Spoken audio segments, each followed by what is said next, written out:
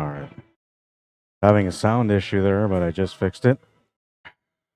I apologize for that. Rough start, I guess. But you know what I say. Rough starts usually lead to good days of pool. And no, I'm not doing it intentionally, man. I swear to God, it just works out like that every day. I got to be the guy that has the most issues when it comes to little technicalities happening last minute. All right, so welcome to the stream, guys. Those of you who know me already, those that don't, my name is Rod Arriagada. We're here at the Hangar Billiards and Sports Lounge at 121 Scurfield Blvd. And we're in the middle of this second round matchup between Derek Quinsey and Dave Blacklaw. That's Derek at the table right now. He seems to be playing real smooth right now. He's feeling the game, you know. And I don't know what it is, but seems to be zenned out.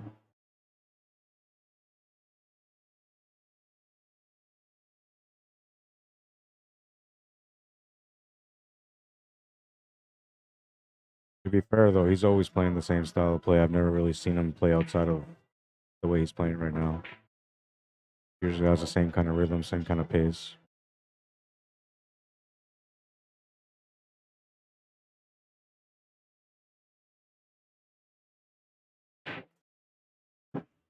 Came off just gently off the rail. Could have hit that with a little bit more pace, a little bit more spin to get a little bit closer, but made the good choice there just to have a shot. That's all you really need. And he'll make the 8-ball and continue his lead here. He's up 3 games now. Yeah, I was like talking into my mic, and I'm like, why is nothing going on with my microphone? Well, as it happens, I didn't have my mixer connected to my system, so there was no way that the system could have picked up audio. But I thought I connected it.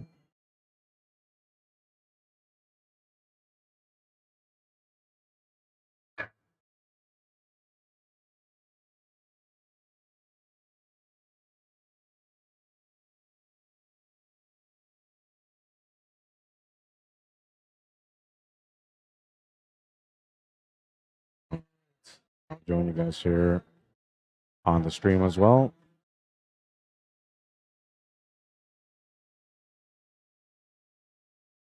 Moving into rack number 4. It's alternate breaks. Derek Quinsey to break, leading by 3.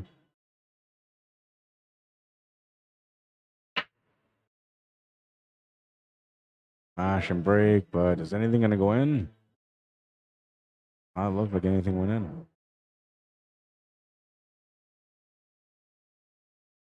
He has to look and count again because he hit that with so much power. It was like, you know, a ball's supposed to go in with that kind of power. The contact was good. The power behind the break was really good as well.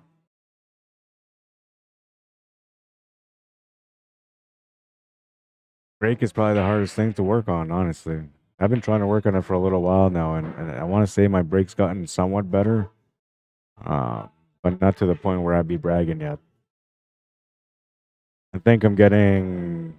I was getting like maybe 10% breaks, you know, out of my entire day. 10% of my breaks I was making a ball. Now I'm gonna say I'm probably about maybe 30 to 40% I'm making a ball. But for the last couple of days, I haven't played in over a week and a half. But I came out and played Thursday for a little bit, and then I shot a couple of racks last night. And yeah, I got to work on my breaking spot still. I found the spot, but it's been a while. I can't remember what I did, how the spot was dealt with, where I put it. Yeah, I'm running the tournament. You won? Yeah.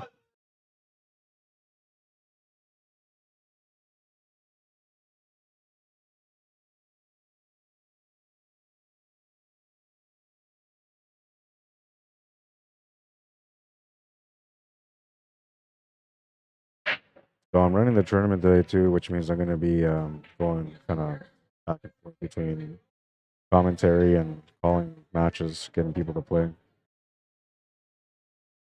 Dennis Swan can play Matt. Be right back.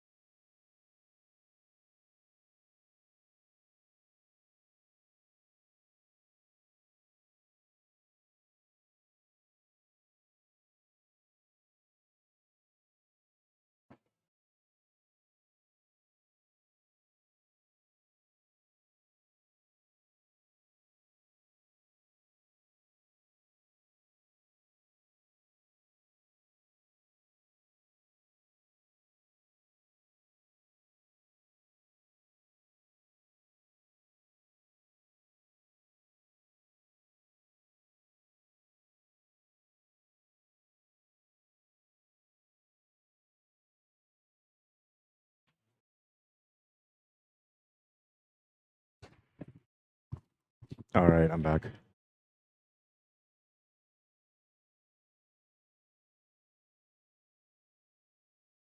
Well, he's gotten to a good spot here, but the finish isn't quite there yet.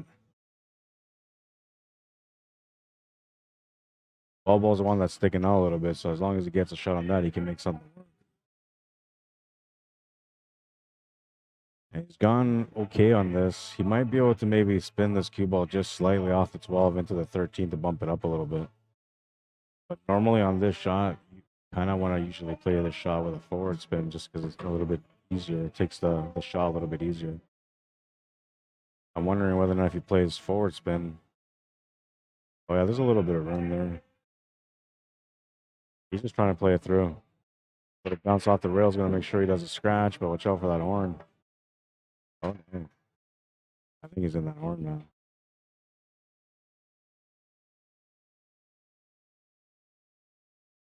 Yeah, he's in that horn. Can't do much.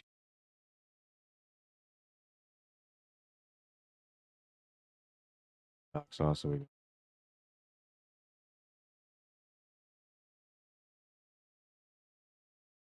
go into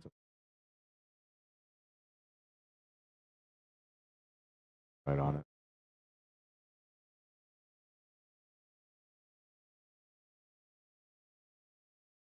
So that makes things a little bit difficult. This shot is an interesting shot because he can make this shot. But usually, the shot that he's trying to look at is the one that you would make from left corner to right corner, right? From bottom rail, left bottom rail to the right bottom rail.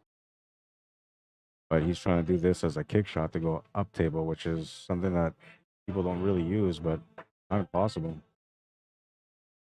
Good effort, but he's going to miss the 13, and that's going to be a ball in hand and an opportunity for Dave Blacklaw to get on the scoreboard. 8-ball's been pushed up to the close to the corner pocket, so now makes things a little bit easier here for the finish.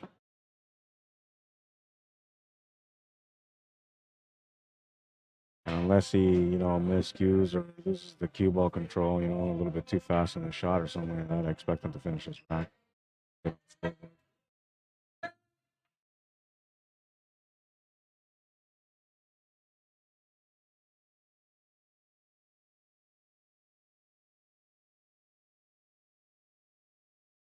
Oh, he almost didn't make that one. Good though, it's good. He's on the scoreboard, 3-1, and he's breaking next. A chance to get up another one here if he can make a ball off the break, and hopefully things don't get too complicated. Ideally, you always want to make a smash and break where everything's just laying over the pocket, right? And come in, pop, pop, pop, pop, make the 8-ball, and you're good. But those kind of breaks takes a lot of discipline and a lot of practice to perfect something like that. Where you're getting those nice smash and open breaks like that. Some say it has to do with the point of contact on the cue ball. Other people say it has to do with the speed, right? Some will tell you that it has to do with the kind of spin that you use on the break. There's all sorts of variety, man. But I think if you want to learn the best style of breaking, you got to watch the best players break and just pay attention to their habits, right? Try to get into their habits, and you'll see that you should be able to find somewhat close to a result to what they do just by continuing to do exactly what they do all the time. Consistency is the key, though. And I'm realizing that more now than ever because that took that week and a half off of pool where I wasn't really shooting a whole lot. And like I said, coming back, making the shots wasn't so hard, but making a ball off the break became a bit of a challenge again. And that all has to do with just me not really doing any breaks for a while, right? It's only been a week and a half, but it was enough to make a difference on my break. Which kind of shows you why there's so much discipline at the professional level of pool, right? You take guys like Shane Van Boning, for example. He goes into a tournament. I don't think he ever comes off a pool table. The guy is constantly on the table, and most of the times he's working on his breaks, man. Why? Because the break is the most important thing in the game. Once you learn how to play the game, it's all about the break. And that's really the difference in the pro level too. Now that they moved they were changing the breaking spot and everything else, trying to adjust to make it harder for the players to compete. The ones that ended up winning the tournament at the end were the ones that adjusted to the break, and Shane Van Boning was one of those guys that was working the break the whole time, trying to figure it out. I want to say Kachi had probably the best results when it came to the break, and he should have gone a little bit further in that tournament, but it is what it is. Sometimes the break is just not enough to get you up there. And in pro level, you know, you're talking about a lot of people that are just as capable as you to finish a table every chance to get a turn at the table.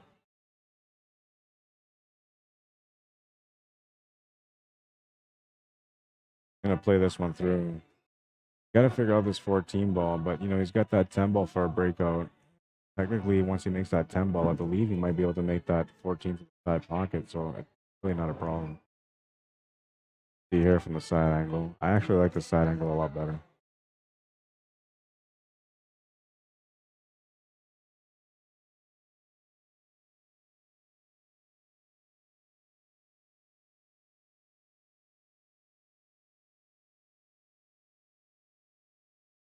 Nice little touch shot there, making sure he doesn't run into that 2 ball. So this is key because now he's got to make the shape here for the 10 ball. He doesn't have to be exactly perfect, but he doesn't want to be an angle where that cue ball's running towards that 8 ball. That's the main thing you have to avoid. The cue ball has to be going up table. So from here, it has to go up table when he sets up for that 10 ball. Yeah, like that. He needs to get up. He needs to get up. There you go. I think that does it. Oh yeah, he's got a good angle here. So now he can just stop the cue ball flat on the 10. He's got that 14 to the side. You can decide if you want to go a little bit forward or if you want to go hold back a little bit just so you can get a little bit better on the 8 ball. Because likely you're going to use that 6 ball as a lean ball, meaning you're going to shoot the 14 through and then put some spin on it to make sure that the cue ball runs into that 6 ball and gives you the shot to the corner. You could also go to the side though, so see what he decides to do. Yeah, that's what most players would have done.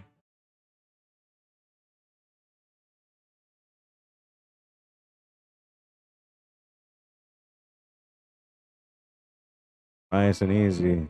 He's smoothing it out today. But like I said earlier, this is just the style of play that he has. He's always kind of zoned out, taking his time, focused. Doesn't seem to lose control of his rhythm either, which is one of the biggest things I think that affects players.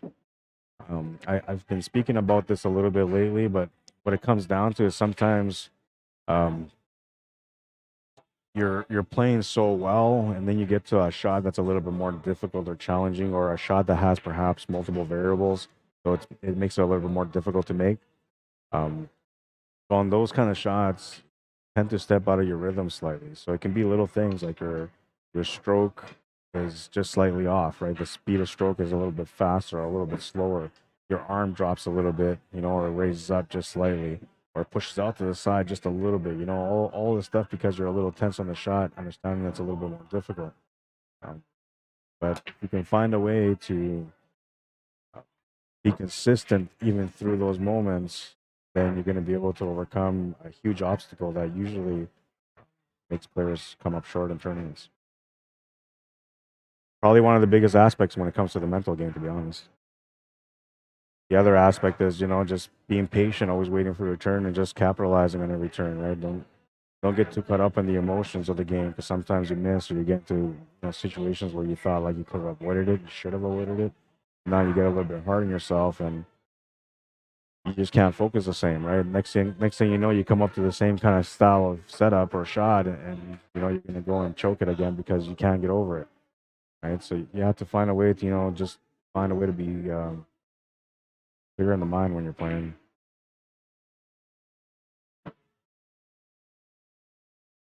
You find yourself thinking about what you're playing for, what it means if you beat this person, or um, how much money you're gonna win, things like that.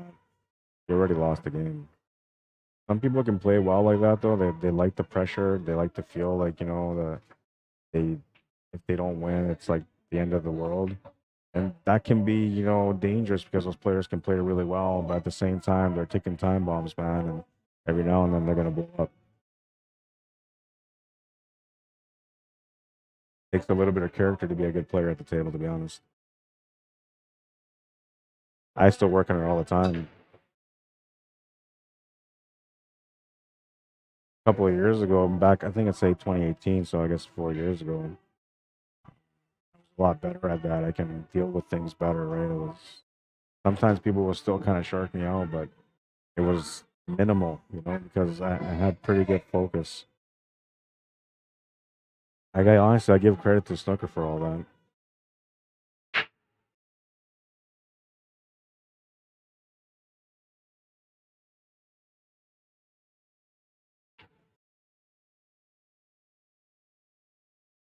I'm curious. I want to see. So we're gonna start this.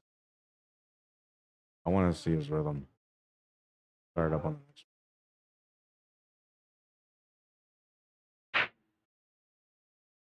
I'm curious about his rhythm. I feel like he's consistent. The clock don't start until the cue ball stops.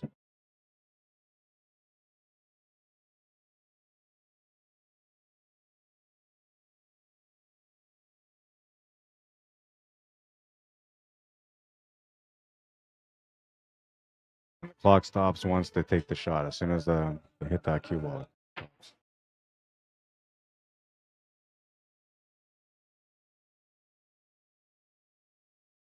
So 22 seconds on that shot. I got to add about a second on this one because I mistimed it.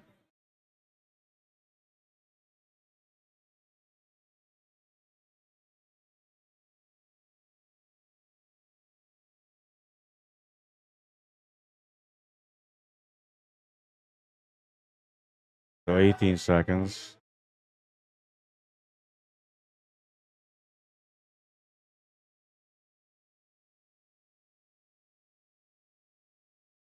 7 seconds only on the 8 ball. So on an easier shot, he's not really going to take long. But what I've noticed so far from this is that the shots that matter the most, he's taking his time on. And it almost translates into smooth rhythm because he's very timely about the amount of time that he takes per important shot, right? It's not quite in the 20-25 second range. It's just slightly lower than that. But on certain shots like there, it was important for him to figure out exactly what he wanted for shape for the finish. That's why he took that 22 seconds there. Took that couple extra seconds just to confirm, right? If you're looking at just the shot that you're shooting and that's it, it should be a little bit faster. If you're looking at, something with specific shape, then you take a little bit longer. And then the more difficult the shape, take. Sometimes there's puzzles, you got to figure out the puzzles as well, right? And the clock starts as soon as it stops. This will take them a little bit longer. Generally, most people at the first turn of the table, they take about a minute. And I'm basing that on studies so far from the shot clock. Unless the table is fairly open and easy. If that's the case, and they never take that long. But generally, it takes a little while to figure out what you're going to shoot, what you're going to do next, what's your trouble ball, when you got to address that. And then so you put that all together. There's a lot of processing, right? You're trying to figure out the whole puzzle ahead of time. It takes a little bit longer.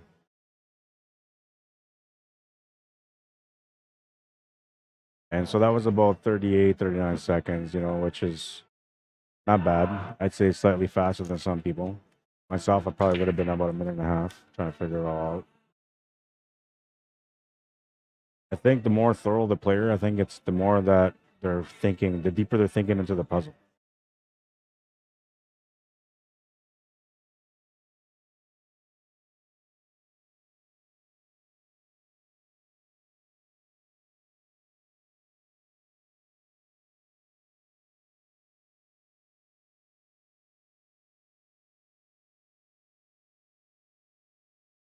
I almost missed that one.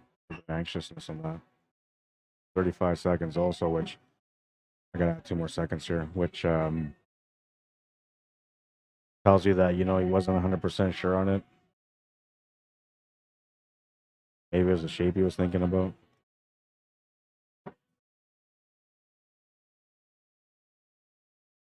Once again here, he's not too sure about it, so he's got to think about the shape and where he's right.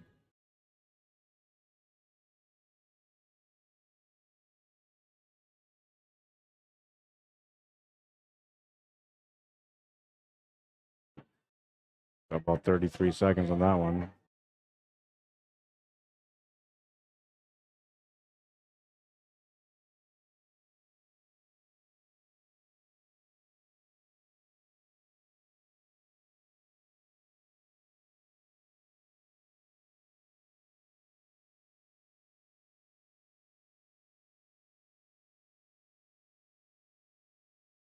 So that was 23 seconds. So that one's slightly, if you guys pay attention to the rhythm here, which is the reason why I do this, he was about 30 seconds to start with this rack, right? So he had a certain pace going, but this one there, he kind of shot a little bit faster. So it was less walking, less assessing. It was more instinctive.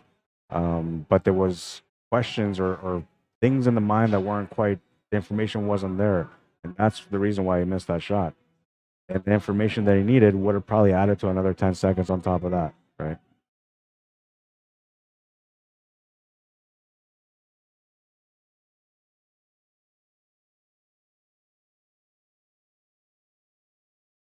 I was going to start the clock on Dave on that one there, but that's the shot. So now he's got some situations on this table, and he's got to figure out breakouts and all that kind of stuff for safety, right? If he's thinking safe, then he's going to be a little bit faster about the shot than if he's thinking, trying to get the finisher.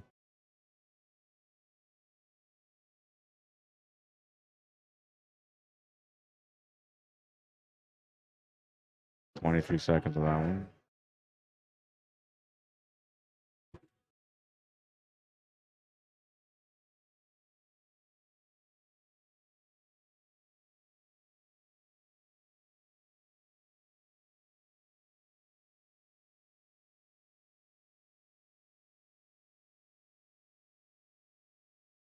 He was thinking safety. That wasn't too bad.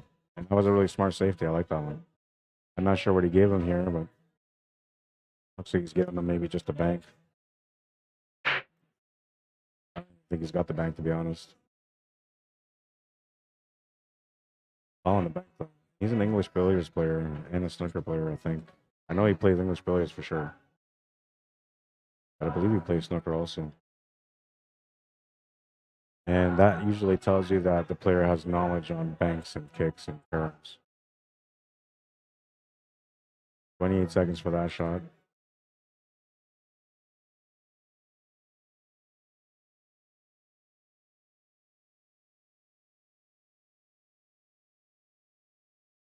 So Derek's got a chance to close out the match now. And we'll see how he does here because, these shots are a little bit easier, so it shouldn't take him as long. Oh, he missed the one ball. 21 seconds on that one. I think it looked to me like he just kind of popped up a little bit on the shot. Like his shoulder kind of got up on him there. All right, so Dave's got a turn at the table now, and he kind of needed this opportunity because he was about to knock to the B side.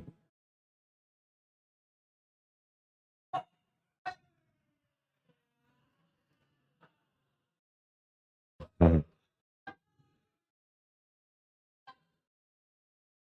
24 seconds on that one.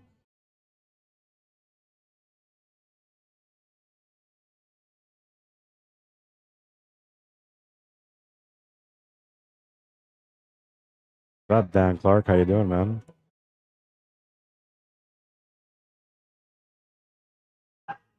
18 seconds on that one, and he opened up the table a little bit more. Got a minus a second on this one because I was quick on the trigger.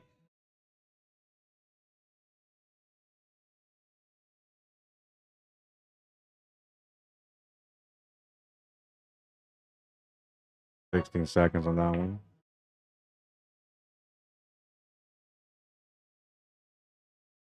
A little bit more complicated here, so I'm not going to play safety, which will take him, 15 seconds. If he goes for a big shot, it'll take him, maybe a little bit more. Oh, on the 13, interesting. Looks like a difficult shot to me. Yeah, and he went for it, man. 18 seconds on that shot. So another opportunity here for Derek to close out the match. I think he's going to take a little bit longer here, even though the table is kind of open. Only because he knows he doesn't want to give his opponent another turn at the table. He's going to close this one out now.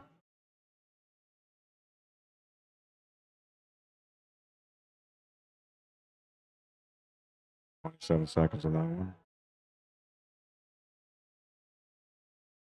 one. Stuck taking that one ball now. A little closer to the pocket, so it shouldn't take him as long, but I'll take him closer that same amount of time.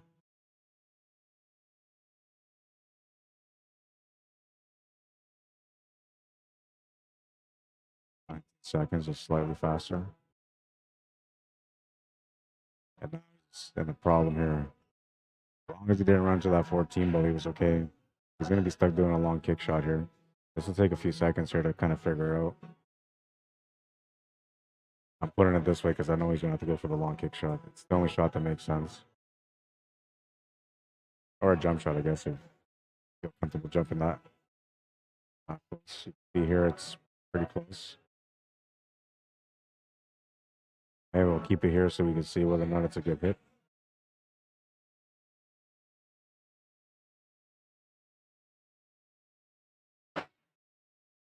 What a shot. 38-second jump shot.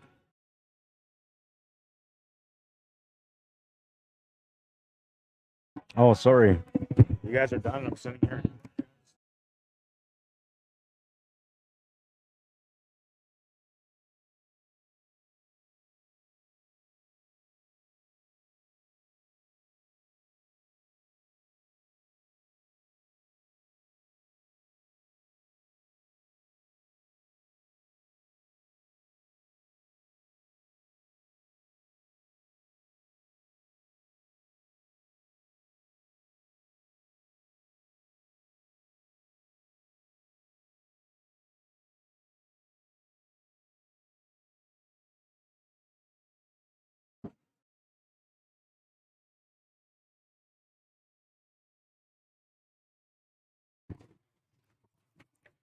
All right, so Derek's going to win that one with a score of 6-1.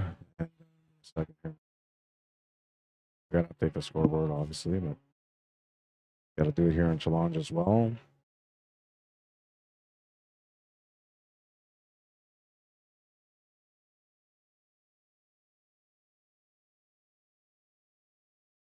And we'll show you guys that replay real quick.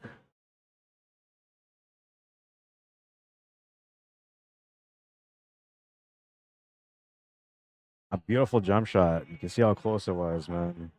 38 seconds, and he fired the cannon. Bam. Might be the highlight of the day, in my opinion, man. I like that one. All right, so we got to move this over. I got to get another match going. I'll be right back.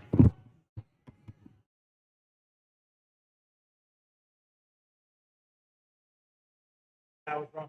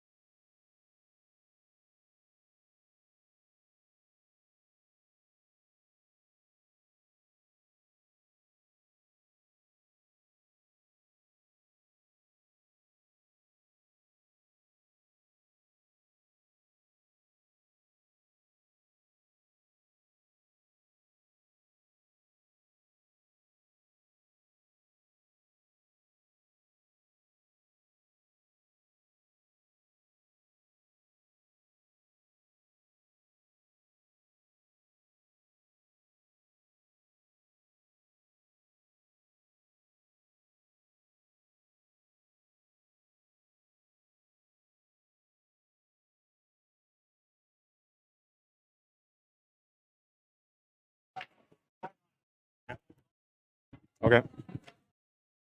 All right, so we have a really good matchup here for you guys. Semi-final matchup, A-side semi-final matchup. We're just gonna leave it on here. This is Mike Delgado playing right now. He's in a match against Dave Wilkes. I'll set up the scoreboard here. We'll put Tim on the left.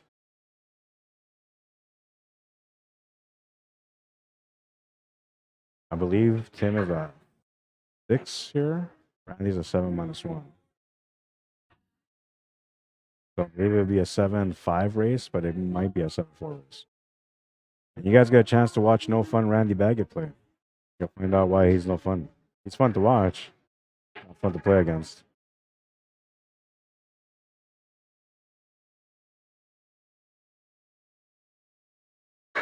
Waiting for Randy to get up here. Talking to a few people. He's going to make his way up right away.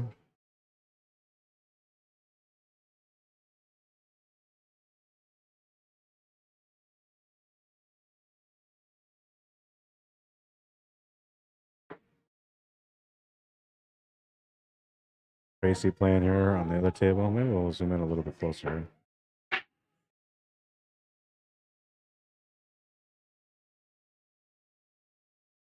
While we're waiting for this other match to start, we're just waiting for Randy to come. Tim's already at the table warming up.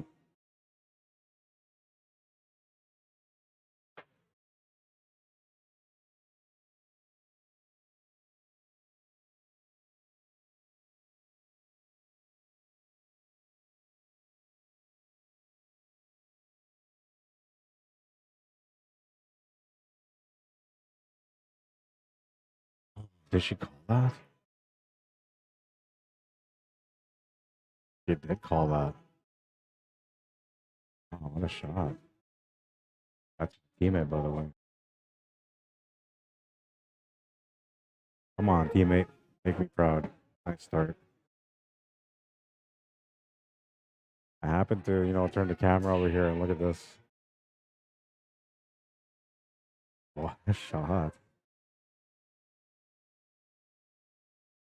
All right, so Randy and them are back, so we're going to get going. He's 7-1. So you're normally a 7? Yeah. Oh, yeah, so 7-6, yeah. 7-6, so. Tim's at 7. I didn't know he was 7.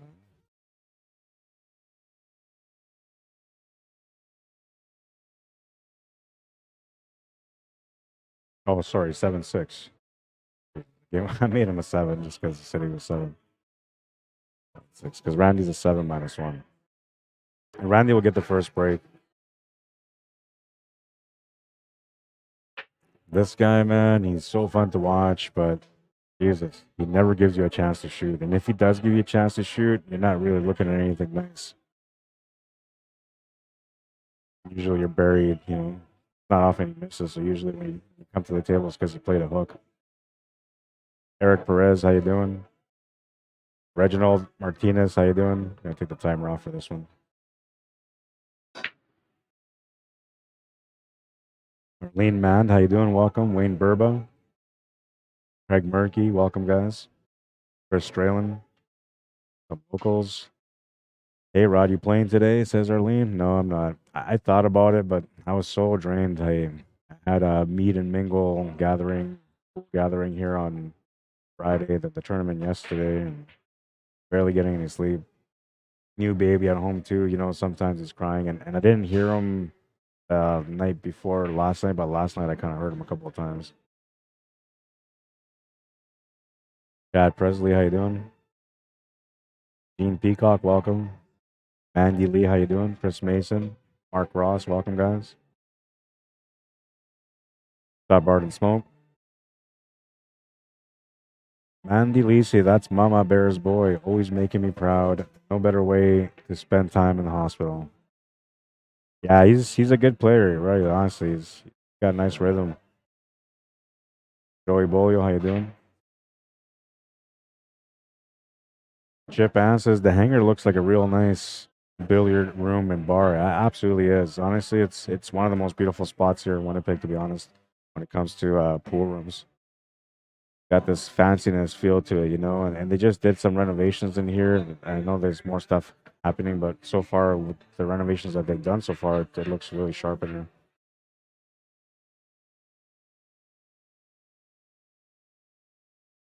I'm hoping that they're kind of open up things up a little bit more so they get more tables in here because there's a lot of times where I'm hesitant to take 48 players or 64 players in a tournament, but that wouldn't be the problem if they had another say 5 or 6 tables.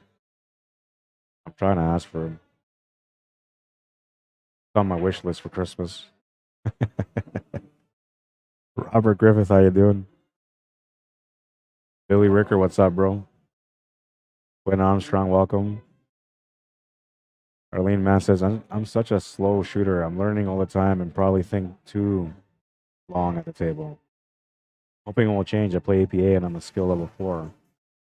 It's good and it's not, right? You can overthink it. You should try to develop a certain amount of time that you take to think tables through. So I think the shot clock here, the way I use the shot clock kind of teaches you a little bit about rhythm, which is one of the main reasons why I have this going, right? It's to teach you about rhythm. And so you can see the rhythm between, or say, a lower level player versus like a high level player, right? You can see the consistency and rhythm between high level players on how they deal with every table in general versus how they deal with the difficult shots and the difficult moments at the table.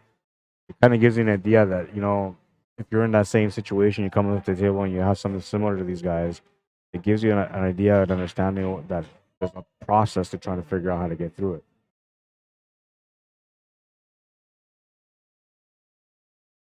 We'll start the clock on these guys on the next match. This guy never misses, and he just missed. Chester Schmidt. That's the problem, right? Commentator's curse, man. I said he doesn't miss. Lisa McNabb, welcome to the stream. Are you coming out to Swan Lake, Lisa? Hi, Gene. Says hello, Rod. Thanks, Lord. Blake Holmes, what's up, bro? Emoji Stevie Wonder. Yeah, baby. Laura Berg, welcome. Len Spitney. Spitney, is that how you say it? Tanya Ulmer, welcome to the stream. Len Peters, welcome. Is this Len Peters from Leather Pocket? Love the Leather Pocket, man. Every time I've gone there, it's been like another home for me. Eric Mitchell. David Twig from Scotland, how you doing? Ryan Gould.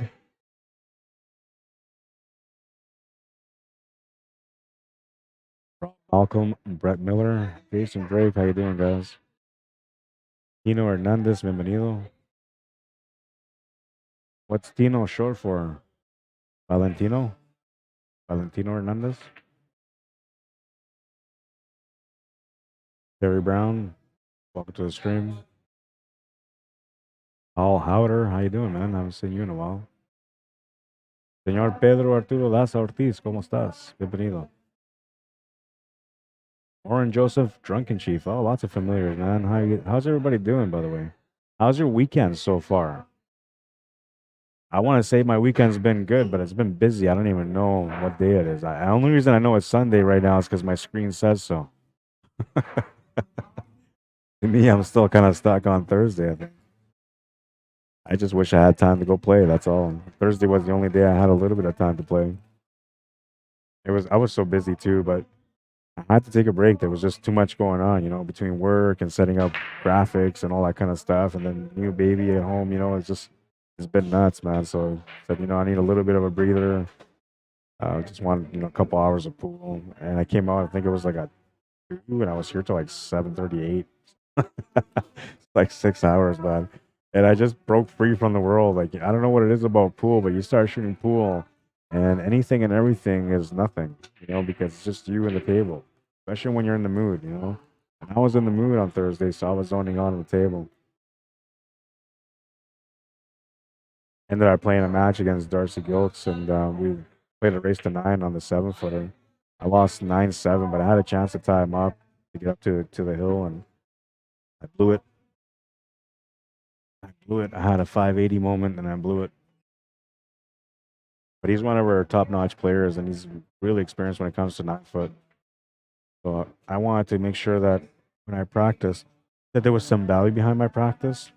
So that's why I decided to play against him. And it was nice. I think we're going to do it again. I might just start streaming some matches with him too. All 9-foot too, right? I mean, bar box. If him and I go bar box, it'd probably be a really good game. But I think he would edge me out a lot more than on the 9-foot. I think on the 9-foot, I got a little bit more of a chance. And the only reason why is because I'm comfortable playing on a 9-footer. I don't play on them all the time, but I enjoy the challenge of a bigger table with tighter pockets. Just brings up my best game usually. And the only reason why is because it requires more focus, right? Got on the 3-ball, man. Nice pace, relaxed. We're gonna run the clock of these guys starting the next rack. I want to see what the rhythm is like. I think I remember from Tim he's about a 7 to 11 second shooter.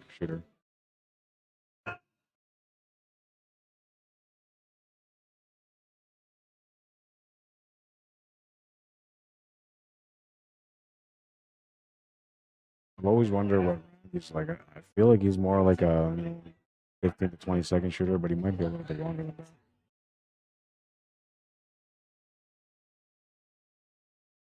Thing about him though is it's hard to figure out his rhythm because a lot of it depends on whether or not he broke. If he breaks, usually he runs everything out. You're playing right away too, Mike. Mike, you're playing against Dave.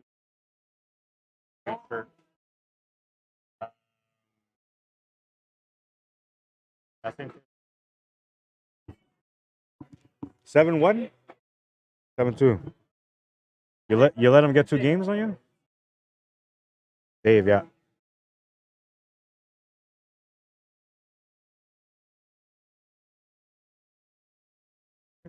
Just beat Dave Welks. Short day for him. You have to play against a couple of tough players. Dave Blacklaw, Mike Delgado are playing next.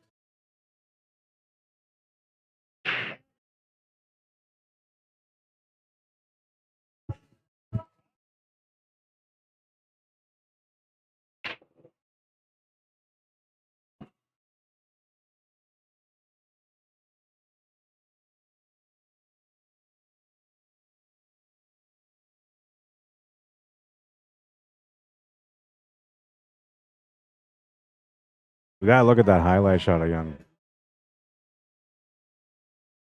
It was a nice bank shot by my teammate Tracy. What a shot that was. Potential highlight of the day. I don't know. It's a couple of nice shots so far.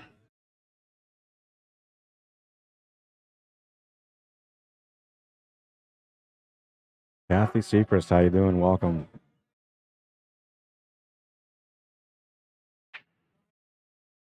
Huh? That's great. So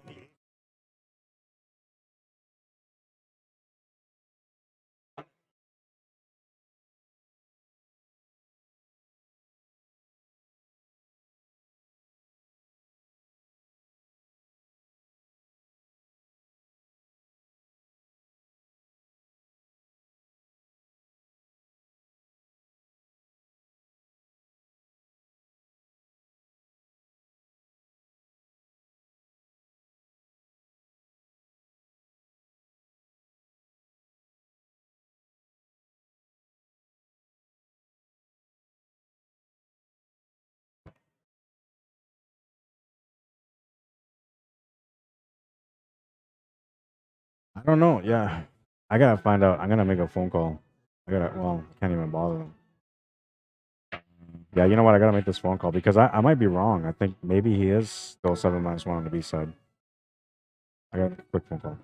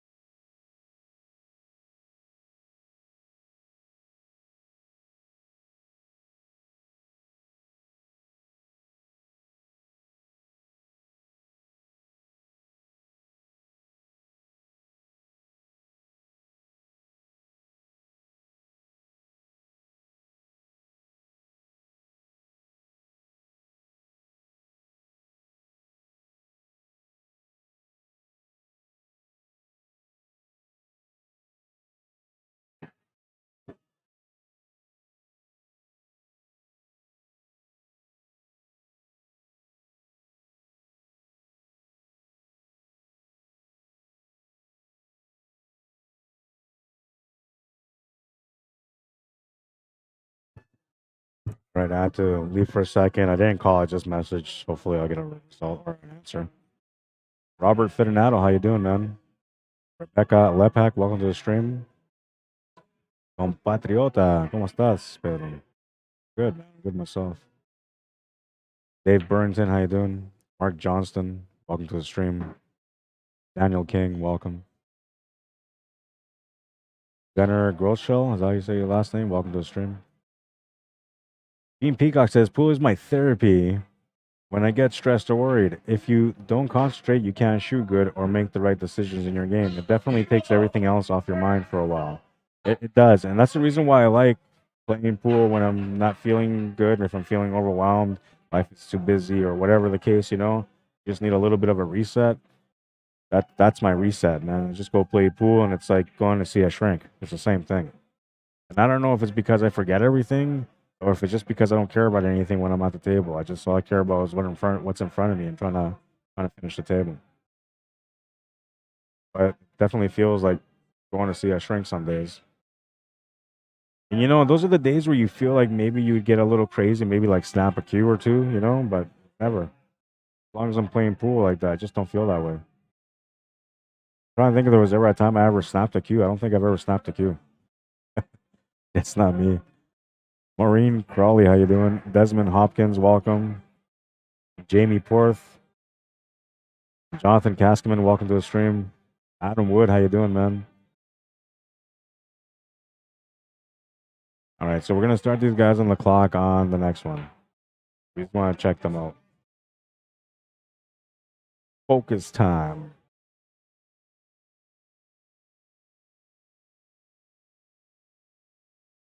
Kyle Oliver, how you doing?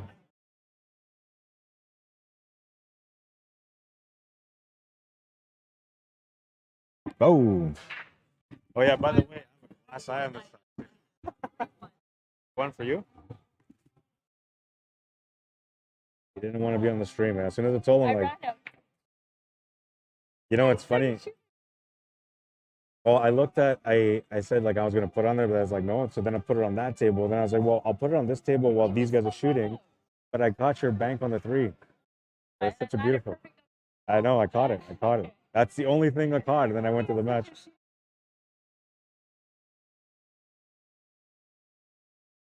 You play the winner, Dennis and Matt, and they've been in their match for a little while, so they're almost done. All right, I'm back. Sorry. I'm running the tournament, and well, first of all, a lot of you guys probably don't know this, except for the ones that know me. But I have a artificial eye or a glass eye on my left side, so I have the screen for the computer on the left side, and I got Tracy like trying to tell me that she finished her match, and I'm just in my own zone, right? But sadly, I see like fingertips on the side of my face, like oh, and then I realized she was there the whole time. Been an adjustment throughout my life to be without both eyes, but you can't really tell when I'm playing on the pool table. Sometimes you think that I have both and I can see really well with both of them, but it's not true. I only have one. I have an official eye.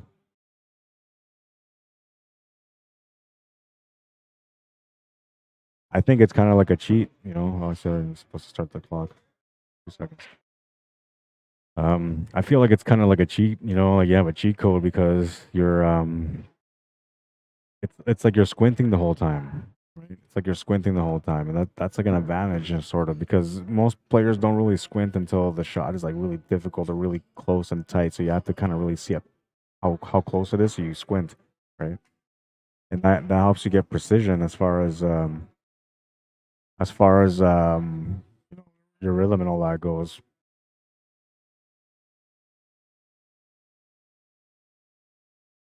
Yeah, so he's about 11, 12-second player. This will be a little bit faster because the 8 points straight.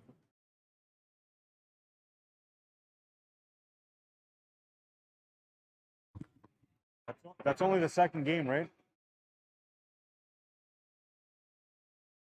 Yeah, it's 2-0. Thought I might have lost it.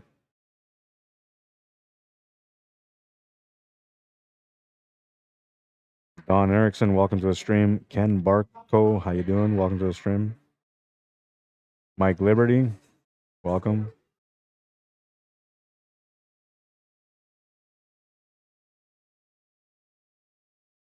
Those of you that are on YouTube, welcome to the stream as well. I don't know if you guys are on there. I'm gonna switch over here real quick, or I'll wait first.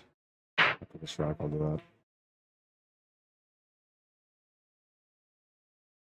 All right, so we'll start the clock here, just so you know, you gotta get a feel of how long it takes for a player to kind of assess the table, and depending on the table condition, right? This one isn't too bad, so it shouldn't take them that long to figure things out. If there's the more breakouts there is, the longer it takes a player to kind of figure out the pattern of what they're going to go with.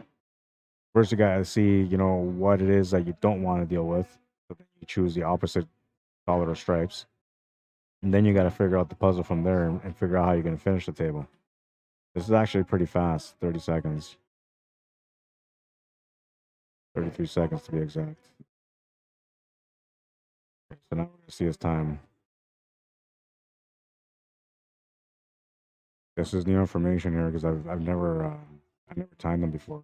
My first time timing them to see kind of rhythm he's got at the table. He's got a variety of options here.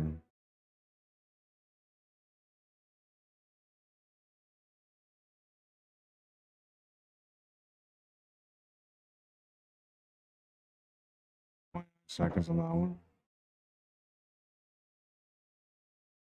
Now this is where the work comes in. It'll take a little bit longer here.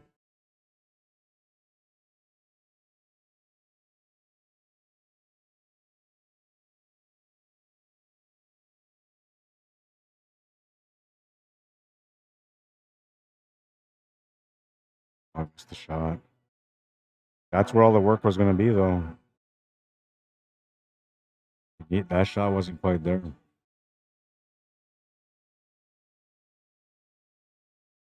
Tim jumps up right away because he sees an opportunity, but he's got some work to do here also. This shot is going to be easy. The next shot should be okay. He's got to get into that 3 and 7 area. That's really where most of the concern is. Well, he's opened that up now, so that's not really a problem anymore.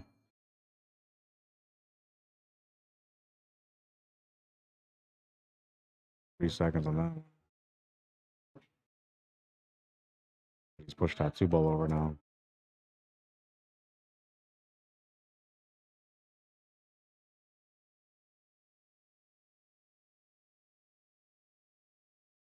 Yeah, pretty sure last time I timed him, he's about a 7-second player. So was Darcy.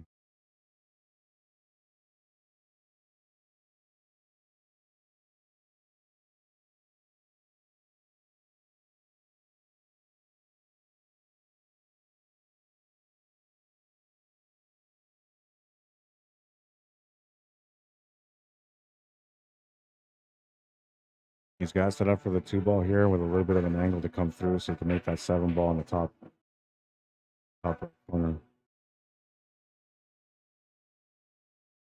What I'm thinking is the problem is with that 3 ball, he's kind of tight on it, but that's the shot he's taking next for sure. I think what he's thinking is going to have a hard time holding that cue ball off the rail gently for the 2 ball. He might be right.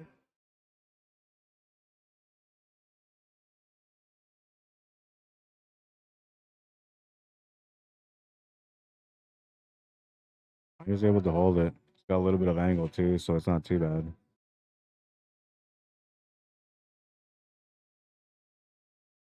He might have to go off the rail here, maybe.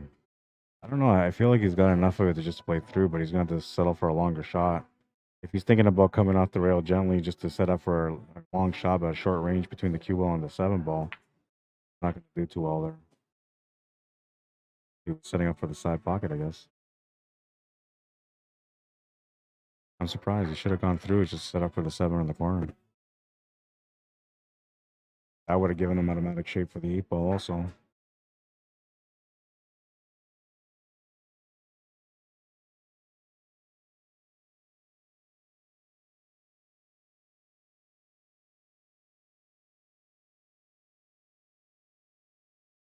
Been tight on this one also.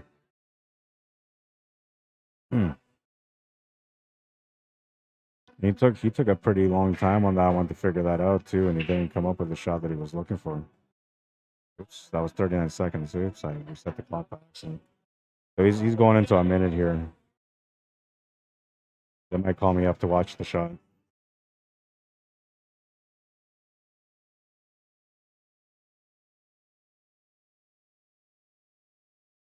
Yeah, they're discussing it.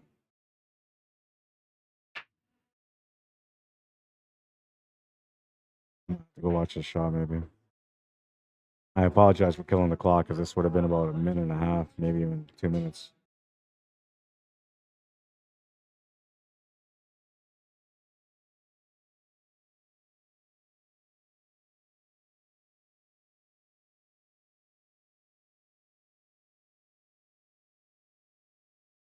Trying to leave him safe, that's all.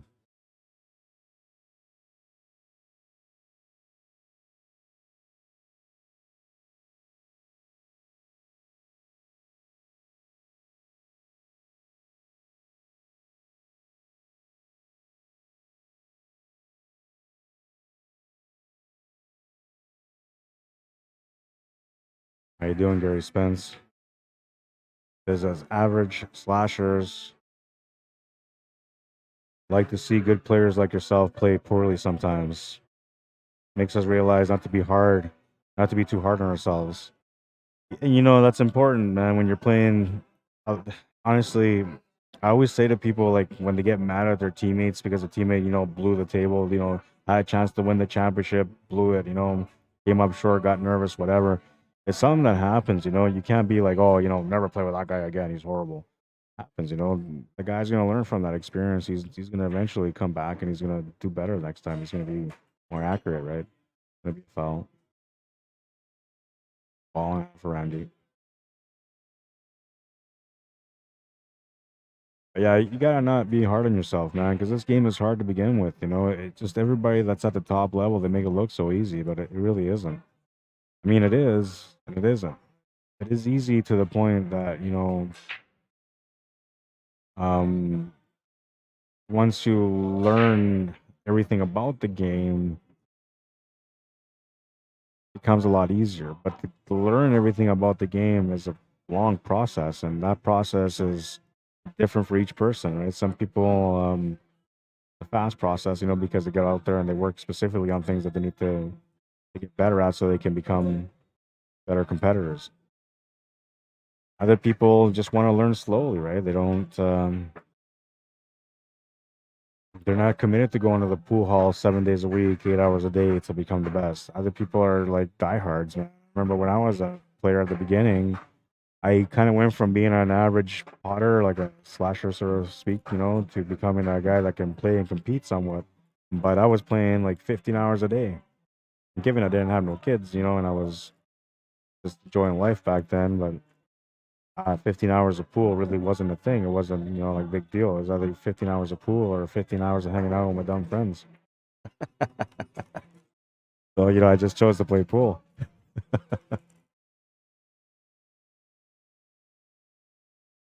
Rack number 4.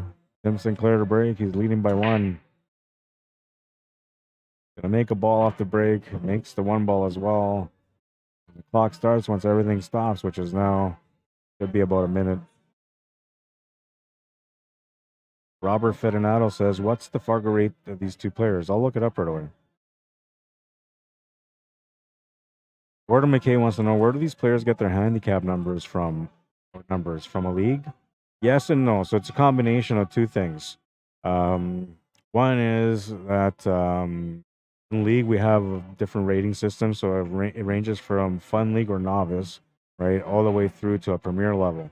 And there's, I don't know, I'm gonna take a stab in the dark, say 10 different levels between lowest and highest, maybe less, but I'm being sarcastic. Maybe, I don't know. I just don't know right now. It's not at the top of my head. But if I wanted to take my time, I'd say maybe 7. So they have different ranking systems from that. But we also have the ranking system from the Fargo rate. So what we use here, I think, is more or less the Fargo rating system. And basically, like the way I kind of describe Fargo rate is like if you're a 7 or 7 minus 1, you're basically, a 700 player. 6 is usually, like say anywhere between 580, I'd say 590, like 670, 680, something like that.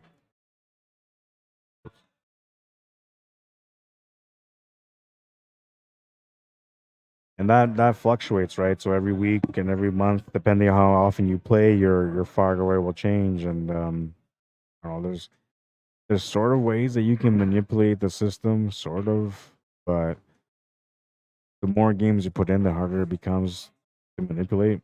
And if you wanted to be a professional sandbagger using the Fargo system, you basically have to sabotage your game for like 300 games. Right? If you play really bad for 300 games in a row, your Fargo rate's going to go pretty low. You don't even get to hold it for that long because as soon as you start playing better, Fargo rate just recognizes your skill level and just start increasing your Fargo accordingly.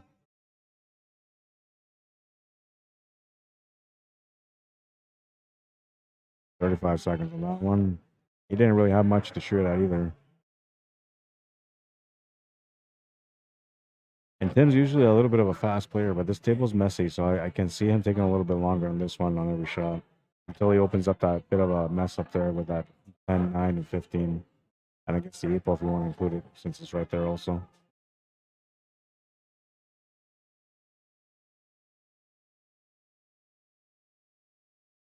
Not bad. I think he's giving him a peek at the 3 though. And just having a bite to eat here on the side, so he's going to take a little bit longer just to get up to the table.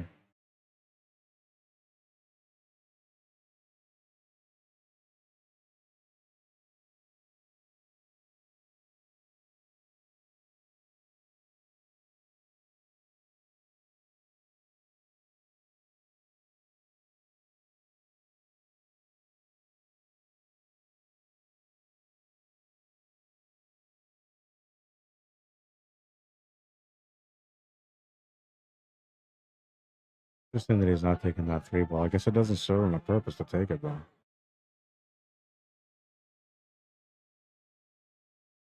42 seconds on that shot.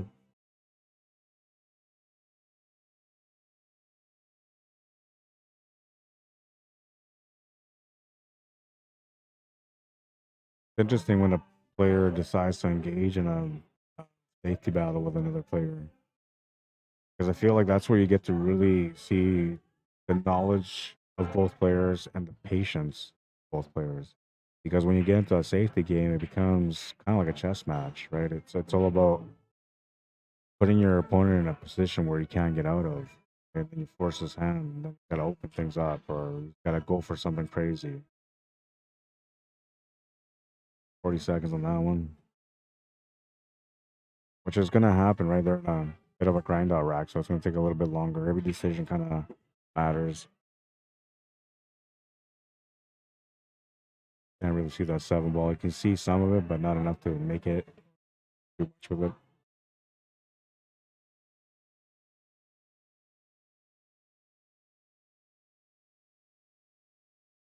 He might be able to skim that 2 ball open and get that cue ball to come to the bottom rail. And then he's blocked all the pockets.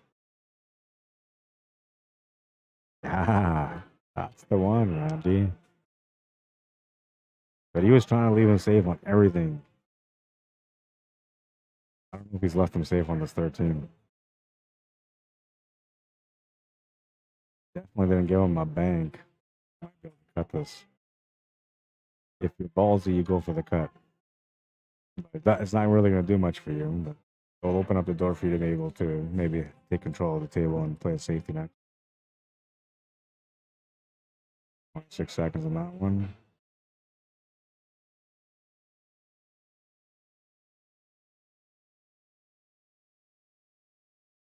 Randy was smart with that one too, man. Just to open up that 2 ball off the wall and leaving the temple tied up, sort of.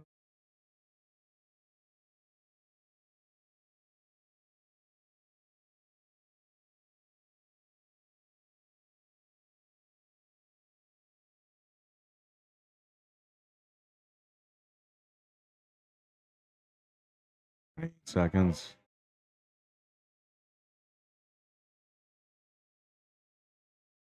I'd imagine, this is more like Randy's rhythm. He's about a 20 to 30-second player. I played against him a few times, so I know he's pretty consistent with his timing.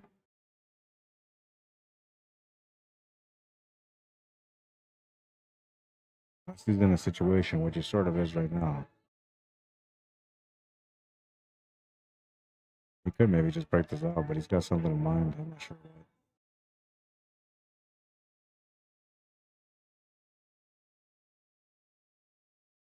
I'm thinking that maybe he's got that 2-ball, but I don't think he does. I think it's worth it though, because worst comes to worst, he's going to push that 13-ball over and still leave it nice. Not a bad idea.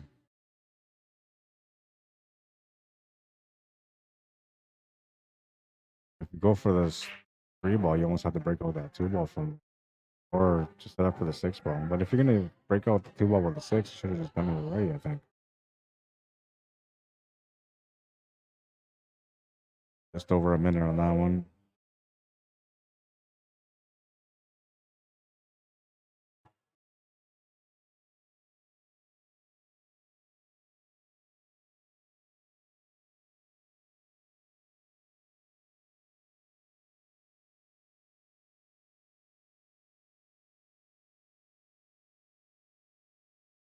So it did go, but he's gone too far on this one.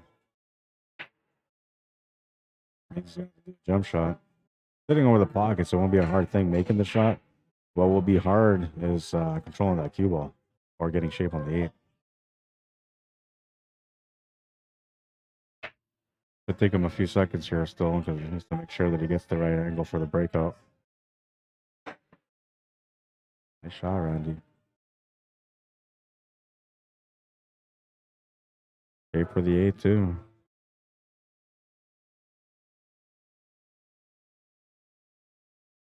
Oops.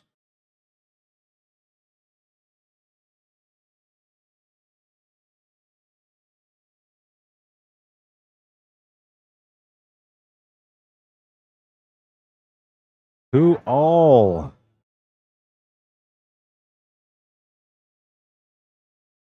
Yeah.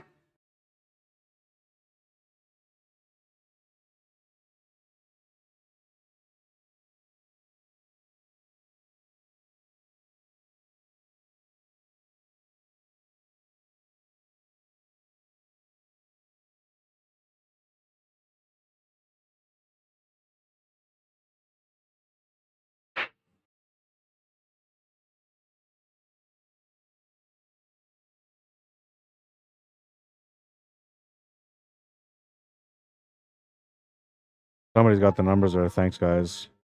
Gary Spence says, who's Joe? 734. 762. I think you're in a different match, man. Match and break. Gordon McKay says, so does that mean that if you're not affiliated with a league or have a Fargo rating, you can't participate in these tournaments? No, it doesn't mean at all that at all. You can come in here and play. If you don't have a Fargo rate or if you're not ranked by league, they'll start you off at like an entry level, right? So say like a 4, for example. You come in racing as a 4, and then if you do really good, they'll adjust you. You know, the next few times they'll adjust you, and if you don't adjust, like let's say they make you a 4, but you're struggling to win, you're getting knocked out back to back all the time, they're gonna drop you down to a 3-2, right? So they'll adjust you accordingly, which is nice. That's the one nice thing about Fargo rate is that it allows you to adjust the player's rating depending on how they're playing each year. There are people that try to like manipulate the system, and they can sort of, but very limited what you can do as far as manipulating the system when it goes to as how many games you have in the system. Like the more games in the system, the harder it is for you to manipulate the numbers. And tournament directors are getting a little bit smarter nowadays because they're starting to have Fargo rated tournaments where you have to have a minimum so many games in the system for you to be able to qualify to play in it. And the reason why is because the automatic robustness or the automatic level that you get in Fargo rate, everybody starts off with a 525, right? Which puts you at basically racing to 5 in a tournament like this. But there's no games robustness. So when you put in a few games, I'll go up high or go really low depending on how good you play or how bad you play.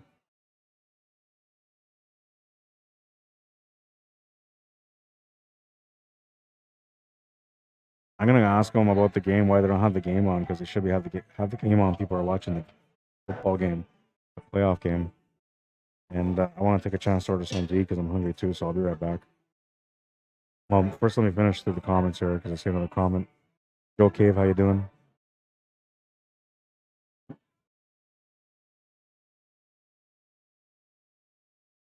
Isn't it a 40-point difference in Fargo, a 1-game difference? Yeah, so it's basically like, well, it depends, right? Hot Fargo. So if they're doing hot Fargo, meaning that your Fargo rate is going to be different against every opponent depending on what they are, then they'll adjust it accordingly. So it's roughly about 40 points. But the way they do it here is that they don't adjust it at all. So basically, whatever you are, that's what you are. The other person, whatever they are, that's what they are. But they will make an adjustments, for example, like on guys that are really good. So 7-1 or 7-2, which Mike Delgado was a 7-2 at one point. And that's kind of how they balance it out a little bit. But with a hot Fargo match or a setup, you'd be looking at sometimes that you're playing against one opponent in the first match, like a 7-5 race. Then you play a 7-7 race, and then suddenly you play against someone, you're going 7-2, and you're thinking, wow. Or you're going 8-2, and you're thinking, wow, like how did I beat that person, right? And those tournaments are really stressful for players when it comes to handicaps. I try not to do them. I'll be right back.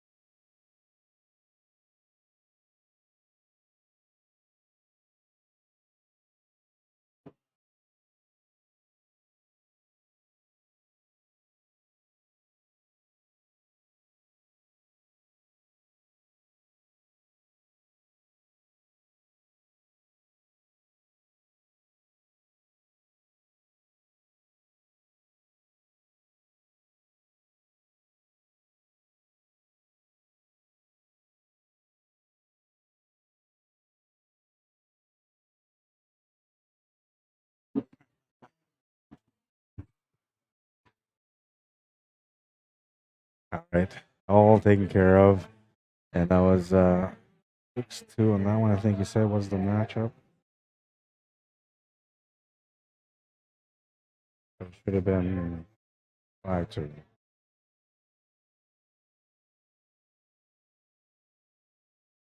These guys are playing.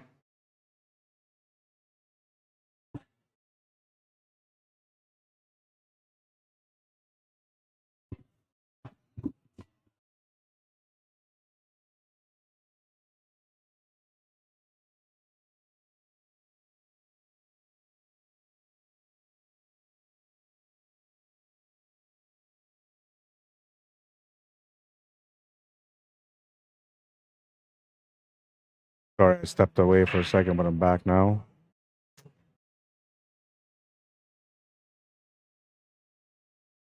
Japan says they just tore our room down for more medical offices. That's too bad. You built you a she shed. Good for you. So you got a table in your shed? I was just talking to somebody about that. They're like, there's no pool halls around where I am. And I was like, well, why don't you just put a table outside and just build a shed around it? I mean, if you have property with that kind of room, you got yardage, then why not do it?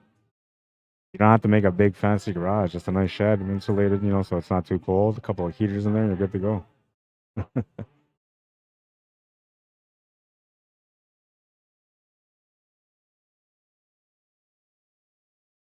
Yeah, it is a handicap tournament, Gary, and Robert. It is a handicap tournament, but it's not hard Fargo, so it doesn't go, match per match sort of thing. They get a flat out Fargo rate or handicapping system according to their Fargo rate. Robert Stewart, Robert Page, welcome. Gordon McKay says that's reasonable. Can you rank yourself higher if you feel you should be higher? You could. There's, we're talking about Winnipeg here, right? So that never happens. I don't think I've ever really met. I'm one of the only few people that I know. But I'm going to say Dave Wilkes did it too, actually. So Dave's another guy. But there isn't too many players here in Winnipeg that go up to you and say, "Listen, I appreciate you giving me a lower handicap and a huge advantage of my opponents, but I don't need it. I just want to play fair and even against them." Never happens. I will quit pool if I see that ever happen. But no, there's a few of us that did do it, so I'm kidding. And I usually do. When I'm running my tournaments, usually I'll play out. But here on this one, when I play on the Sundays, I go with my Fargo rate, whatever the Fargo rate is. And there's a theory behind it, the theory behind my madness. And the reason why is because I feel like if the system works, then I should win close or lose close, right? So I always test to see if the system works. So I just play my matches like I'm supposed to. I try my best to perform to my highest level that I can, and then we see how things, turn out.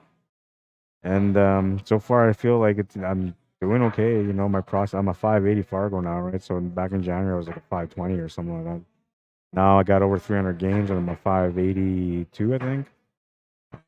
Another couple of good tournaments, and I'll get myself closer to 600, right? And I don't know. You can look at yourself as like, okay, well, I don't want to be that high up there, or you can look at yourself as, I want to see how good I can be. So that's kind of the way I am, right? I always want to be the best that I can be. So if it means challenging myself a little bit harder, I'm okay with that. I've never been afraid of a challenge in life.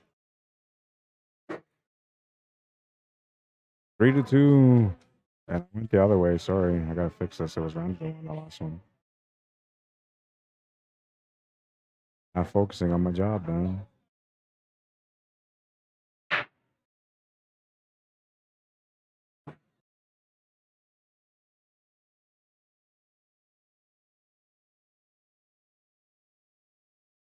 Lisa Van Dam, how you doing? Jordan Campbell, welcome to the stream. Michael Stanley, Mike Peters, welcome, guys.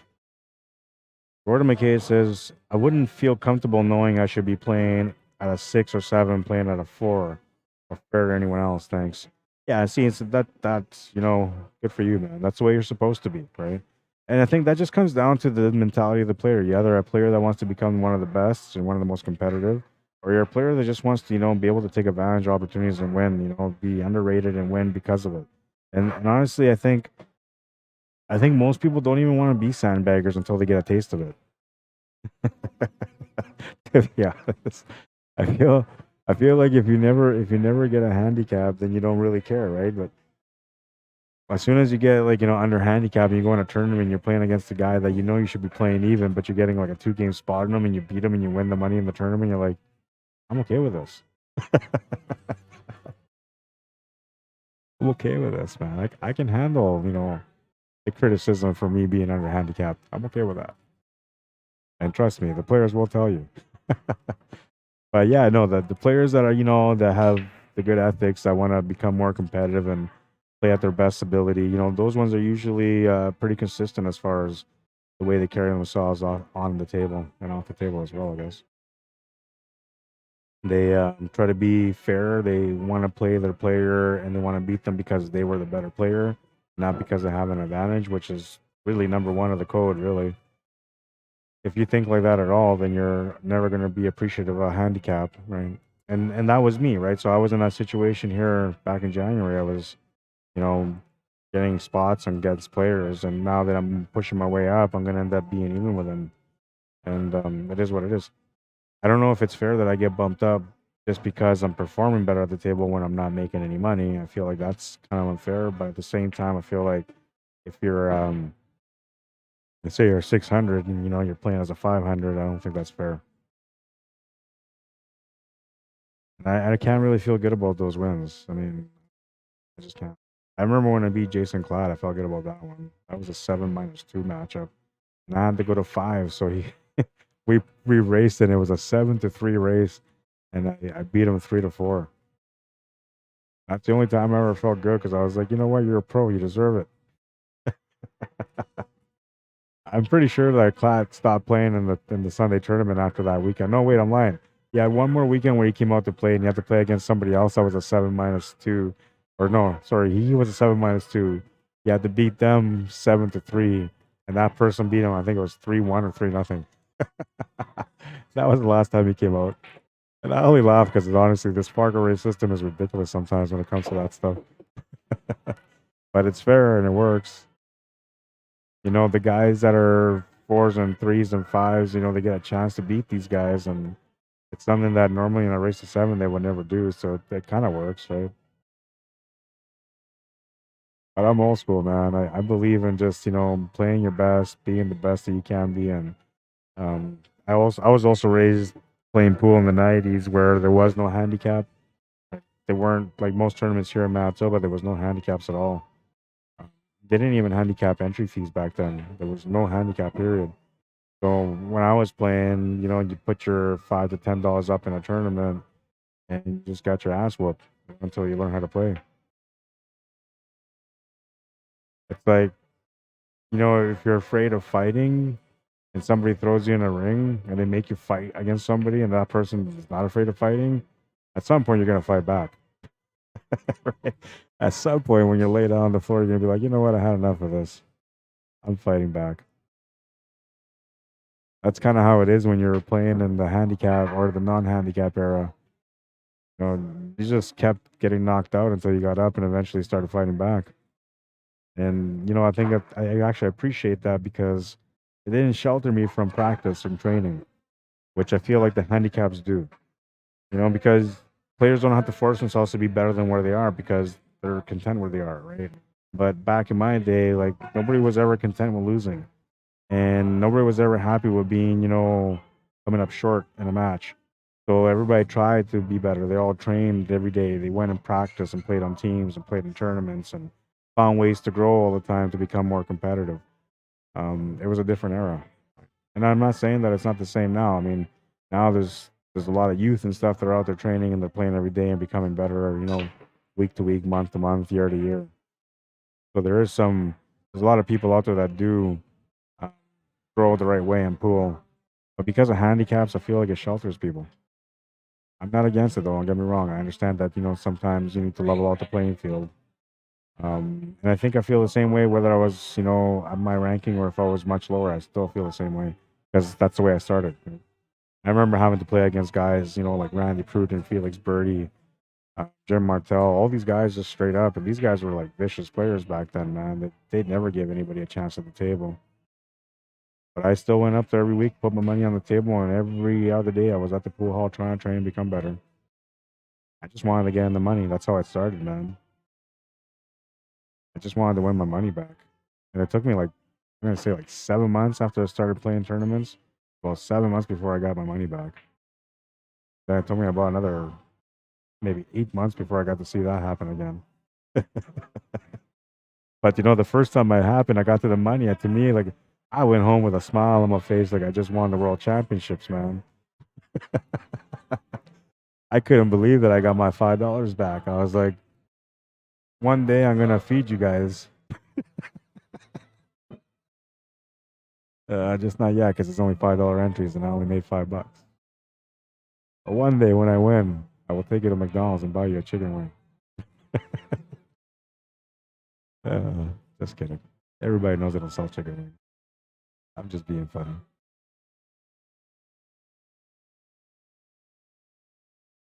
Lost the cue ball there.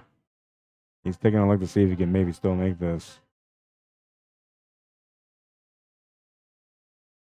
I don't think he can.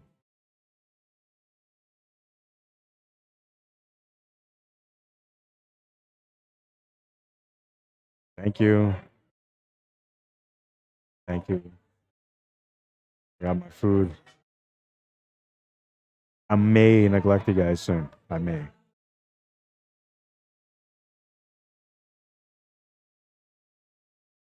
Not you, never, says Gary Spence. Whatever says, definitely not about the money. It should always be about the game and the competition. Great job. Really enjoy tuning in on the weekends. Right on, Gordon. I appreciate that, man.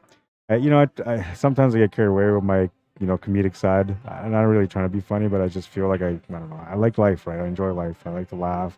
I like to have fun. I like to tease and that kind of stuff, right? Um, sometimes I get a little carried away, but most of the times I try to keep it about the game, and I try to be educational, and I try to give people good mental advice. You may like it or may not like it. That's up to you. If it's not your thing, don't be offended. I'm only doing it because I feel like this is the real way of growing the game, right? Is to pass on the little things that matter to each player so they can become better at the table. And my job, what I do here is all about growing the game and promoting and growing it, right? So I promote the players, I promote the growth of the game, I try to get people to become more competitive. I do all those kind of things, and so I don't know. There's a lot, There's a lot, and sometimes I get carried away on the other stuff, which is like just me having fun. But I try to teach everyone the right way when I'm on the stream. Dan Fatino, Michael Fatino, how you doing? Gary Spence says the more you compete, even if it's in other sports, the better you will handle pressure. For sure, man. What's up, Joey Boyle? For sure, yeah, you're right. And that's a thing. Like every sport that you play in will teach you a different way of dealing with pressure. Because there's different skills, different parts of the body that are in play, and when the mind is, having the pressure on top of it, the body kind of works differently unless you train to be more of a machine-like thing, right? And that's really what the high-end players do is that they find a way to recognize pressure ahead of time so they can get themselves prepared mentally for the moment, and then they still find a way to deliver, right? The better they get at it, the more competitive they become, the more titles they win. It's a bit of a process, right? Everything a lot of people think is as long as you know how to make a shot, you can win. But I mean, you can and you can't. If you want to be one of the best, that's only the beginning. Learning and mastering the mental side of the game is so much harder than just learning how to play the game, because you're putting yourself in constant situations of pressure where you're trying to find a way to become stronger, and it's tough to do. That was a nice shot from Randy. Nice little drawback. Got a good angle here, so you can just play this cue ball off the top rail, set up for the 8-ball as well. Keep it simple, stupid. Like that. He went off 2 rails to slow down the speed of the cue ball, which makes sense. He'll make that 8-ball, and he takes another game lead. Got 5 now, 5-2. Slowly shutting down Tim. simple, but he was shooting over the ball, so this makes it a little bit difficult. But he's got a good stroke, man. He hit that perfectly.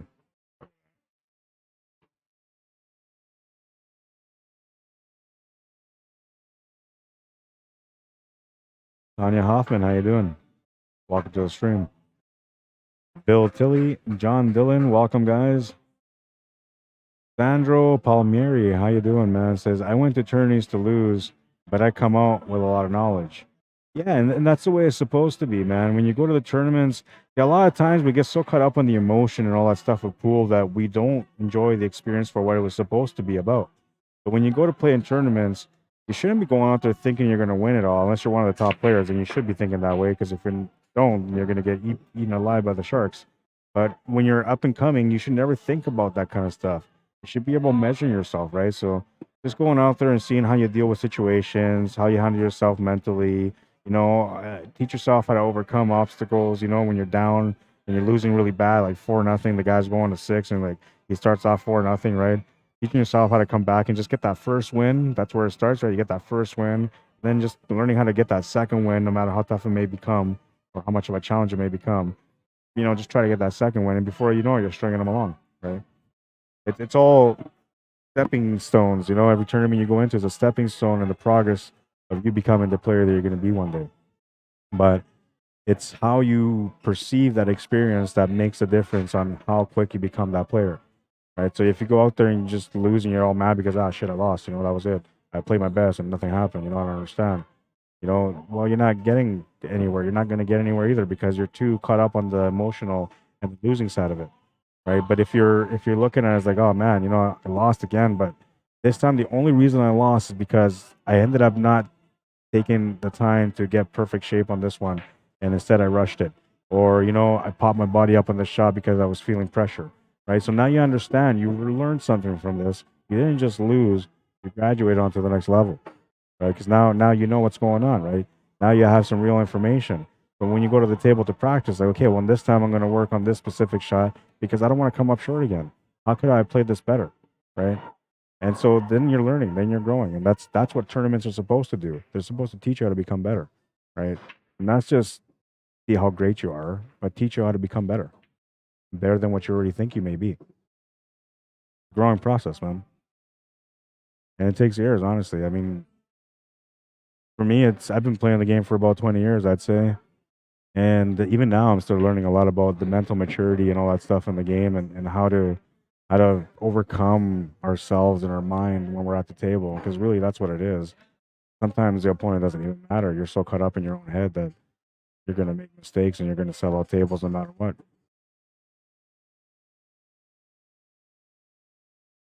Telling you, man. And most of you guys that are top players, you guys know, really in the end, it comes down to mentality. But don't get me wrong, you can't go to mentality and become a great player. You have to go through knowledge first, right? Knowledge, skill, and experience. You go through those 3 processes, and while you're going through experience, that's where you're doing the mental growth. Has to be the guy in the last game, right? If you're playing a team or league, has to be that last guy. If it comes down, let's say you're away and they're rotating, but one guy's going to be the guy that finishes the match for the team. Be that guy, or be that girl. It's a good way to get pressure on yourself. Good way to grow for free, right? Well, not really for free because you're paying for your plugs and you're paying your weekly fees in league, but it's an opportunity, a free opportunity for you to be able to get some growth extra, right, from another opportunity just from playing league. Get into tournaments, right? And when you get into tournaments, don't be afraid of the guy you're playing. Instead, be ready for him, right? Expect the best out of them because that's who they are. But be ready to give yourself the best opportunity every chance that you get. So then you can fight and get their respect back. When you earn a good player's respect because they see that you're balanced at the table, they sometimes miss on you because they get a little bit intimidated by your style of play too. But you don't really think about that when you're playing. You're always thinking that you're the mouse, right? But sometimes you're the cat. You just have to figure it out when you're the cat.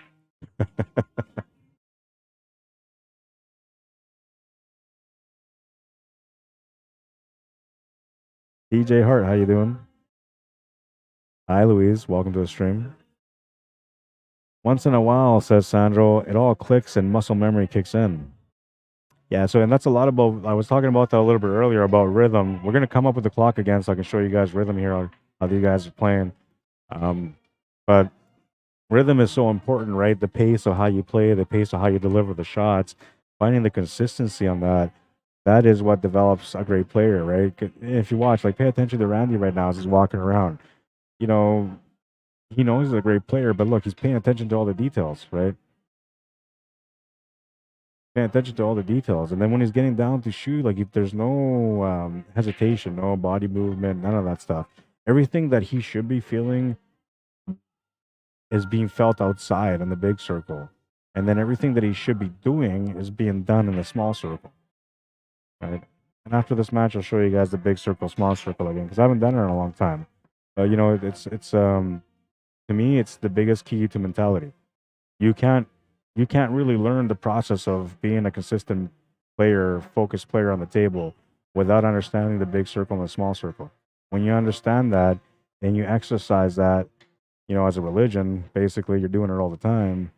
You become consistent in the way that you play at the table. Trying to play safe. He's going to get unlucky there. It's going to open up a little bit.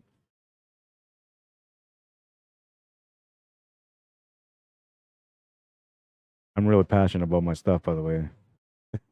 If I go off on, like trying to share mentality and stuff, the reason why is because I truly love this game and I I thoroughly understand the process of growing into a better player because I trained myself to get there.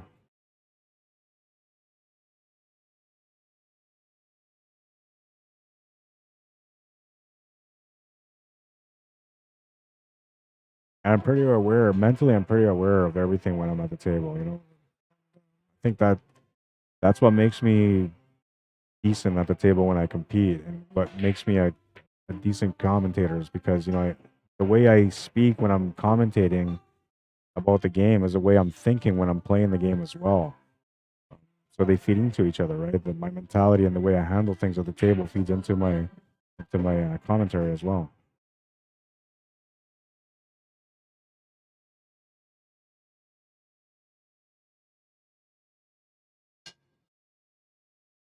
Not too bad here. It just needs to stay out of trouble really. But the 9 ball is where the work is at. I had a chance to be able to get onto it now, but it doesn't make sense for him to go for it here. If he was a little bit straighter on the 9, he can draw back and then that'd be all right. But I don't think he's gonna want. Well, I guess he's got a good stroke. He could maybe draw it back. I just don't see the reason why. I feel like you can. I feel like he is good enough to be able to make these 2 balls and to get perfect shape for the 9. Not something you usually want to do, leaving the hard shot for the end, but I feel like he's able to do so, and he should have some confidence in himself on that one. And he kind of came up short on the angle here. Take a look at the side so you can see. He can still kind of play this through, but he can't necessarily draw off the bottom rail back up for that 4 or that 9 ball. He now has to play 2 rails through. Actually, a third rail would be perfect if he can hit it. Time to set this up. But, yeah, so you have to go 2, even 3. The third rail is going to be perfect. There it is. It was the only way he could have played that shot without forcing the cue ball and without missing the shot itself. That's going to get Randy winning this match. 7-2, the final score. And we're going to bring up our next match. Is going to be Jules Chartier and Derek Quinsey. They're about to get into it right now. The second A-side semifinal matchup.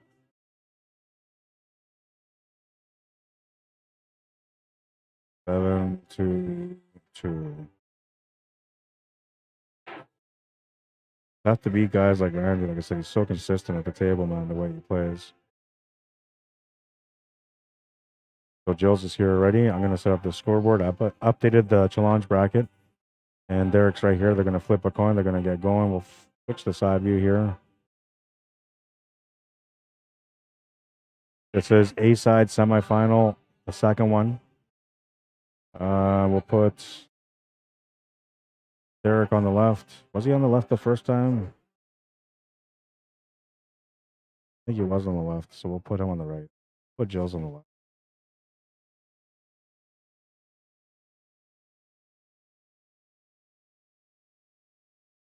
So Joel would be a 5. Derek, are you a 6 or a 7? 6. Okay. 6.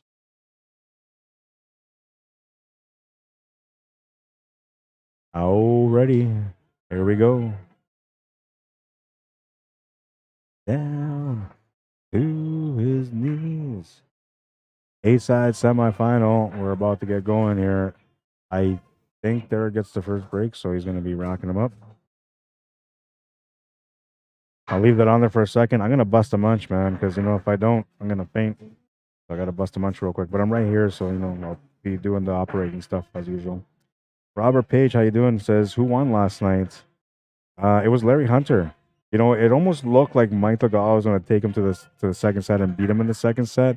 And then, I don't know, Larry just had a better 9-ball game last night than Mike. Or sort of seemed anyway, because he ended up beating Mike in the end. And I thought that Mike would be the more experienced because he is the more experienced 9-ball player. So I thought maybe Mike will have the edge there on Larry, but Larry's masterful, skillful playing that he has, which we got to witness again last night. He's just so smooth at the table, man, that you can put any game in front of him and he'll play just the same way. Doesn't matter. I like to see him as a snooker player. I think he'd be pretty good. But everybody's scared to play snooker, man. Tables are too tight. Gene Peacock says, but you have to admit, it feels way better to be the cat. It does. It really does. Sometimes, you poke at the mouse a little bit too, make him feel like he's got a chance.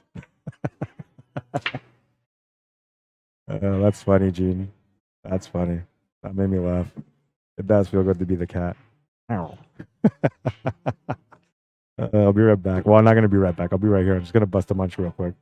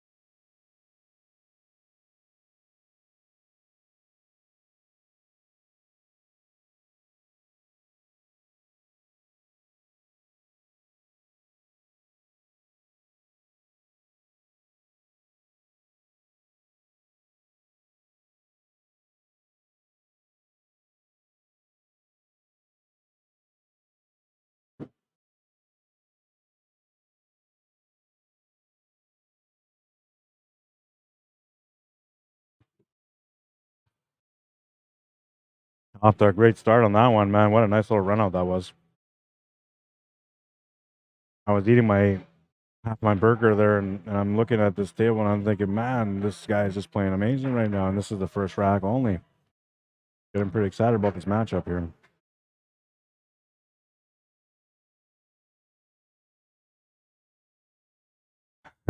I still, as soon as I seen your comment, Gina, made me laugh again.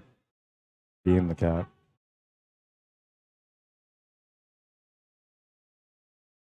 It's true though. You know, one of the things that I notice when it comes to playing pool is that we get so caught up on what we're feeling, what we're thinking while we're on the table. And for some reason, most of us have this belief like we're the only ones going through it. But what you need to understand is that you're not the only one going through it. Your opponent, even if he's one of the top players in the city, also goes through his mental moments at the table. So sometimes you're being a little too hard on yourself for no reason, because all you're really doing is just giving into, you know, defeat by being a little bit hard on yourself.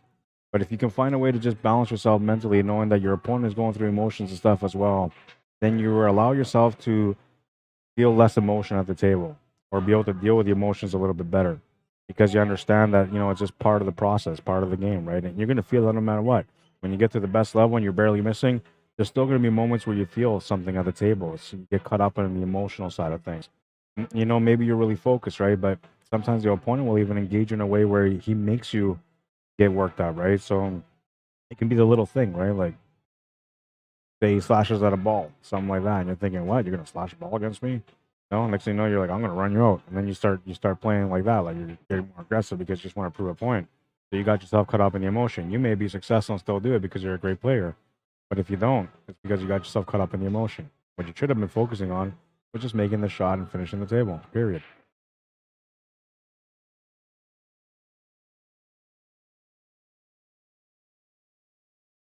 Nice pace on that one.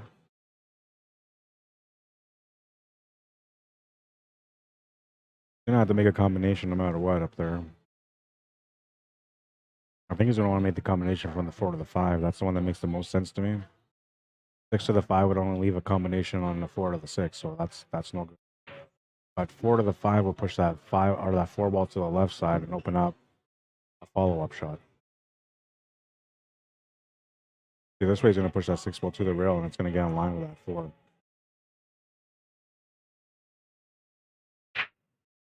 Oh, he followed it through. Okay, he did good. He was aware of the situation, so he avoided it. Very nice shot.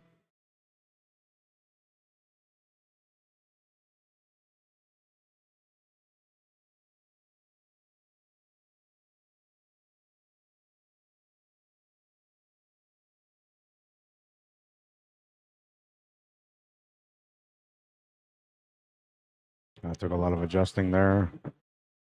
Very good shot.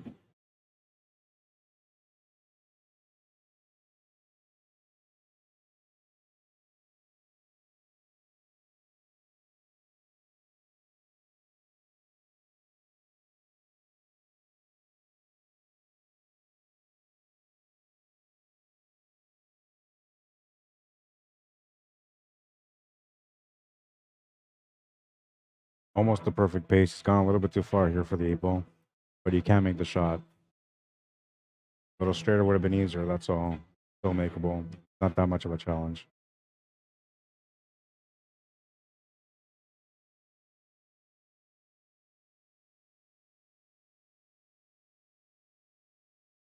He's going to make it. Great response on the second rack. Run out for run out. We got ourselves a match now. And now you got to be careful in these kind of situations, because this is also where you kind of get caught up on emotions and mentality in a match like this.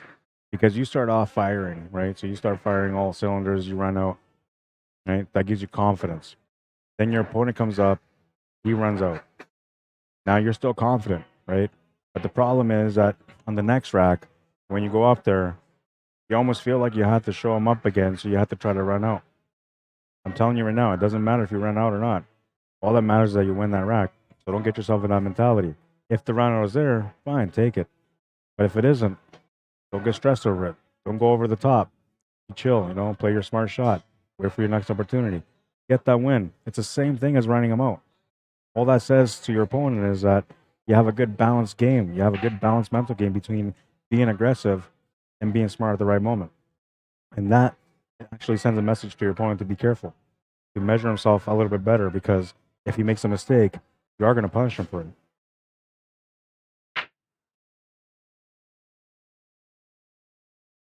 15 is going to the side. I'm going to continue eating my sandwich. I'll be right back.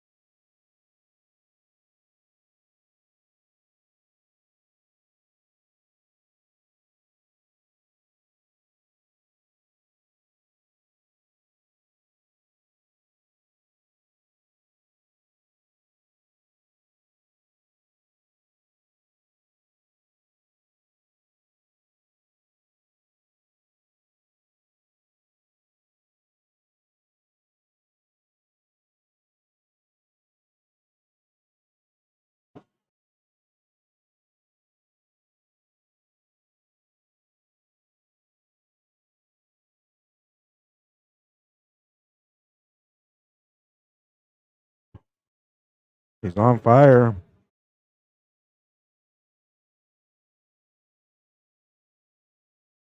He's just on point today. His first match that he played on the TV table, he's playing the same way, man. Just nice, relaxed, focused, on point.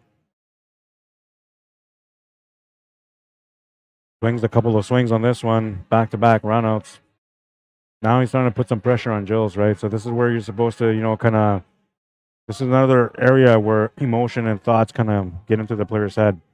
It's important here, if you're Jill, not to worry about it. All you gotta do is just win this game, you know. And even if you don't win this one, just win the next one. It's okay. You have room for 2 racks here. Don't have to put any pressure on yourself yet. But if you find the moment and you can find a way out, even it up right now on this one. That will send a message back to your opponent, telling him that, well, let's see if you can do it 3 times.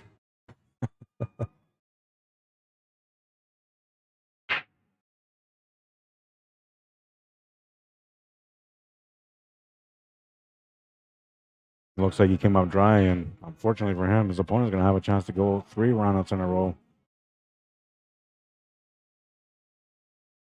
This one has a little bit of work to it, though. I feel like you're taking low ball here. Eyeball's actually a little bit better, but more difficult to work with.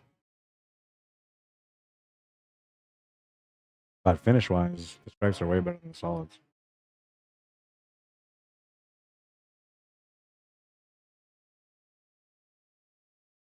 He knows it too. That's why he's taking a look to see how he can capitalize on these stripes.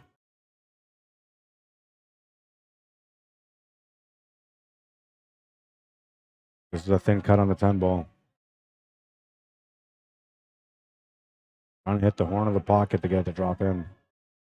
Gentle touch. Great shot. That was a very important opening shot there because now he's got a wide open table. That changes everything now.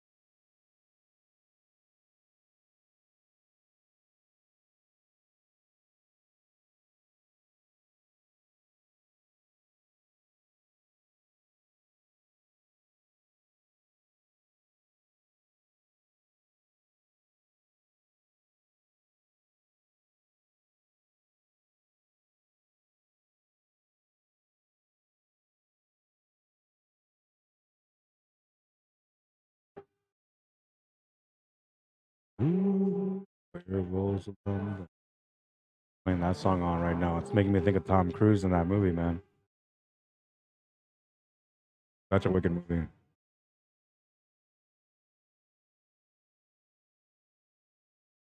I'm assuming that every one of you guys, no matter who you are on the stream right now, you guys watch The Color of Money, right? I don't think you can officially call yourself a pool player until you watch that movie.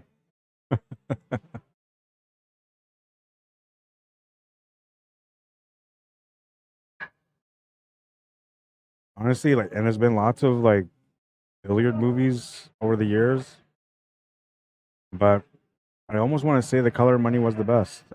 Some people say The Hustler was probably the best movie ever. I've watched scenes of it. I've never been able to watch the whole movie, and a lot of it's because it's black and white, so it's disturbing to my eyes. But I had it for a long time, and I never watched it all. I watched about maybe 40 minutes into it.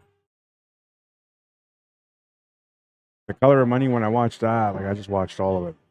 And I watched it again and again and again. And anytime The Color of Money comes on TV or if I see it in any way, anywhere, I immediately stop to watch it and enjoy that movie. It's just, to me, it's one of the all-time best billiard movies ever made.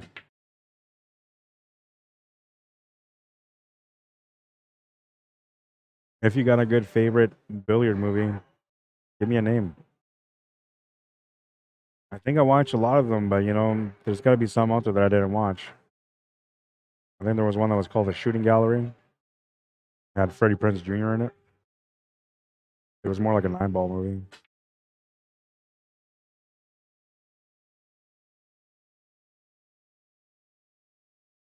Pool Hall Junkies, of course.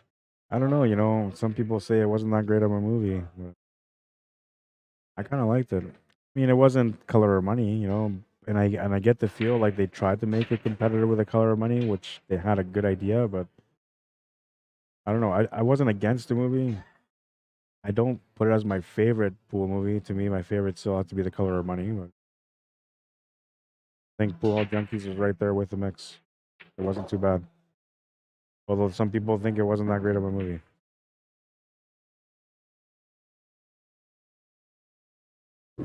And honestly, you're gonna get that all the time. There's always gonna be somebody that says, "Well, it's not that great." You know, you can like run out the most beautiful runner in the world, and somebody will be like, "Yeah, it was alright."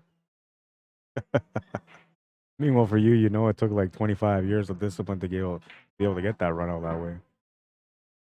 What do you mean it's alright? Where's my medal, man?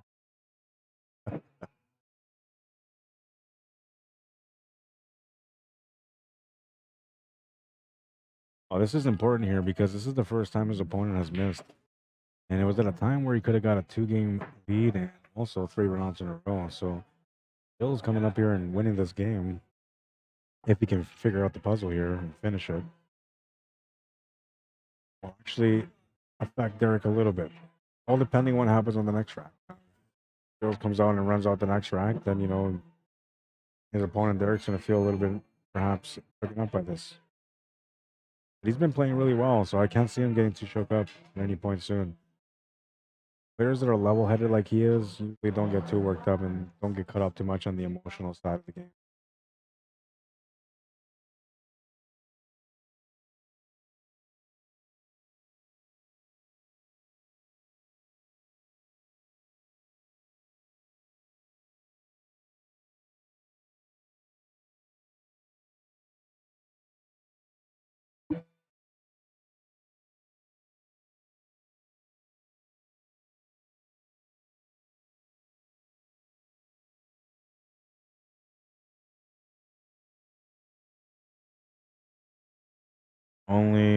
Well, there's one match waiting to happen here, and then we have the A-side final. So the winner here has to play against Randy Baggett in the A-side final.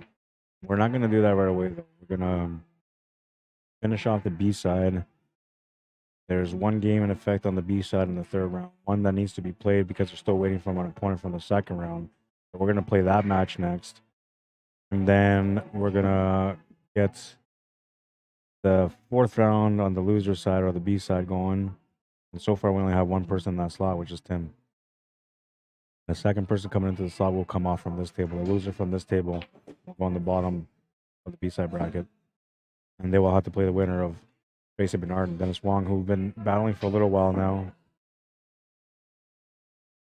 John Quinsey will have a battle between him and either Dave Blacklaw or Mike Delgado.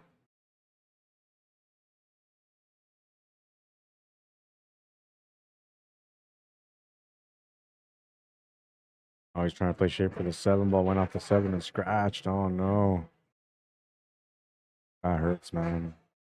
So, you know, Derek is lucky here because he didn't get caught up in anything. His opponent didn't finish that table. It's not really going to affect him too much.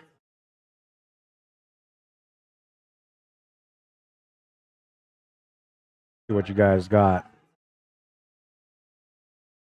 I feel like I watched every single pool movie, but maybe I haven't. Eric Hoffman, how you doing?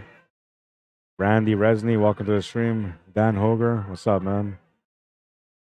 Brian McGrath, welcome to the stream. He says, Pool Hall Junkies is the GOAT of movies. Well, you know, and I kind of felt like that too, but have you watched The Color of Money, Brian? If you watch The Color of Money and you feel like Pool Hall Junkies is still better, I'm going to be on the other side of the coin on this one. I don't know. I really enjoy Pool. Okay, so what makes Pool Hall Junkies for me, what really makes Pool Hall Junkies for me is the speech, you know, the lion speech when Christopher Walken takes him and says, Johnny gives him the speech, you know, you got to be, every now and then the lion has to wake up and smack everybody around to remind everybody he's a lion type thing, right? To me, that was the best part of the movie. I also like the hustle at the end, but we're not going to talk about it because there's people that may not have watched this movie, but there was a good hustle at the end. But when it comes to The Color of Money, I mean, what made The Color of Money so interesting and so fun to watch was the way that Tom Cruise and Paul Newman played their characters. They played it so well, you know, that it made you engage in the movie and it made you feel like you were watching something legitimate, right? You know, it was just a movie. But Tom Cruise, man, he had the perfect cockiness back in those days, man, you know, and he suited the role, right? And when he played that role in that movie, I felt like he deserved every award possible for that movie, man, because he just played amazing in that movie. He was so annoying, but you wanted to watch him win. Tanya Hoffman says Turn the River was pretty good. It focused on the game One Pocket. Ah. Well, I was trying to find that. I was trying to find that movie Turn the River, and I couldn't find it. I don't know why, but like Netflix doesn't have it, Amazon doesn't have it. But I want to check that movie out, Turn the River. I like the game of One Pocket. Not many people play it, and if you never played it, you are likely never going to appreciate it. But if you play it, you're familiar with the rules, you understand the difficulty behind the game, you really appreciate a game of One Pocket anytime you watch it.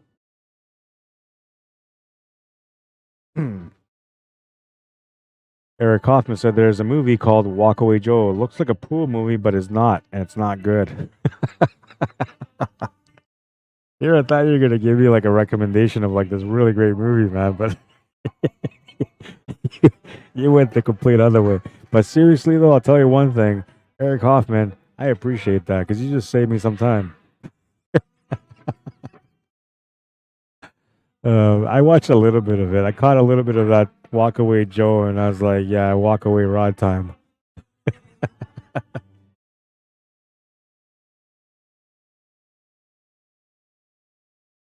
I didn't see what happened on the last game. Oh, Joel got that game. Good for you, buddy. Lot of boy. He's on the board. He keeps it within one. That's a one game difference, so they're racing to three, both of them now.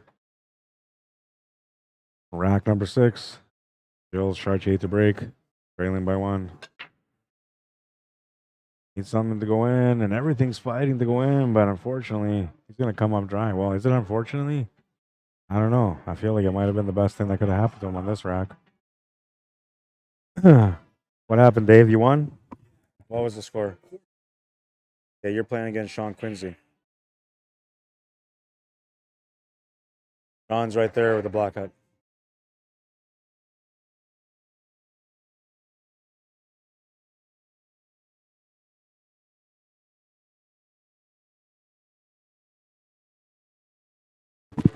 All right, so Dave Blacklaw won his match. He's playing next against Sean Quinsey. We might get those guys to switch over to this TV table next. Tracy Bernard's playing against Dennis Wong, and they're still in a battle. They're all the way down at the end of the pool hall here.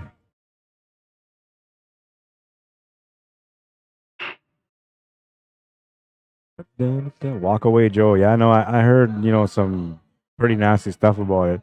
But yeah, I don't know what it is. It's like when somebody says, like, hey, listen, whatever you do, just don't open this box. Right. I don't care, man. I don't care how crazy you feel like you have to open this box. Just please don't open this box. It's really important that you don't open this box. What happens? You open the fucking box. I'm sorry. I swore. You open the box. I didn't mean to. But you open the box, right? And it's just natural human behavior, right? You just open the box. And it's kind of the same thing, right? Don't ever tell a player not to do something because when you tell them not to do it, they're going to do it. So if you tell me not to watch this movie, I'm going to watch it. I did. I didn't watch it. I watched the first few minutes of it, and that was it. It wasn't enough. It wasn't enough to keep me engaged, and I couldn't understand the whole like, how does this all work together? Like, just the whole script just didn't make sense to me on that movie, so I just stopped watching it. And The Color of Money was one of those movies that I watched completely, and for me, that one I was enjoyable. Pool Hall Junkies, I watched it a couple of times too, so I feel like it's one of the great movies as well. The Shooting Gallery, which had Freddie Prinze Jr., I watched it once. I don't think I've ever watched it again.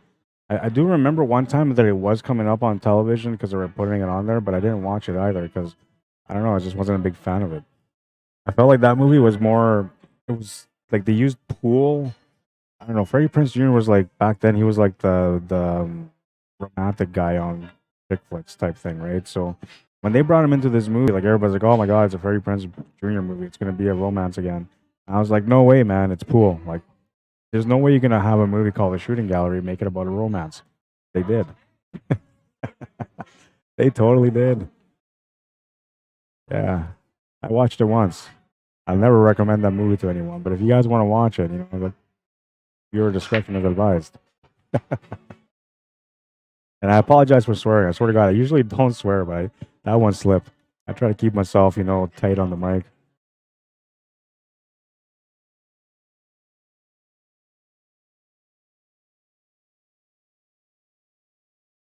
Got a follow-up angle here so you can get onto the 9 ball. I think a little bit of a follow-through angle here for the 8 ball because the 8 ball has to go in the same pocket as a 9. Either that or a drawback angle for him to be able to get back for the 8 ball in the same pocket.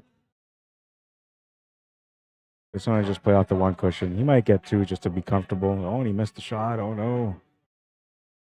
Oh no. And Jill just jumps up right away because he knows he's got a great opportunity here. His opponent could have been at 4. But now he's got a chance to be able to tie him up here.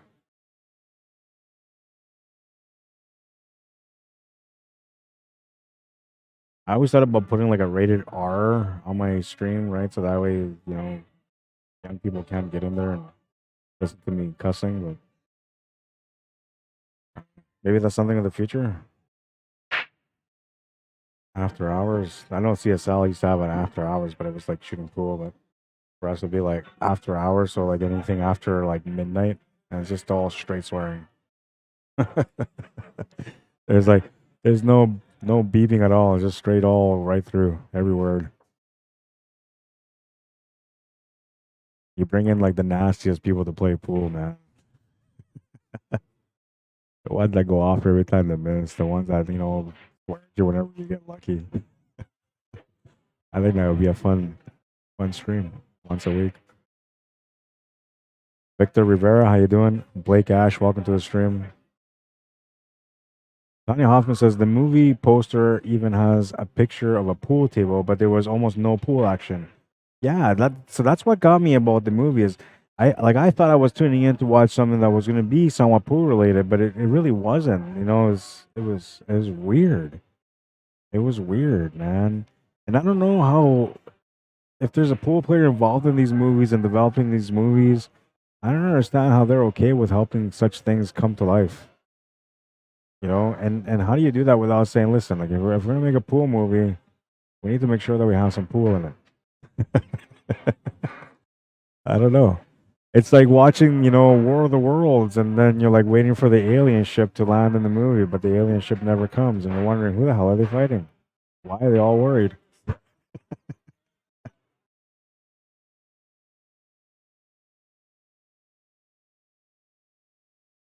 That's what it felt like.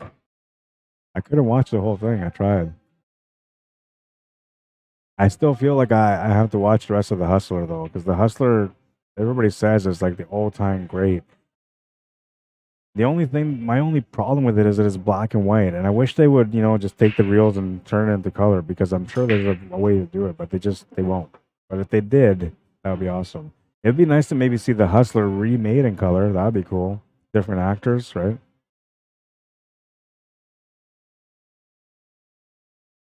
Who would be who?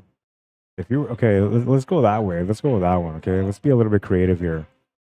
Let's remake The Hustler and let's remake the Color movie with the new actors today. Who would you put in, say, for Tom Cruise in The Color of Money?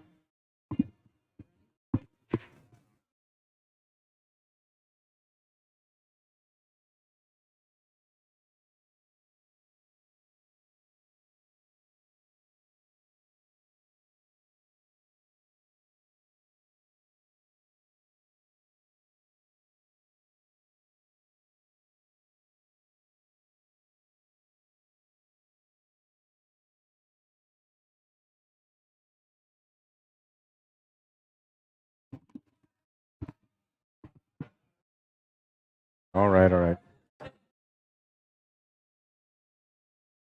The Hustler is more like the way it used to be, says Wayne Burba. Yeah, you know, actually, I didn't think it was that bad of a movie. I did a little bit of a trivia thing for a while, and I did some clips on it.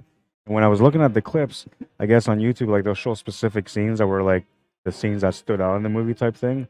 And so I was kind of clipping some of those scenes, and then I was watching those scenes. There was a lot of key scenes that actually made me want to watch this movie again. I just don't have access to it, but maybe I should just try to find it on YouTube. They probably have a copy on there. But that Turn the River, that's one that I tried finding that one. I couldn't find it. I even went as far as like, you know, trying to see if they can like rent it, you know, for one of my like cable channels or something, but it wasn't available. Maybe that one's on YouTube also. The problem with YouTube movies is sometimes they'll say it's like the full movie. So you go in there, it's like, okay, cool, I'm gonna watch the full movie, and then it's like not the full movie. or it's like parts of the full movie.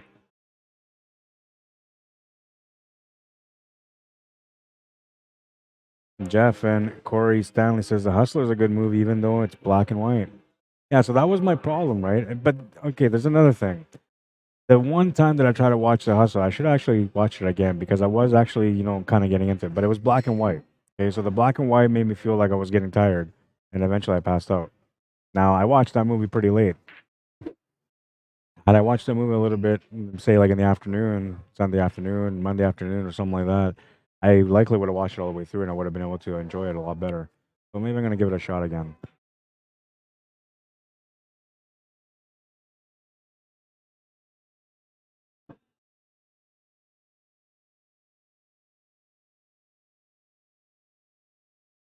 Continues with this lead, 4-2. All right, so who would we put? Let's see. I'm not too familiar with The Hustler. I'm more familiar with The Color of Money. I like to see something like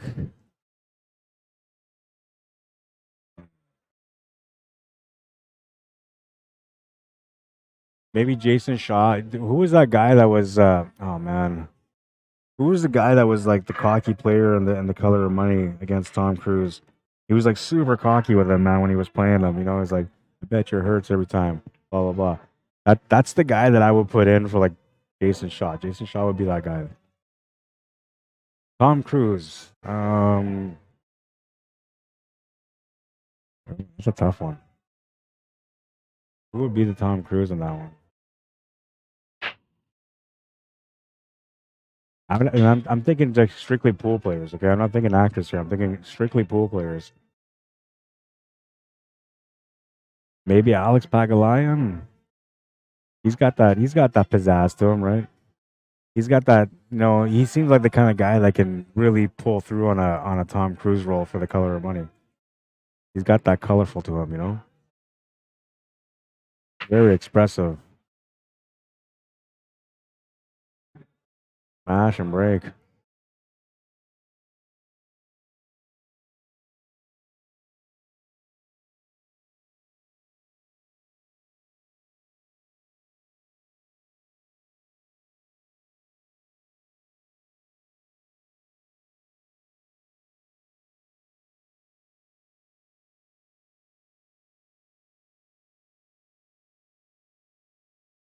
Yeah, I'm trying to think. I like to put like Shane Van Boning in there somewhere. Maybe he can be. Maybe he can be Fast Eddie. Nah, he doesn't really suit the Fast Eddie, right? Who would be the Fast Eddie?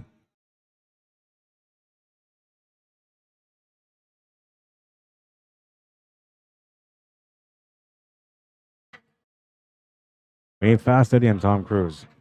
I feel like maybe Pagulayan would be a good character for like a Tom Cruise character because he's colorful, he's funny, and he definitely be cocky when he wants to be. He's always funny when he does it though. He's never trying to be disrespectful.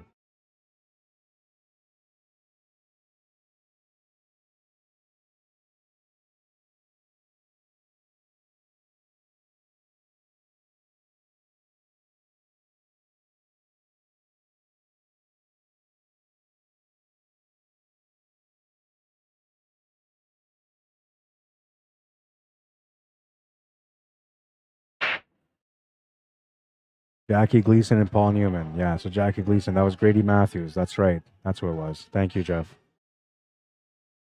Robert Morgan says Earl Strickland as Tom Cruise, aged, and Jason Shaw as opponent as aged out version. That would be cool. That would be okay, man. So we got a better movie. Let's work together. Let's just put our mind together and let's get this thing going. We have to make The Color of Money 2.0. It'll be in the future years, a little bit older. Earl Strickland for sure, man. You put Earl Strickland in that movie, you don't even have to script him, and he's gonna bring in like millions of dollars in revenue.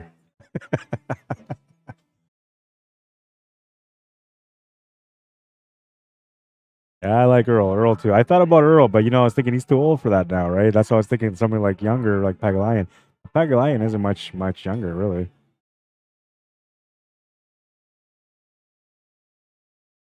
Fedor Gorst would be good to have in there too, like the bad guy, Fedor Gorst. I think he would play the best bad guy ever, man, Fedor. And he's a funny character too, man. So he'd make you laugh while he's doing it. So I like to see. Okay, that's what I do. I do a cast with Jason Shaw, Fedor Gorst, Earl Strickland, and Alex Pagulayan will have to fit in there somehow. I don't know how. Now, who do we pick for the girl? I can't remember the girl's name either, man. It's been so long since I watched The Color of Money. Maybe like hmm, Jennifer Beretta. She'd be a good pick, right?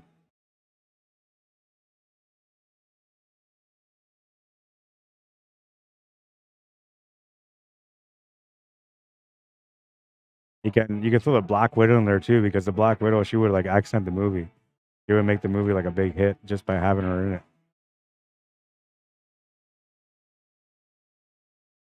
And you can give her like a badass role in the movie too. She'll be like an opponent, someone that just like pushes the pushes whoever is Tom Cruise around a little bit on the table. That'd be cool to see. Let's make a movie. I want to make one now. I quit my streaming career. I'm going to become a movie producer.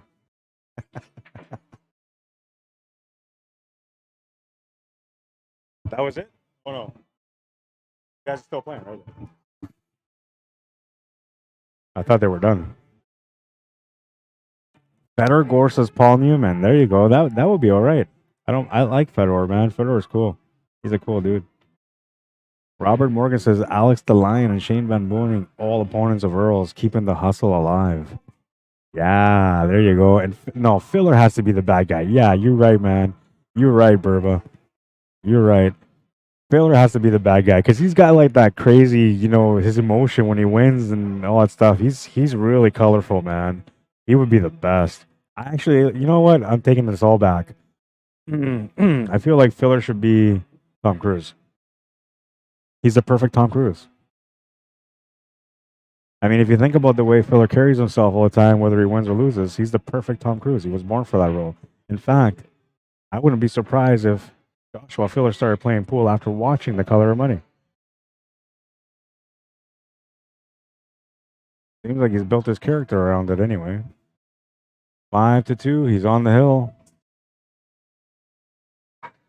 Joe's has his back against the wall now, but sometimes this is a good thing because being a little bit tighter makes you focus a little bit more, and you just got to find a way to be consistent at it because there's a kind of an effect, like an up and down effect. You get that focus to get you going, and then you finally get caught up to the hill, and then you lose that focus for a key second, and then suddenly you lost anyway. So it's important that you have to, remember that you're in the moment and just stay in this moment, the desperate fight back moment.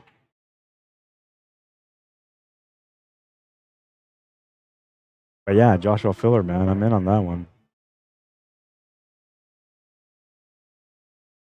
Robert Morgan says, I only ask 1% of royalties if this comes to life. Well, this is going to be like a billionaire movie, man. It's going to make billions. Billions. The best movie of pool that it was ever made in the entire world. Forever. People will speak about it for decades, man.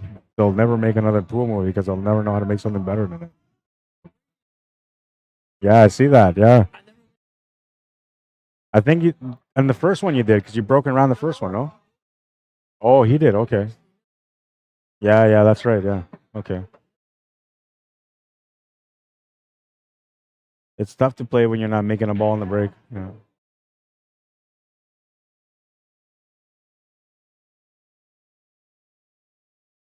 Love to hate him, says Wayne Burba. Yeah, man. I don't have anything against Joshua Filler. I think he's a cool dude. And even more so because he tuned in to watch the King of the Hill. Who was it? I think it was Johnny Baptiste and Jeff Clare that were playing. They were in the semifinal round, and Joshua Filler tuned in to watch the stream, and I was like, "Ah, cool, man. He watches me too. I watch him all the time. It's kind of nice." But yeah,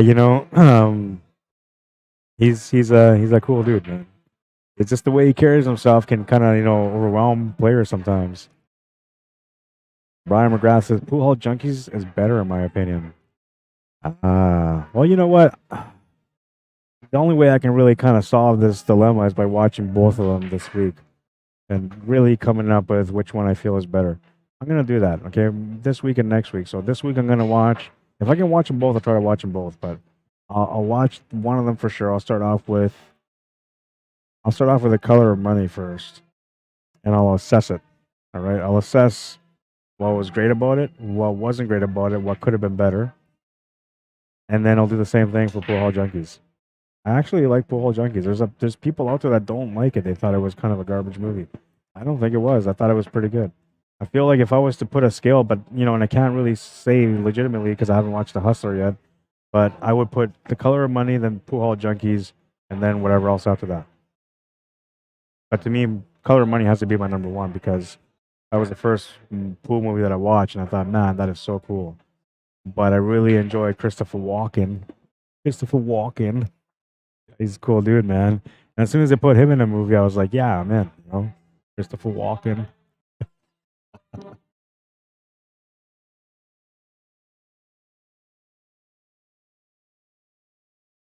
Chad Presley says Jennifer Beretta starred in the movie Nine Ball.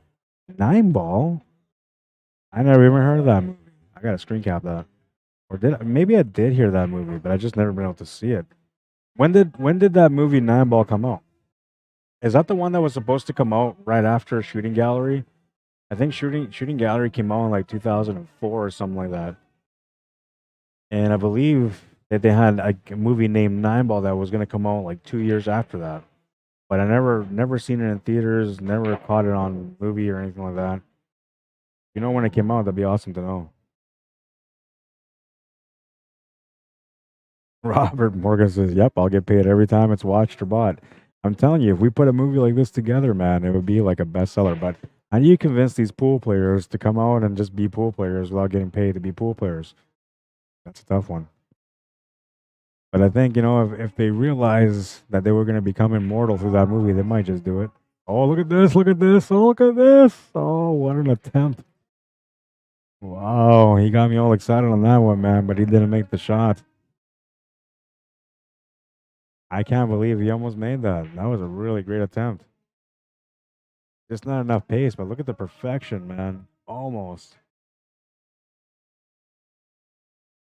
That was going to be the highlight of the day all day long for me, man. I got robbed.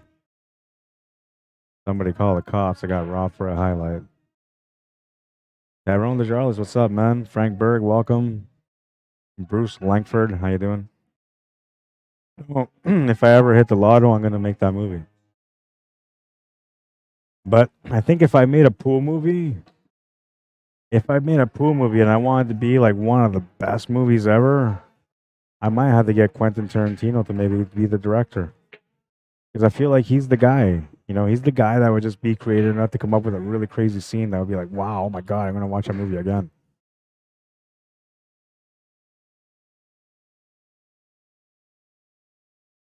Yeah, I think Quentin Tarantino will be the guy behind the movie. And I'm telling you, like, his movies are so good, it would be like an automatic number one seller. Top of the charts. I got movie producers tuning in right now trying to steal the idea. Get out of here, man. Get your own idea.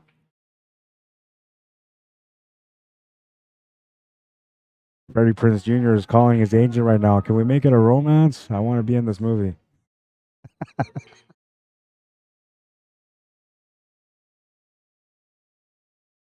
I think what made The Color of Money so cool though was Paul Newman. He was like the cool cat, man. Oh no, and then he missed the 8 ball to the side. Second life here for Jill. He should have been out on this one with a score of 6-2, but he's gonna get a chance now. If he can make this work, wow. Maybe the pool gods are gonna bless me with a hill matchup and maybe a full comeback. We'll see. It all starts with this shot right now, and it's got to continue with finishing this table.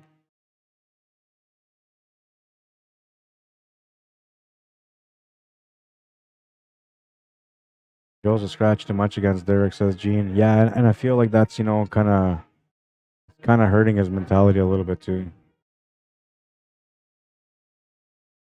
But he started off really good, man. So I feel like he can still find his form.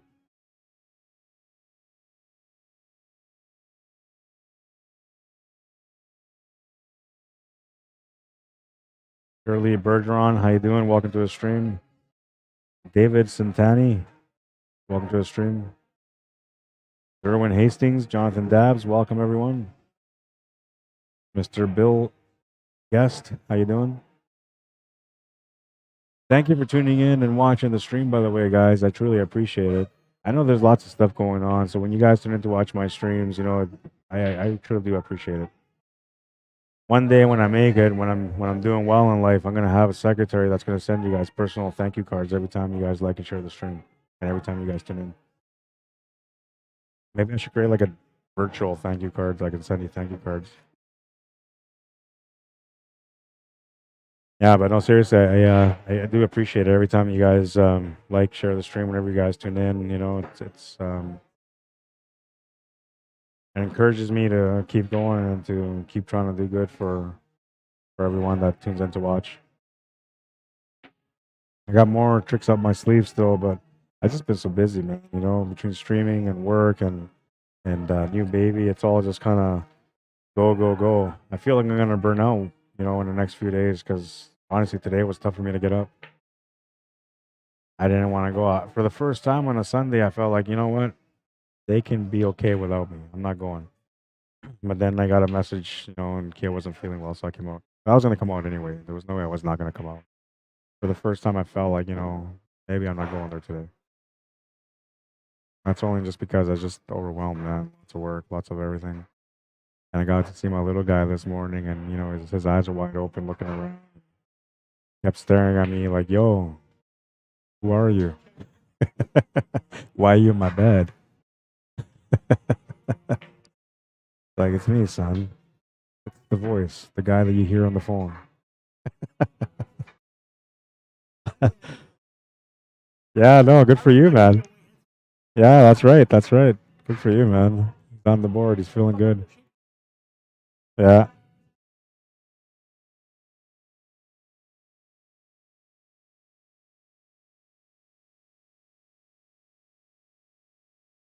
Robert Morgan says, if we were to make it a newer make of the movie, the final play of it should be Earl and Efren as the ending battle. Yeah, that would be cool, man. But see, like if we're gonna do if we're gonna do something like later on type thing, like the next story following the first story, then we have to kind of be sort of specific to the way these people kind of looked, and that changes things as far as like, you know, all the characters that go into the movie. But maybe we can do something, you know. I don't know. We can still do it. I don't. We can do it. Just honestly, with the star cast that we have lined up, it's gonna be a wicked movie. These guys don't even have to say a word. They just gotta play pool, man. People will watch this thing all day long. It'd be like the best movie in the world ever.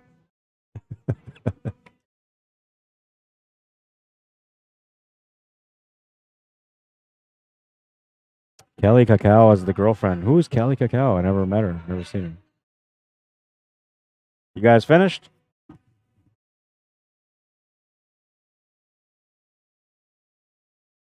Come on. What was the score? For you? You picking on people today, are you? All right, so you're playing against Tim. You guys can play right now too. I don't know where he is though. He might be at the VLTs.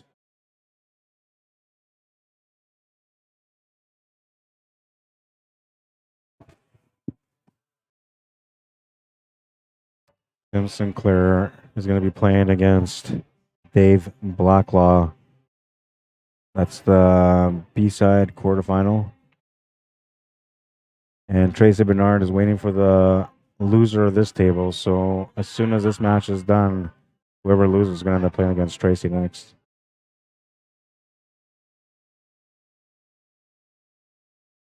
It's going to be a really good movie. Yeah, we got to use some women pros for sure, Gene. Gene says, or use pro women players in the remakes. What an idea. Allison, Black Widow. You know what? That would actually maybe sell a little bit better, to be honest. The pro women just don't get enough credit for how exciting they are to watch. You know, I seen a few times when they have like them playing and somebody's just streaming on the phone. It'll be like 100, 200, 300 people watching the match because they just love to watch them. But yeah, I like that. A remake with the ladies. That'd be cool. That'd be really cool. And now you can flex the characters, right? Because you can change it all up. You can maybe try to give them the same names, but just change up the characters a little bit, right?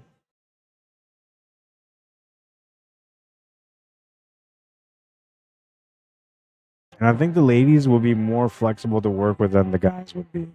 Guy pros are just, a little extra sometimes.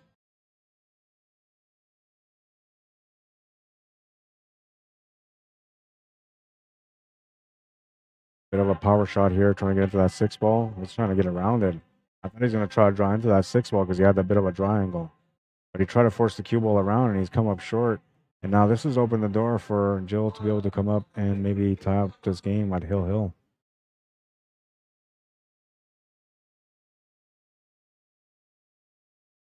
Yeah, Jeff and Corey Stanley like that idea. I like that idea too. That's a great idea, Gene. How's Jerry Kayan doing today? I guess the bikes are put away now, right? Bikes put away for the season. You guys get much snow out there? Over here in Manitoba, man, we're snowed up.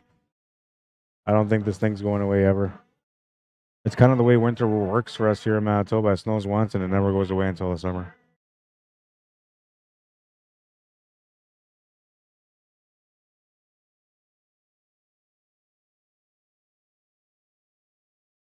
It's almost like if you want to be a biker, you got to live in the States, because they don't really have much snow out there. Oh, and he came up short on that one. He didn't have much of a positional shot for a next shot anyway. Came up short on that one, and that's going to cost him the match now.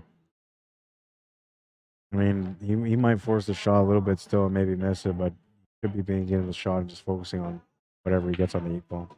Yeah, just like that. Make the shot.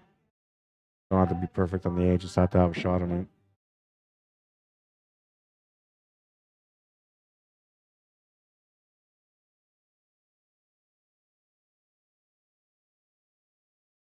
Wayne says the girl don't have to play pool unless she is part of the hustle. She could be. We could make her as part of the hustle. That was it, right? You won? Tracy, you can play Jill. That opportunity almost cost you.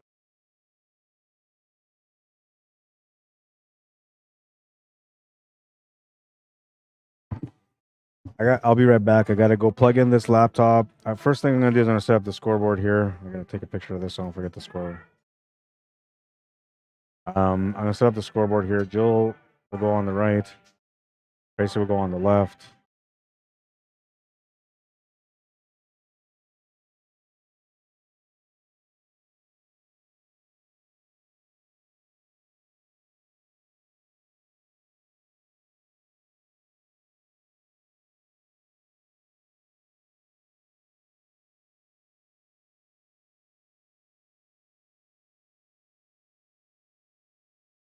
Okay, so Tracy, I believe, is a 3, and Jill's a 4 on the B side.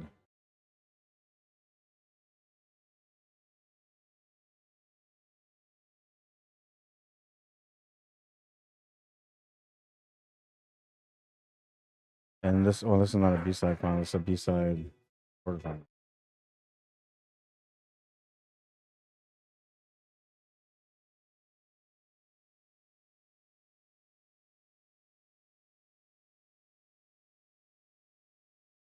All right, so I'll leave you guys here for a second. I got to get this computer charged so I can set up the challenge bracket properly, and then I'll be right back and we'll do the commentaries and all that. Enjoy this match. It's going to be a good one.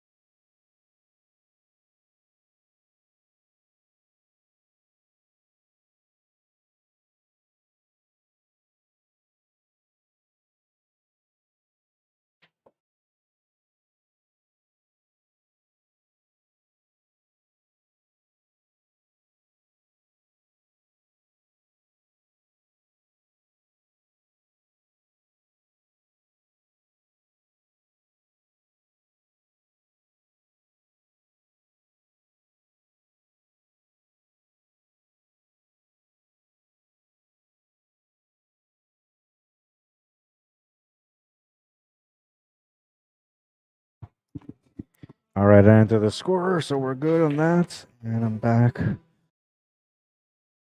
Like, it was just missed out. I hope that wasn't because of me. I might have disturbed there. Not intentionally, of course.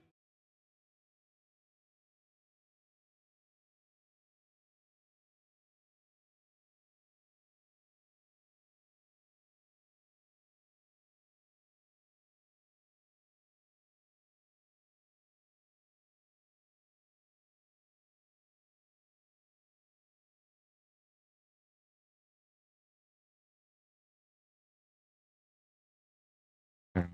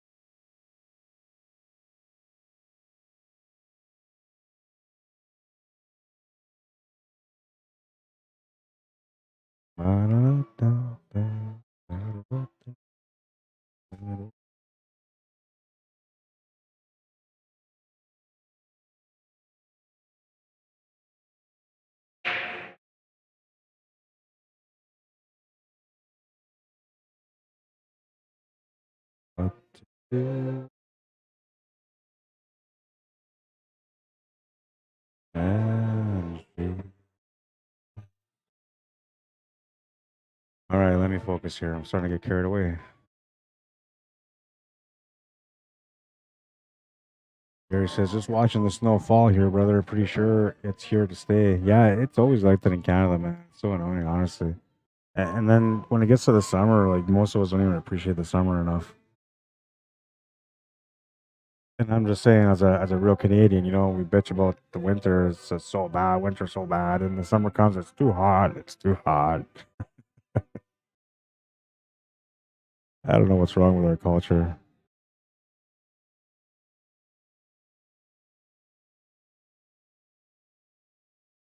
8 foot Honolulu Simona's Championship blue cloth. We'll be selling to our friend, replacing it with 8 foot diamond. Nice.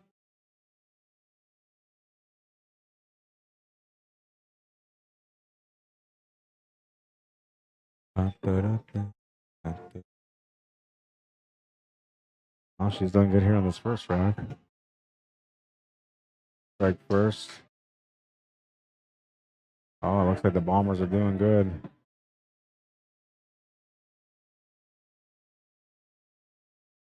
Oh no, it's not the Bombers. Oh no.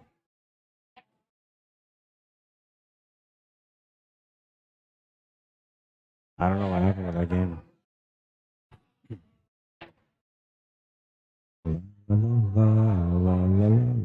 Oh yeah, I was gonna talk to you guys about the big circle and the small circle. I get so caught up on things sometimes I forget. But here it is. The champion mentality. Big circle versus small circle. In the big circle, you're supposed to be doing all your pattern play thinking, your shot adjustments, extra thoughts, you know, whatever you're playing for, that kind of stuff. Pressure mentality, anxiousness, nervousness, and of course the crowd distraction, which normally we say like, "Oh, I got sharked out. Somebody was moving in the background. They sharked me out." So that's the big circles. All these kind of things should be happening in the big circle. Once you're in the small circle, which is when you're down to shoot, that should be just execution only, nothing else. If you're going down to shoot and you have any kind of thought in your head other than what you're trying about to shoot, then you have to stand up because that means you're not really in the small circle. You're not quite ready yet. You're still in the big circle. So it's time to stand up, get those thoughts out of your head, and then get reset so you can get back down to the small circle and just finish the job. Execute only. It's the key to becoming a champion, honestly. Because most of the times, the reason we come up short on a pool table is because, you know, we jumped the gun on a shot, got a little anxious or whatever, so we missed it, right? And usually that's because of little things, like you're thinking, oh, I'm going to beat him or I'm going to win this or whatever you're thinking, right? Whatever you're thinking at that moment. So when you're aware that there's two circles in the pool circle that you're in, then you can separate yourself a little bit better between the background thinking and the execution. And the more you practice it, the better you get at focusing when you're at the table and you're shooting your shots. And the more you practice recognizing when you're outside of the small circle and into the big circle again, the better you get at stopping yourself from making mistakes at the table because you recognize that you're in the wrong state of mind. So you stand up again, you reset, and then you get yourself mentally ready for the next one.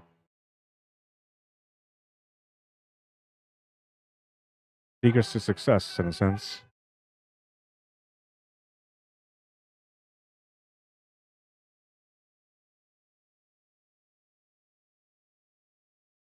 Diane and Jerry McCreary, how you doing, guys? Emery, how you doing? Welcome to the stream. Vincent McDade, welcome to the stream.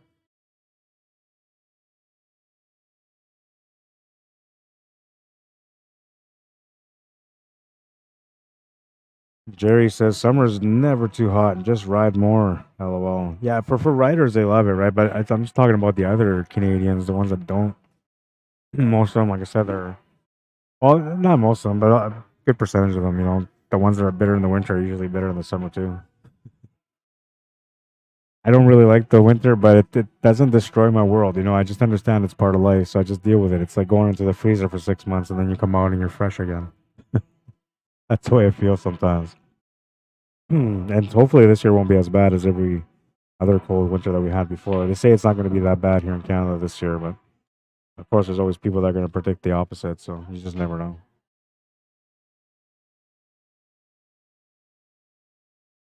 I didn't see what happened there. Did she make the 8 ball?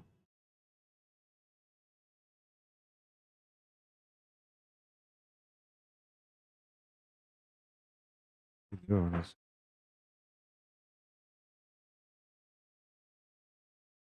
Oh, she didn't mean to make that 8 ball. Oh, Jules ties up the game then. Default. Score has been updated.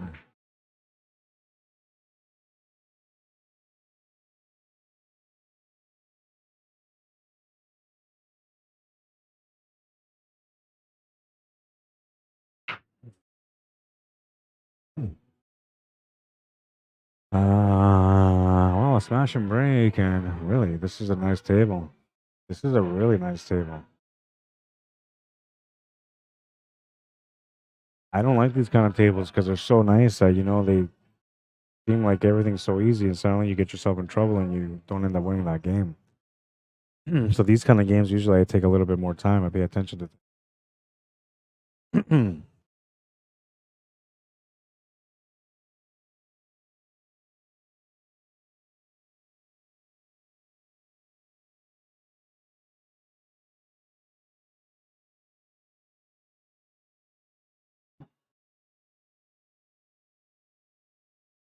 Bring out the shot clock. Check out her rhythm.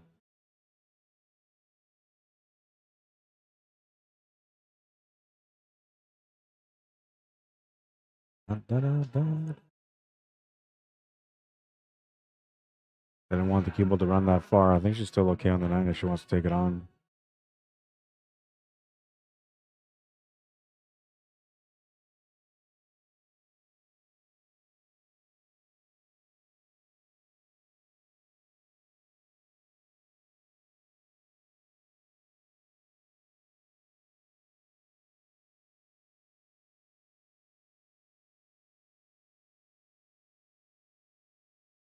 Getting around to a little bit of trouble here, perhaps. I think she should have taken that 9 ball right there. 36 seconds. It's going to go in, and watch out for that 8 ball.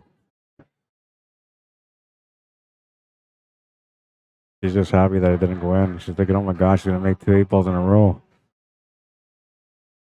That's just a tough table for her now, especially because that 2 ball is blocking the path. She wants to follow this through and come back to the right side of this 10 ball. But she might run into that 2 ball. Oh, she just missed it. She's okay. And here she's gonna have no choice but to run into this 12 ball. A little bit of right hand draw, kind of like a 5 o'clock. With a little bit of a punch shot, but not too much. You want to just bump this out. That's a nice shot. Very well thought. And she's a little bit off on this one. She's got to back cut it a little bit, but the 8 ball sitting kind of over the pocket, so she just has to find a way to not get hooked on the cue ball, and it'll be all right. Oh, and I got the clock running on her. Shit. Sorry. That's why I don't do the clock all the time, because I get caught up in my own, lose track of little things like that. Oh, that was risky. This is going to be a little bit more difficult. So I'm going to have to do a masse or a jump here.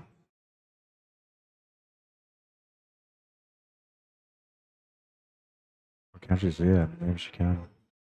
Oh, she's masseing a little bit. Get in there. Oh, what a nice try that was.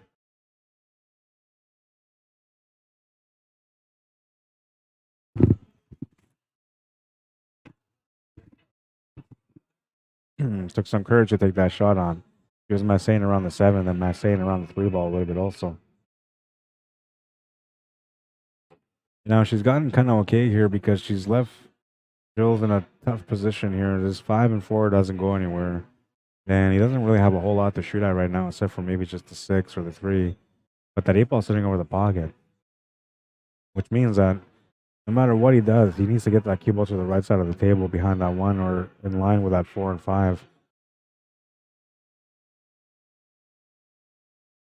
And that's what he was focusing on, see?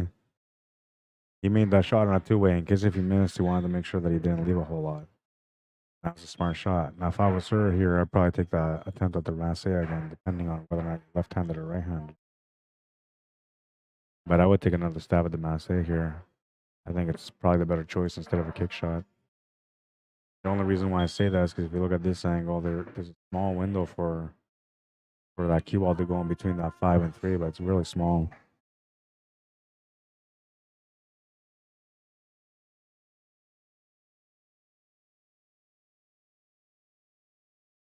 Well, that's the same concept if you do the masse. You're basically doing the same thing, going through that same little hole.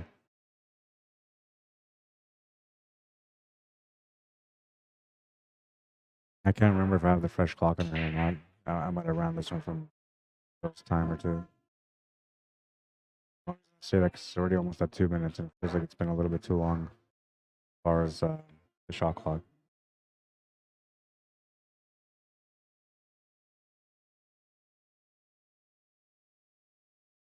You can like reverse masse off this diamond that's right beside that 2 ball and then get that kick shot on the 8 ball that way. But it's a really difficult shot. I just don't know if it's worth going through the effort. Just looking at it now, she's got to play left-hand spin on this. Oh, she's just gonna settle in for a ball in hand and try to make a mess over there.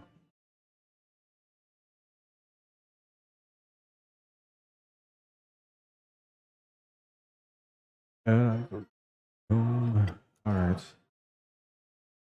How you doing, Charlene? Welcome to the stream. Jello Mags, what's up, man? Curtis Chaborak, Jason Edwards, welcome to the stream, guys. Only 13 players out today, but we had 42 players out yesterday, so a lot of the players that normally play today were kind of playing yesterday. And those that are married probably didn't get a chance to get out today, and those that are not married probably just felt overwhelmed with pool. I should have played today. That's what I should have done, but I shot a couple of racks last night, and I felt like I was way below subpar, so didn't feel too confident playing today. Plus, I was tired. I'm supposed to be hitting. Oops, I'm supposed to be hitting. I'm gonna take this clock off because I keep. I'm supposed to be hitting the snooker tables, but I just haven't really had a chance to do much. You know, too busy. I might not be able to get onto the snooker tables until January when it slows down a little bit.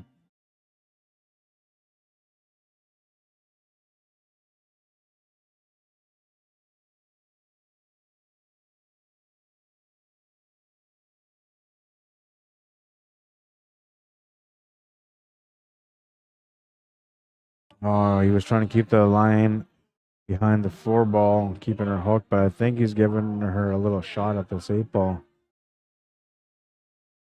Just a slight masse. She got to watch out not to follow the cue ball through on the 8. Good shot. She gets a second win. She's on the hill. Gilles has his back against the wall. He needs to win the next 3 games if he wants to win this match. Or else it's going to be an early night for him. -7 degrees out here, and I don't know, it's cold, but not crazy cold, but cold enough where I'm wearing a sweater.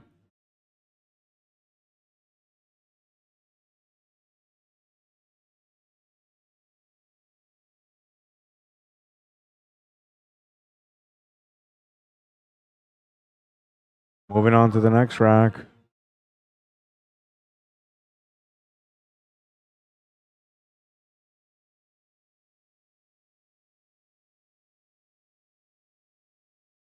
Rack number 4.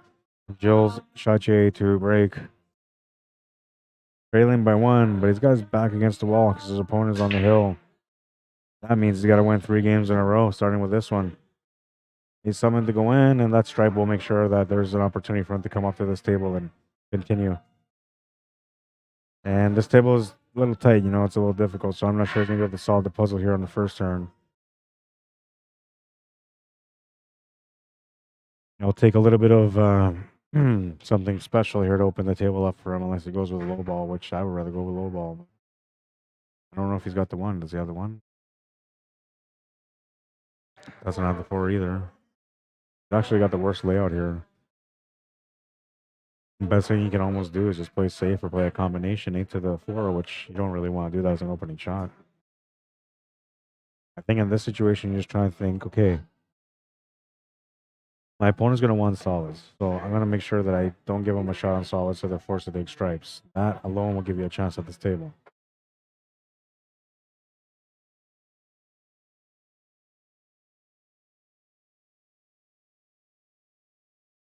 The A-side final. Yeah.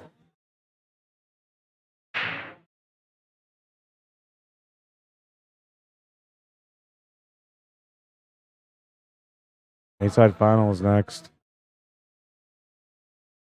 Are the polar bears out? Not yet. Not yet. You know, that's one of the things I'm surprised. Like, Winnipeg can be so cold, like freezer-like, deep freezer-like conditions. And I've never seen a polar bear. I always thought I'm going to see one, but I haven't seen anything like that.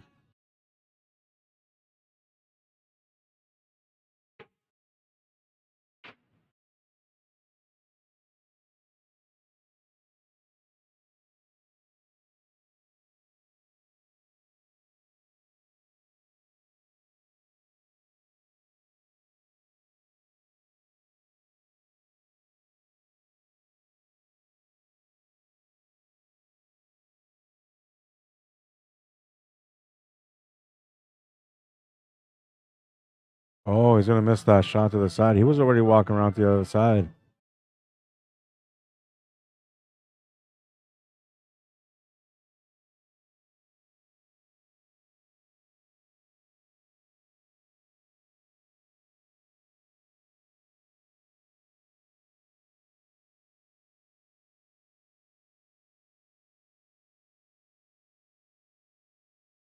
Good effort.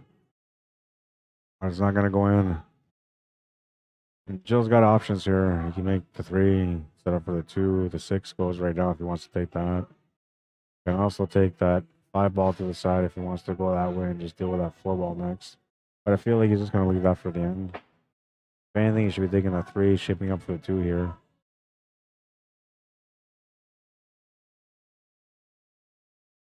And even if you don't want to do that, that's okay. You can go 3, 5, 6, 2, 4. Which might have been a little bit better. Right now, he's lost a little bit of angle here.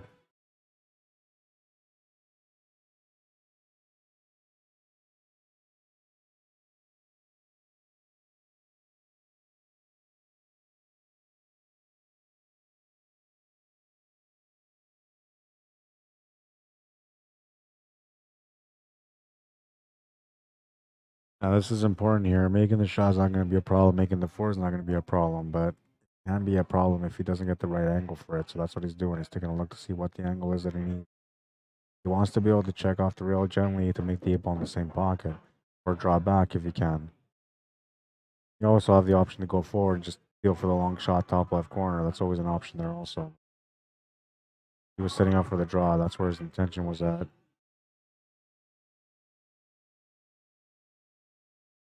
He'll be okay here from scratching.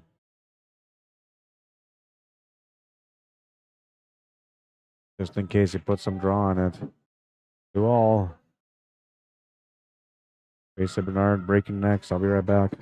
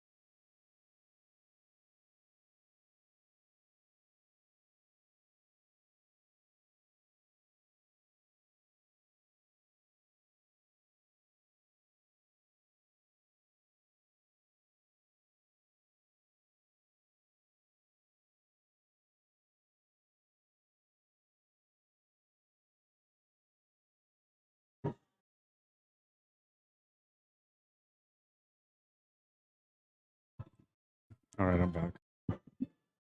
Didn't take too long. Try not to anyway. I have my phone.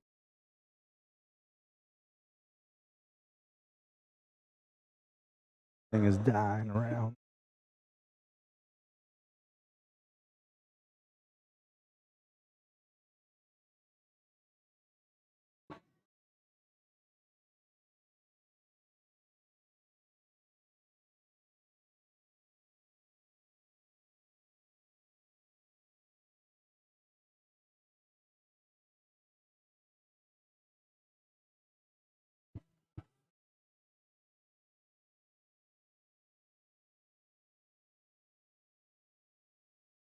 Already. Now we're good. I have power. I have the power. What's up, Chris Mason? How you doing? Donna Beth, welcome to the stream. Josie Kashayanu, how you doing? Miss Shot's gonna bring Jules Chartier back to the table.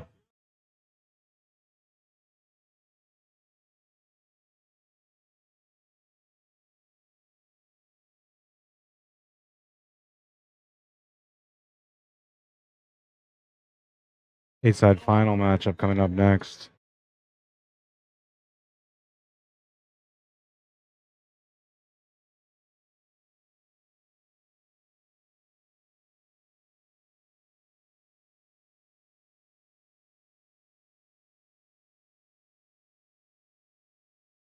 Play safe. He's done all right.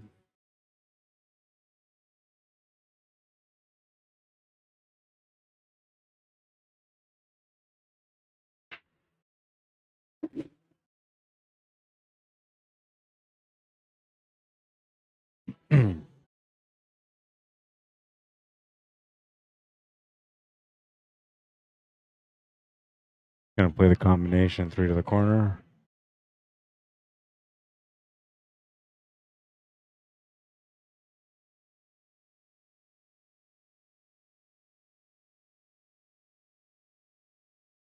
Oh, good try, but she's gonna scratch. And the ball in hand for Jills. He's got a chance to be able to tie this game up and take it to the last rack.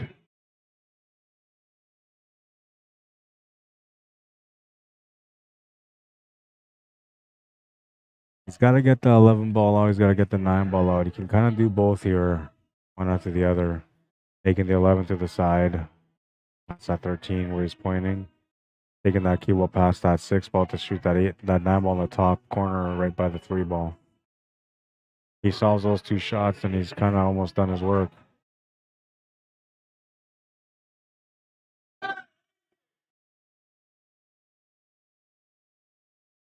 Yeah, this is a smart thing. You're supposed to just push over here for the 9 ball and then use the 9 ball shape to get down for the 13. But you don't really want to deal with the 13 ball first. If anything, you want to get to that 15, then the 14, then the 13, then the 12.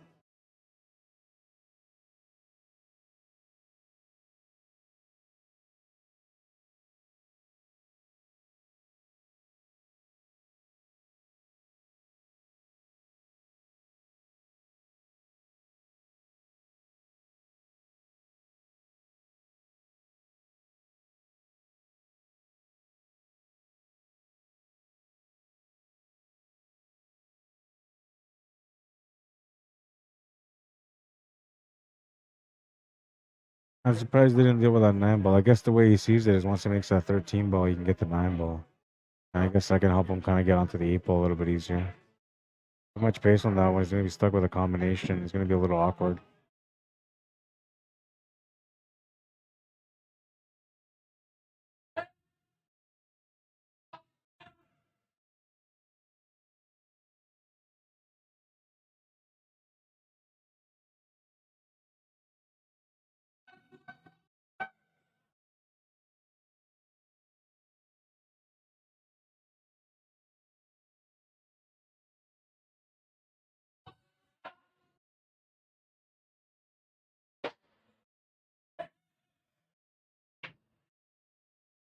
Somebody's getting worked up over there. He's not happy.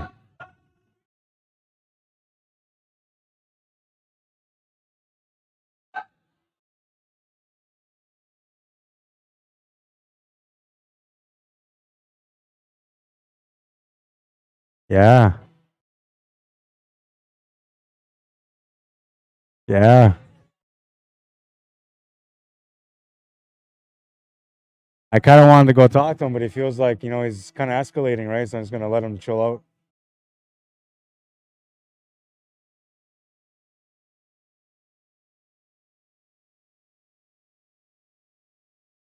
I've never seen that, though. I feel like that. Somebody's losing their cool over here. Stephanie Gampolio. What? Gampolito? Polio? Gampolio? Gampolio? Is that what I said? Interesting last name.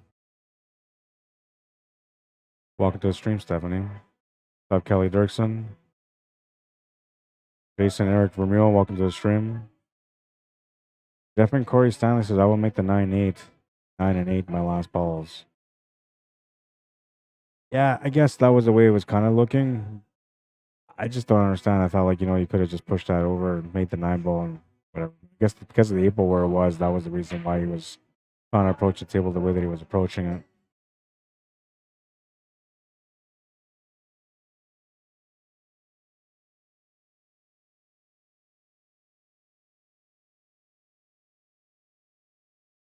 Six nothing.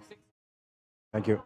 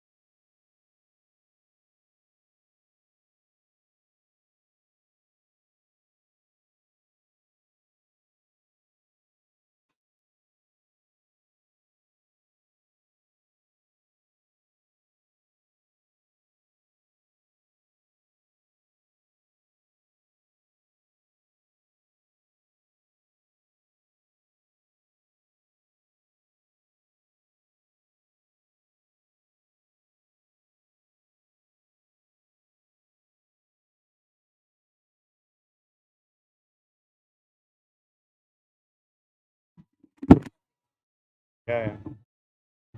All right, so this is the A-side final now. They're going 7-6 instead of 2 games spot.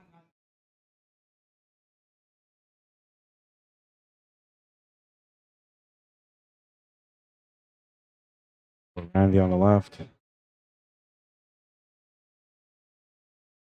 Randy's going to 7. But oh wait, Derek was on the right on last one, so I'll put Derek on the left this time.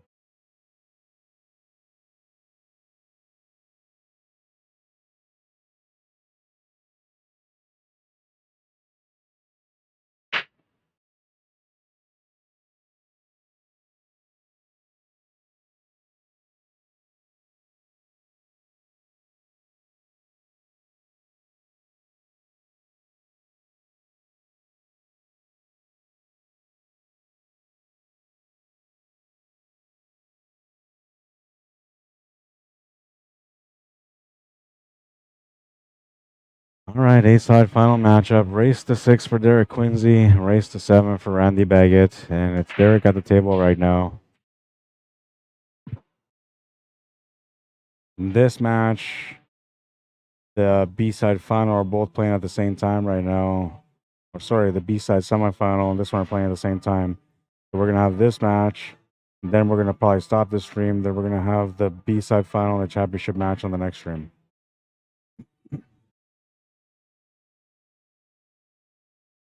I could maybe just run it all here, but I'm not going to run it.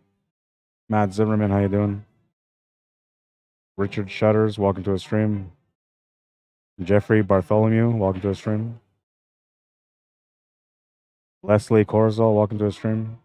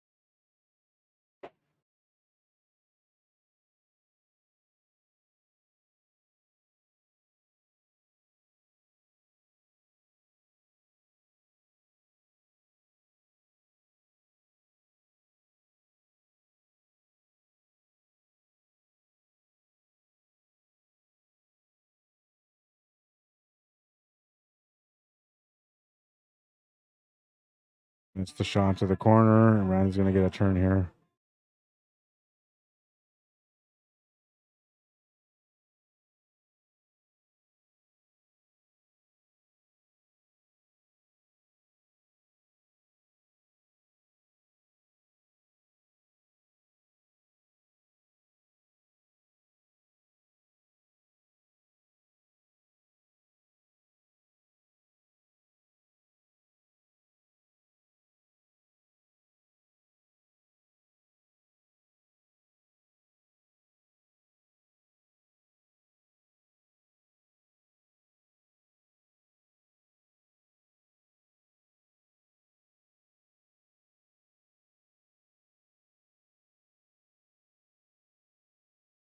A couple of situations left on the table, but it's really nothing bad. Could be okay to finish this one. I always get a little bit extra confident on the table when I'm not the one that's shooting. I expect everybody to finish every table. We all know that's not really the way it goes, but the expectation, man.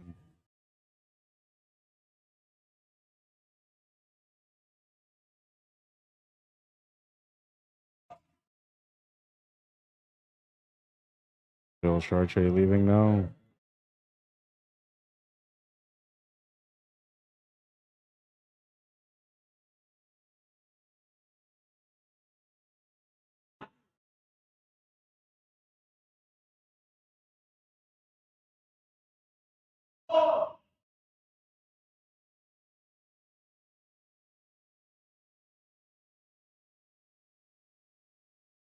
Everybody's losing their shit.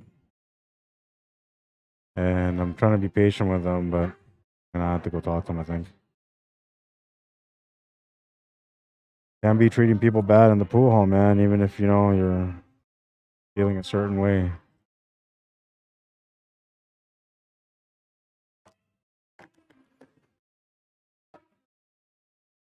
I usually don't see people acting up too much at this pool hall, but every now and then it happens, you know. And I guess it's the same everywhere else. So there's some places it happens more often than others.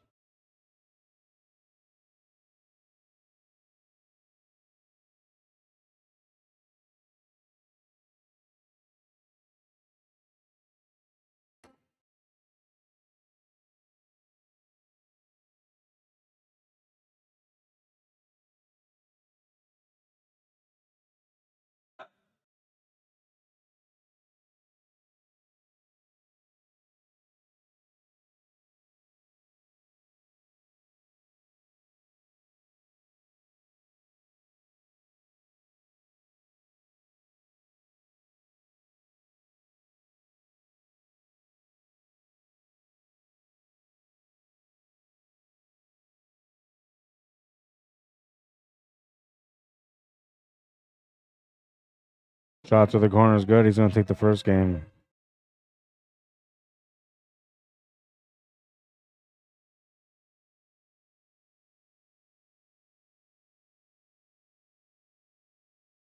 Sorry, I'm a little quiet. I'm just kind of keeping an eye on this customer. Make sure that they're okay, they behave themselves. I'm not the hired bouncer in the building, but I used to be a bouncer, so I'm used to dealing with people like this.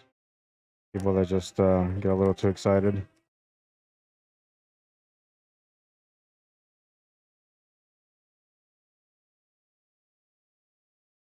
One of the cool things about being a guard is that they teach you a lot of cool stuff. How to throw somebody around with only 2 fingers. That's probably the coolest one.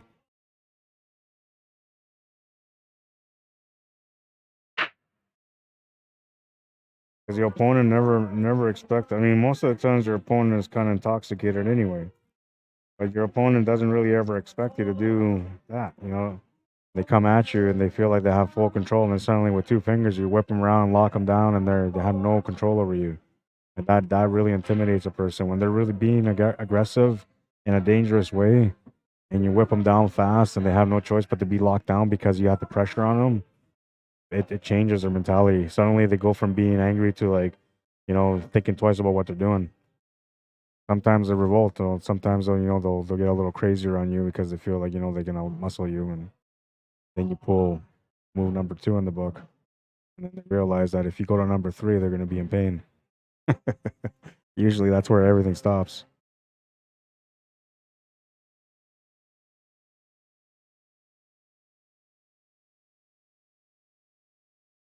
It was never really the job for me, though. I don't know. I always had too much heart. You know, hurting people was never my thing.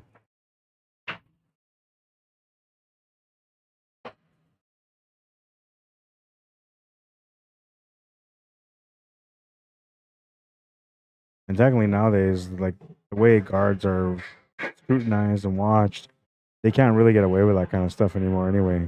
Before they could have, you know, been roughing people up and maybe get away with it, but nowadays, like, they hold you accountable for anything. Even if you just put your hands on somebody's shoulder, you know, and let's say you're trying to calm them down, like, hey buddy, relax, you know, just you putting your hand on the shoulder is considered assault now, especially if you're a security guard. So it's a little bit more difficult to be old school, as they would say, as a security guard. Everything has to be more of a discussion. But there's still security guards out there that are a little rough and they get physical, right?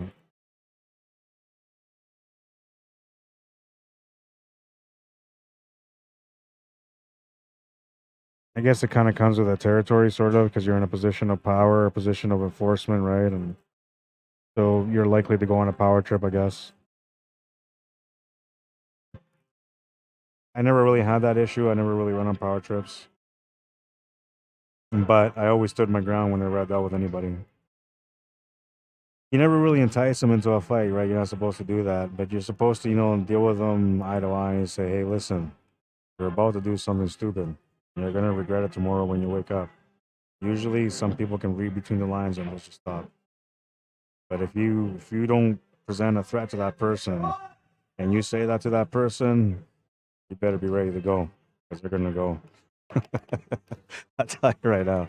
Before you know it, you're gonna be locked up in a grapple battle. I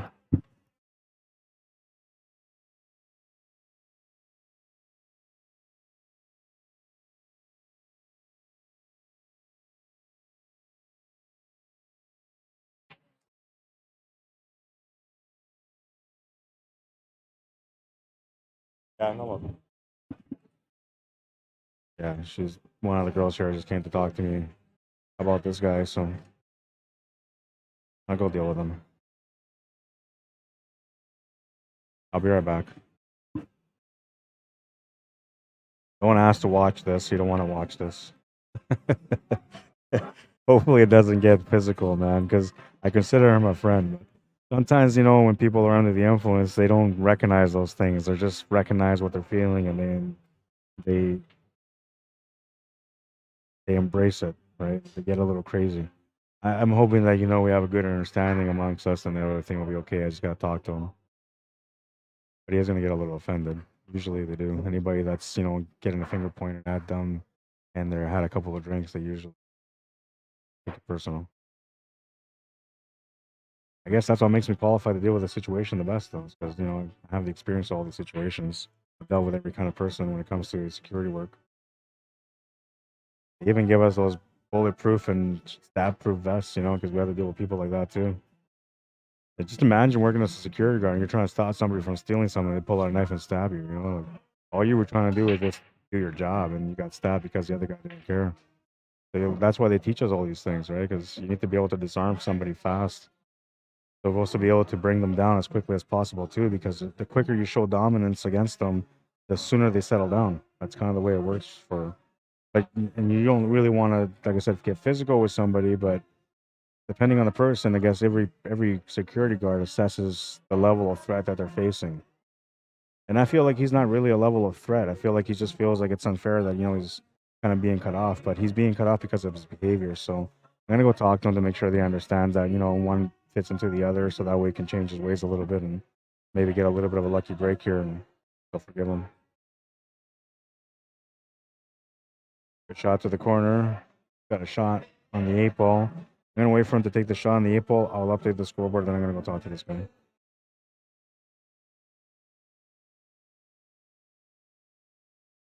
Just because I don't want to lose track of the scores. Which I'm gonna lose track of the score anyway. 1-1. I'll be back.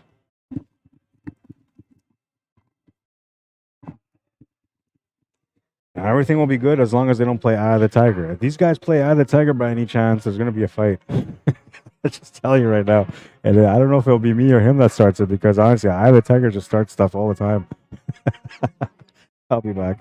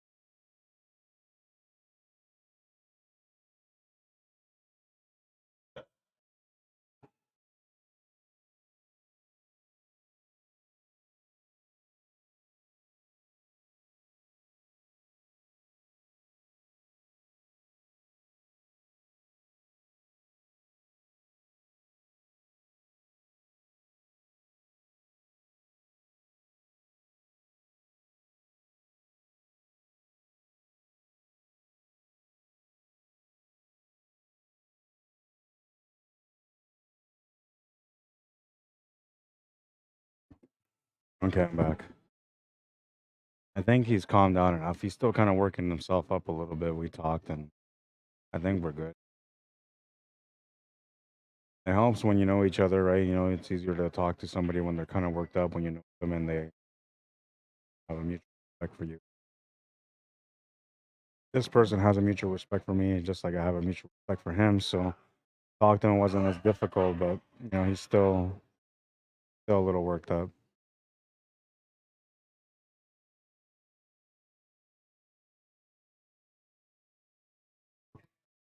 Yeah, they're kicking him out.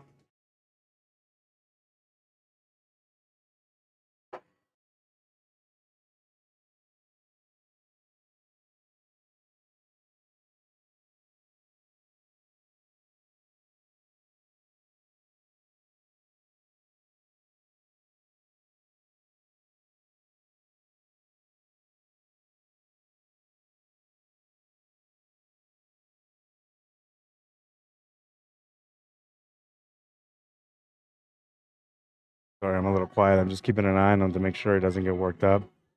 Also keeping an eye on the people around him to make sure that they're not, you know, and kind of egging him on or whatever, provoking provoking him in some sort of way. Seems to be okay though. I feel like he's gonna be all right. Put his cues away. He's got his jacket on, so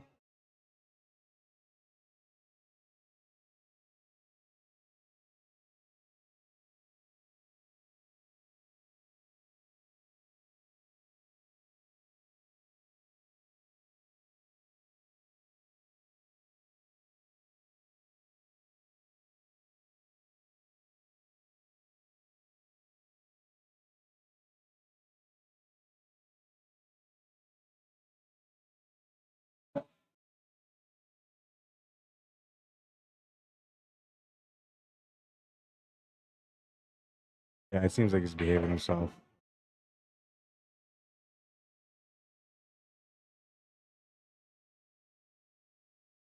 I saw a cue ball control there. He kind of dipped over to the right a little bit, but that's okay. You can just turn this over to make the 8 ball in the same pocket.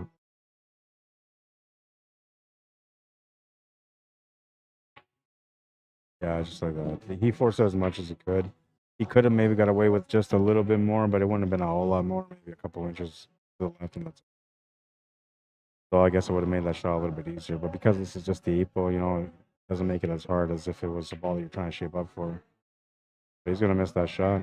Apparently, I did present the challenge for him, and he's not impressed with that one because he's given a chance here to his opponent, Derek, to maybe get a lead on him.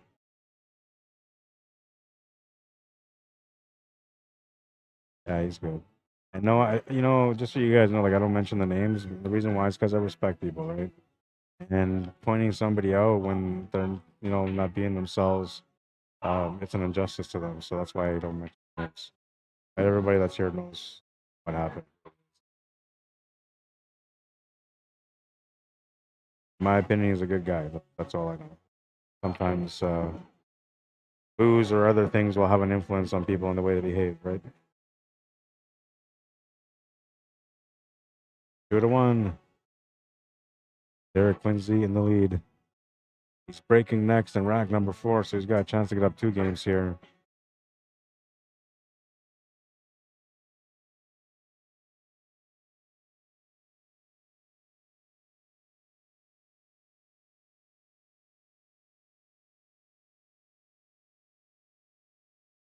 I'm doing good, Matt. Matt Zimmerman was asking me a little bit earlier. Thanks for the stream. You're welcome, man.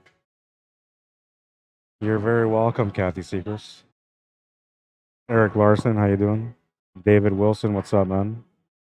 Norm Doucette. Glenn Gamble, Billy Ricker, welcome back. Robert Morgan says, yep, it sucks. Big difference between power trip and removing a threat to other safety. But pencil pushers put us as bad guys.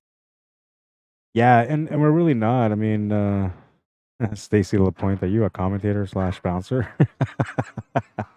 Yeah, well, it depends on the weekend. It depends on the venue. But yes. Uh, I could probably do a commentary on me throwing somebody out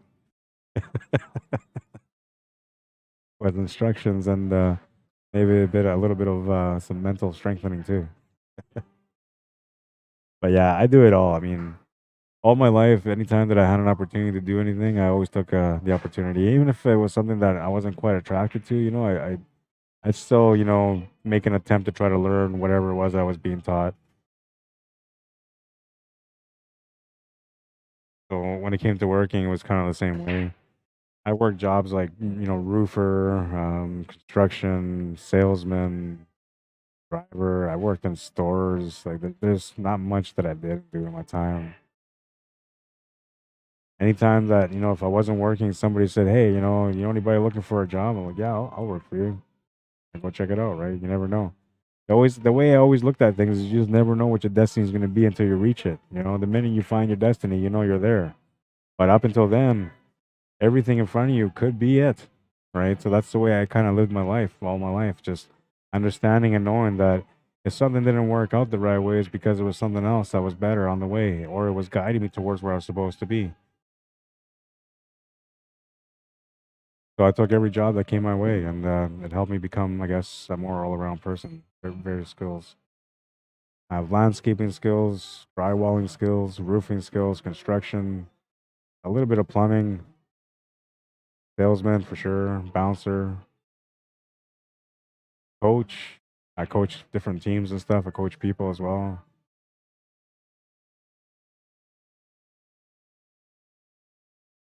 I can't think of many jobs that I didn't take on.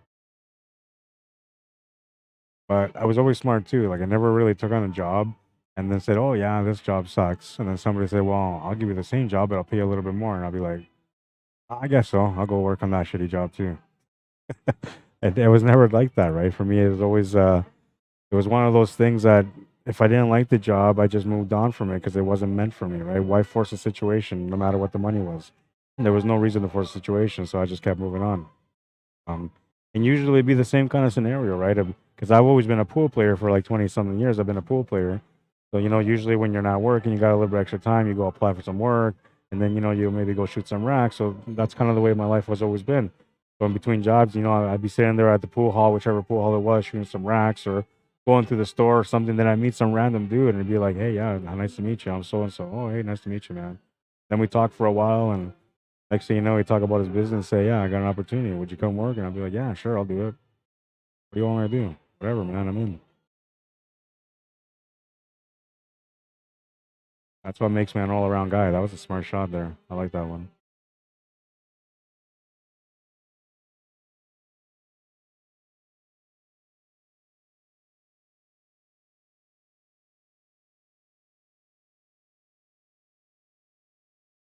I learned to become all around on the pool table also, the way I play. And so what I mean by that is, at first I'm originally a left-handed player, but eventually I taught myself how to play right-handed, right? Just to find balance. And I used to do the same thing with sports, right? So when I was a soccer player, I would pick my best with my right leg, but I taught myself to play with my left leg and to dribble with my left leg and to be able to pass more precise with my left leg, plus be able to shoot and score with my left leg. So I trained myself both ways. And so then what that did for me is just made me a little bit more capable than everybody else, right? They can put me on the left side, on the right side, they put me in the middle. If they put me in the middle, I was the most dangerous player at all of all because, I can run with the ball both left and right. So that gave me a full field to work with. And that's kind of why I did it with pool too, learning how to play with the right hand. I hated using the bridge. It was so annoying all the time. So draw shot here to get onto the eight ball. Eric saying that's good. We're tied at two. Yeah, so I didn't like using the reach. It was always a bit of a problem for me, and a lot of it's because I like the feel when I'm shooting. I like the feel, right? And it's the same reason why I don't wear a glove is because I like the feel. So I said to myself, well, you're either gonna have to do your best to learn how to use the bridge all the time and be really accurate with it and just get over that feel part, or you have to learn how to play right-handed. And I said, I'm gonna try right-handed. That was my first instinct, right? So try right-handed. And I tried it out at first, and it looked really bad, really bad. It was actually pretty sad. Um, but I kept pushing at it, right? Because I said to myself, well, you couldn't play with your left hand either, so you're gonna eventually learn how to do left. You might as well keep going on the right. You're gonna eventually learn how to do right. You'll find a way to adjust. So I just kept going. And eventually I made the proper adjustments and I found myself shooting, you know, probably about 70% accuracy with my right hand.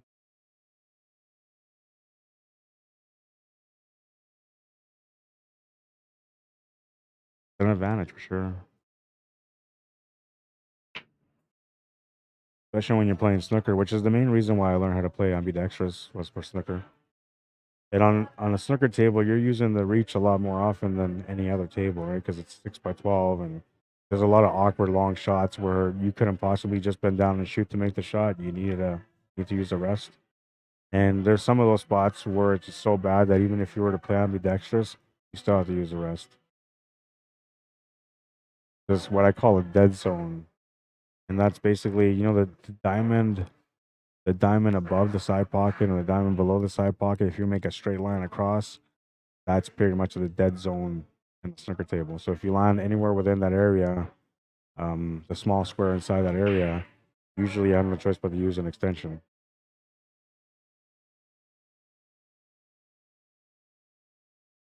When I play snooker, I stay away from that area. I avoid the dead zone at all costs.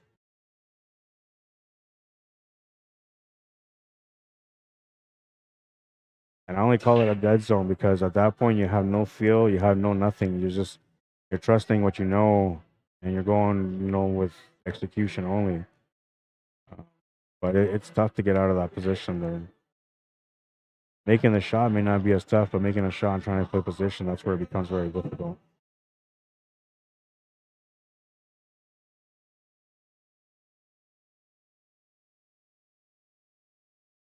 Oh, they're tied at 2, and he's got a decent table here. So the 12 ball goes no problem at the top. Biggest problem is going to be that 9 ball, which he can set up for here. Taking a look at it right now. He just has to roll up a little bit on the 10 ball.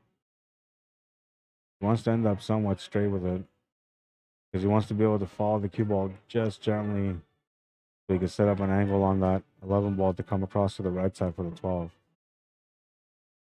Shaping the 9 is so important for him to get that finish. That's why he's taking his time to work it out.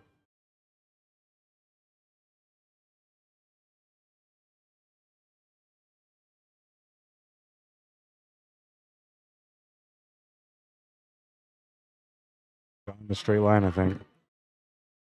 Nah, he's not bad. He's good.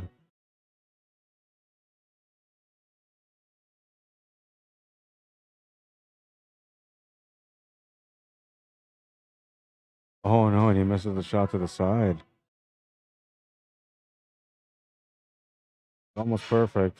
Something happened there. We got to put this clock back on because the clock helps me kind of see the rhythm and what they're going through, and it kind of helps me understand why some shots were missed and why they got into certain situations at the table. Hi Eileen, how you doing? Timothy Bone, what's up, man? Sir Happy Chen, what's up? Welcome to the stream. Zach Warrington, how you doing? Patrick Gallardo, how you doing? Welcome to the stream.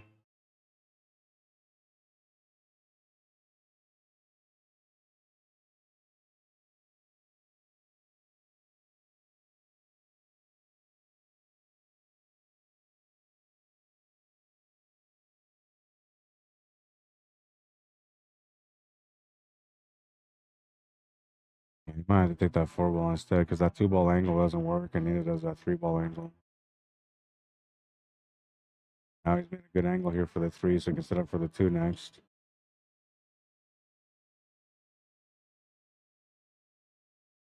Looks to me like it's just a simple draw shot here, but something different, which he didn't.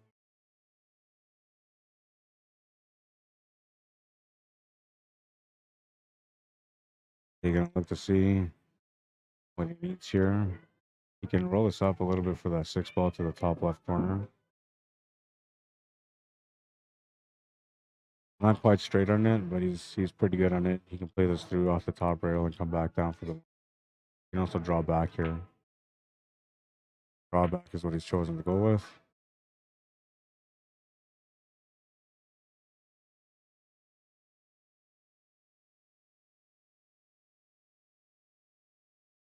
Derek says that's good. 3-2.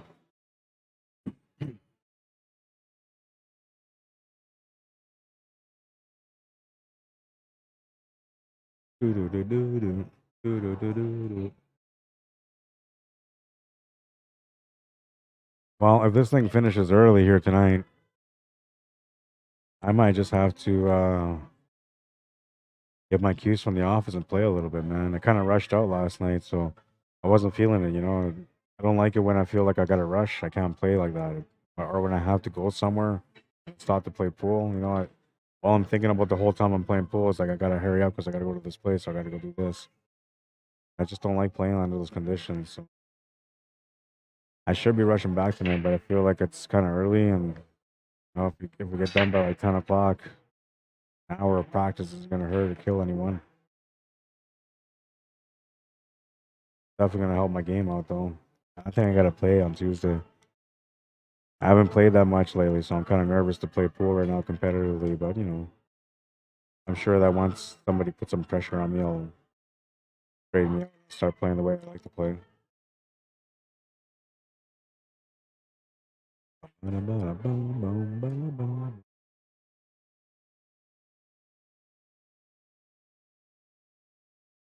Marcel Chief, how you doing? Welcome to the stream.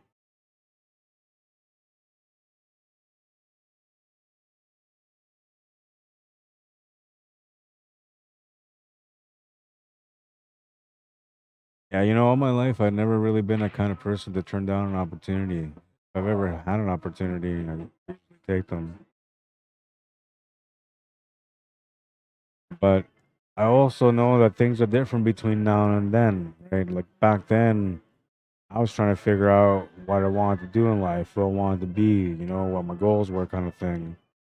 Now I know all those things, right? I know my purpose. I know what I'm about. I know where I want to go. I have all those answers. So it's a little different now when you're looking at life. It's not the same when you have perspective. So, like right now, if somebody has to come up to me and say, "Hey, man, you know, I've got this job, I've got this business. You come work for me. We'll work together."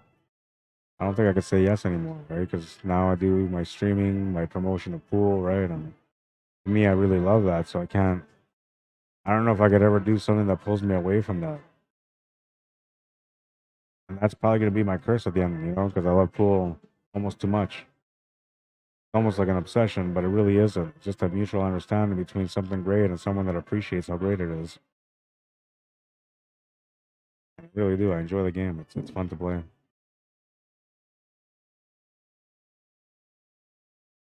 I grew up playing sports, man, so I could have been an athlete in so many different ways.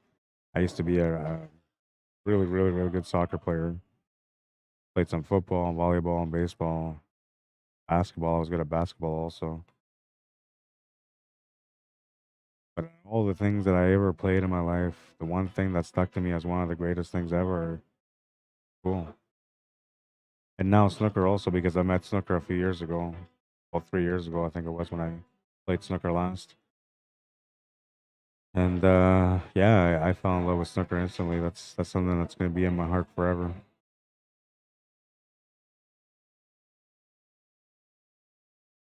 Mm. He had a shot from earlier that he almost missed. Or sorry, he had a shot earlier that he missed. That was just like that. This time he was kind of hesitant about that one. He almost missed that one too, but I don't think he really was gonna miss it. It just kind of looked like it. Dramatic effect. And that was a tough shot right there on that.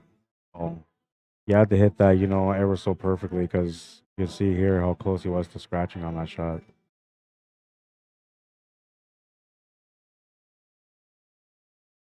Great pace coming off the cushion here for the nice line on the eighth. See it here, perfectly lined up.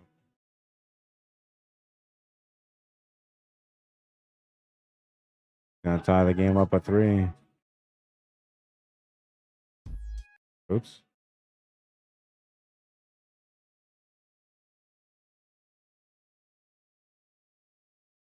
Ever so gentle on the shot.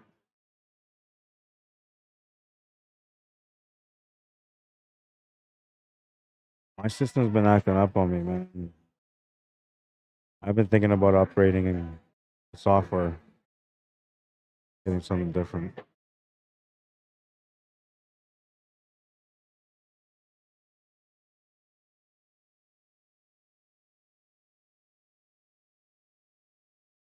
3-3.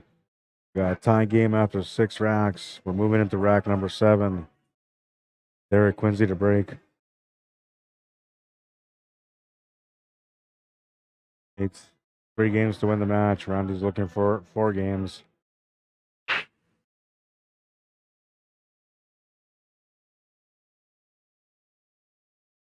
Smash and break.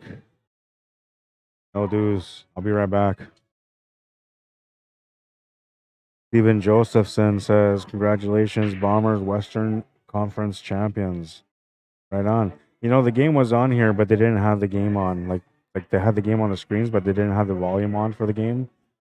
But I was trying to keep track, and it looked like they were doing good. It almost looked like, you know, they were going to have an issue there at the end, but the Bombers are having a strong couple of seasons now. They seem to have found their identity. Diane, Jerry McCreary, how you doing? Says, hello from Baldwin, Mississippi. Welcome to the stream, guys. Gene Peacock says, of all billiard games, I really rate snooker as my most enjoyable game. From the very first time I played, I was hooked. I love all pool, but there's just something special about snooker. Yeah, you know what it is? It's that special connection, right? You when you play pool, you develop a connection with pool to begin with. But when you play snooker, it's almost like a more intimate relationship with the game because it's a little bit more frustrating, right? It's a little bit more difficult, and when you start unlocking the knowledge and start adjusting, it's almost like it's like you conquered a wild beast. You know, it's kind of like that. Like you conquered a wild beast, and then suddenly it's no longer a beast. It's like your pet, right? You just love it. You want to see every time you see that pet, you want to go and say, "Hey, how's it going?" You know, hang out for a bit. Well, that's kind of how snooker is. Once you learn how to play it, once you get on there and you understand how to play it a little bit better, you start making balls. It becomes very addicting. It's so peaceful yet stressful, but it's peaceful at the same time. And when you miss, you don't get so worked up about it because you understand that the table is hard to begin with. The game is very difficult. And so you're not as hard on yourself, which teaches you a little bit more about being patient with your inner self when things aren't going right at the table. And that's what I really love about snooker was that, and also the focus level that I developed from playing in it. Right? Because when you learn how to make the shots and you want to make them consistently to get some high breaks, uh, you have to zen out a little bit more. You have to focus so much more, and it teaches you how to reset quickly at the table because snooker is a little different than 8 ball or 9 ball or 10 ball. You know, when you miss and you go sit down, you may come right back up to the table because usually it's a long shot for your opponent's tight tables anyway. So usually you're gonna come right back unless the opponent is a good player and you know they get on a run. Then you're gonna sit down for a bit. So snooker, you have to kind of have short memory. You have to be able to reset quick because if you carry the last shot onto the next shot, well, it's gonna fall apart. You're gonna hate snooker. It's not gonna be your game. But it's a beautiful game.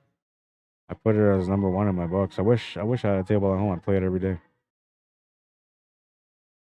I wish I had a home that was big enough to take a table in the room. 6 by 12 is a lot, and 5 by 10 just feels like I'm cheating, man. I don't know. It's not the same. Have you guys ever played snooker on 5 by 10s? It's okay, not bad, but I feel like the shots aren't as difficult. You know. Brian Ewan, how you doing? You definitely have to go small circle, says Gene Peacock. Oh yeah, for sure. And that's where I learned so much more about the big circle and the small circle, right? Because in snooker, you have to be stuck in small circle mode a lot. And when you don't, if you escape from that small circle for even a little bit, usually you end up turning the table over, and then you learn, so you try not to do it, right? And the more competitive you become at the table in snooker, the more you understand that your opportunities have to count, right? So you focus more. Everything means more when you're at the table, and your game cleans up a lot more because you're trying to capitalize with every turn. And you also get cleaned up on the safety play because there's a lot of that. That was a good shot. He hit the pocket there, base of the pocket, and it took the ball, and that's cheating on the outside, and he cheated really well on that one. But yeah, small circle, huge, huge, huge, huge.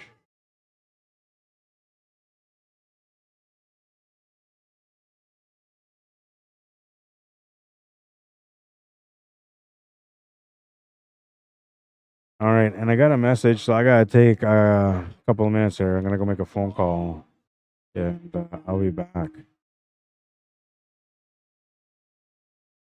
Or maybe I'll check the message first. Maybe I don't have to call right now. Caught up on all the comments, yeah, so I can move from here. How you doing, Pedro? Welcome back. Julian Russell, how you doing?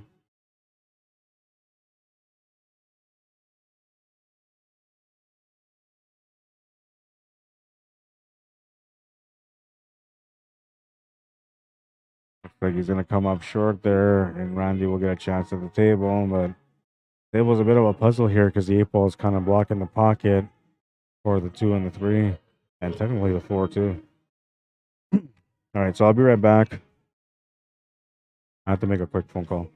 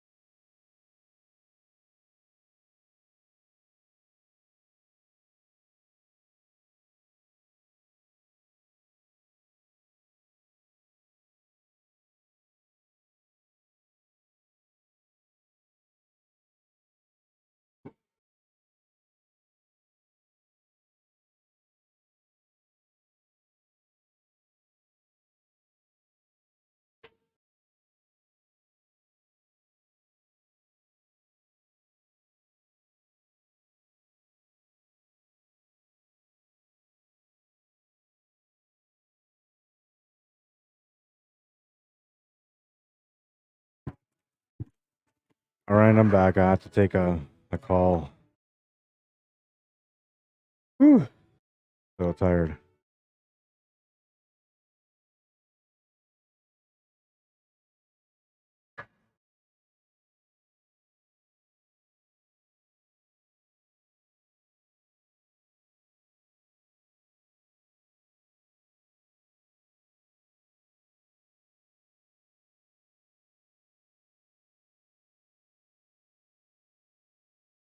Hang on.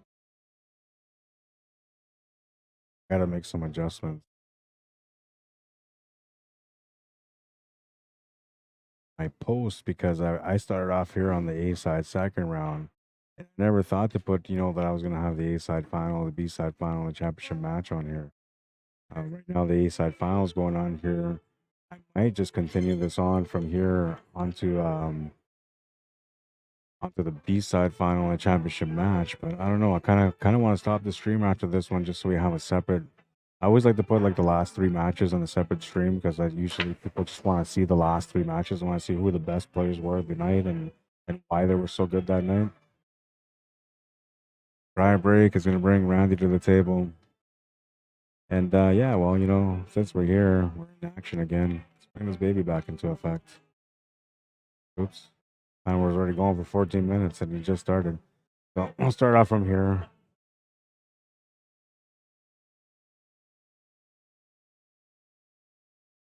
I'm not sure. He's talking to Derek about something right now, so that's going to make up for the time, I guess. Starting it on time. So it should be about a minute here. Last time when he had an opening, he took about 32, 33 seconds to get started. This one here, he came back to the table at 14 seconds, so he's almost at 20 seconds in now.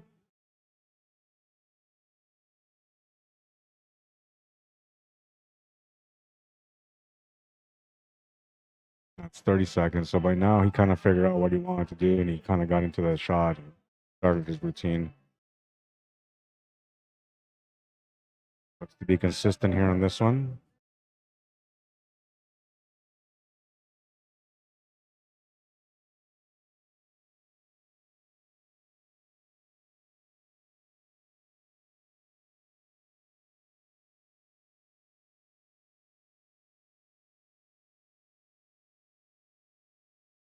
"17 seconds on that one.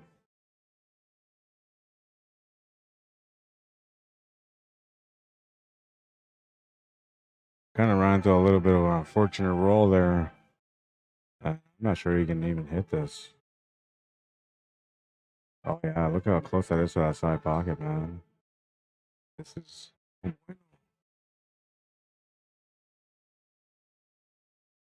Spanish people don't really speak like that, just in case. I don't know why they always make us sound like that on movies and stuff. That's no bueno. Don't talk like that, man. Eso no es bueno. What we said, clean.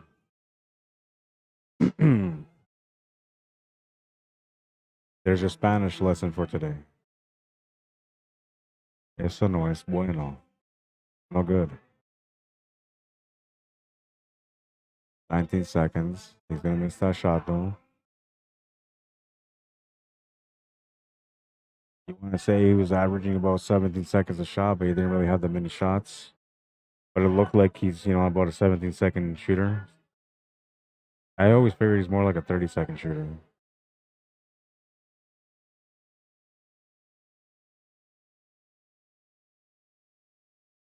On his first shot, Derek is taking about 30 seconds to get going, so he's getting close within that range now.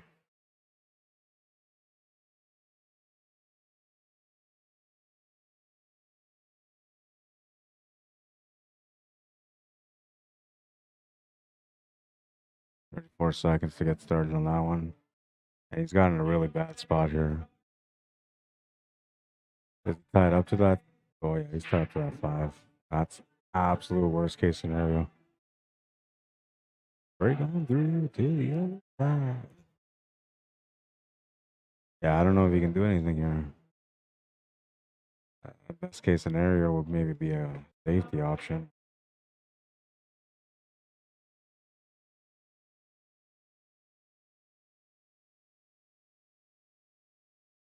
Can he see it?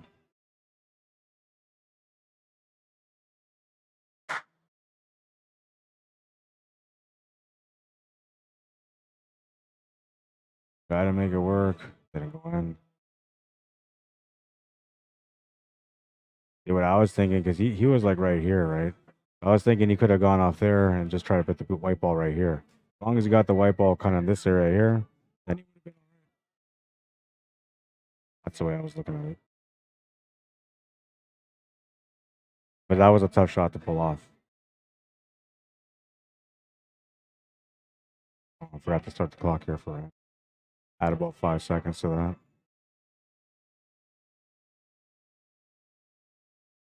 Probably about 10 seconds, really, because I did a little drawing.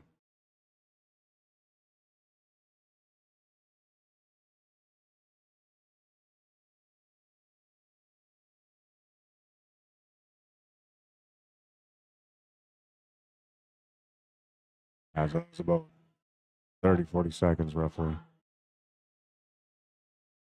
Table's kind of rolling a little funny on these guys, you know? They should be having some easier shots than they're finding right now. And sometimes the table just challenges you, and yeah, no choice but to deal with it the best way that you can.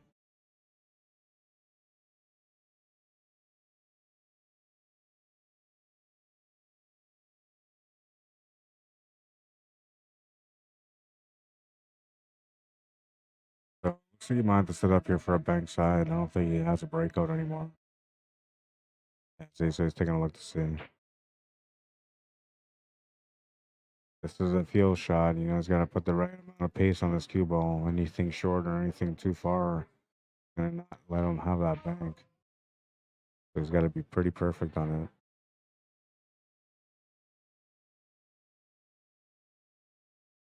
He's done pretty good there, I think.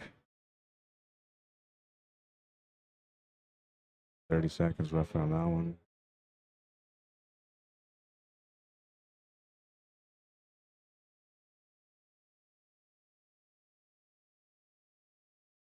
Looking for a bank shot here. One ball might get in the way, so you have to either stop this or follow it through with a little bit of pace. Yeah, he knew that too, so that's why he followed it with a little bit of pace. He's not going to be happy about that, but you know, what can you do, man? Well, I guess you can make the shot. I guess that's always the answer.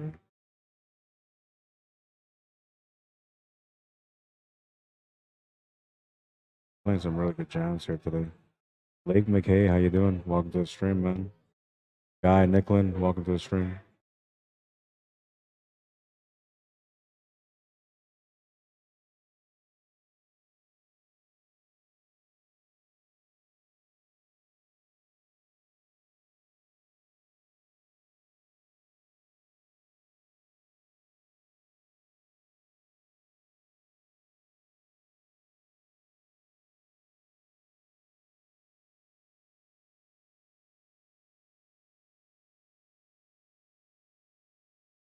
Problem here is that he can't leave Randy a jump shot on this 13 ball, so he's got to try to leave him nothing. I like this, just shooting at the 5 and leaving the cue ball up there. Smart shot. Took him about a minute to figure that one out. It was a smart shot. It was the right one. He doesn't really have anything. He can hit this ball, which is probably not what he wanted to do, but in a sense, it's better that he gives him an option to hit the ball than if he gives him a straight option for a kick, because he might be a higher percentage on a kick than he would be on a attempt to just hit this ball. I mean, just hitting this ball is not going to do much for him.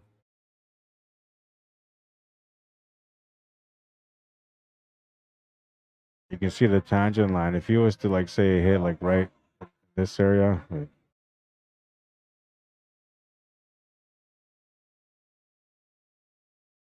so let's say he was like to hit the cue ball like somewhere on this edge here, right?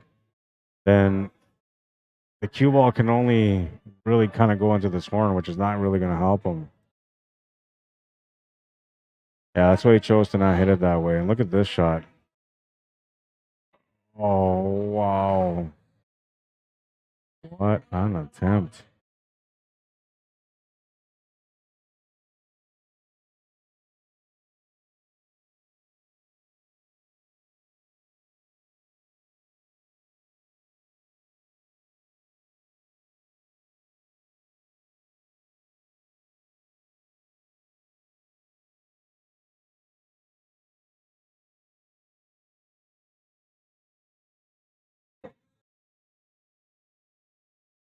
Hey.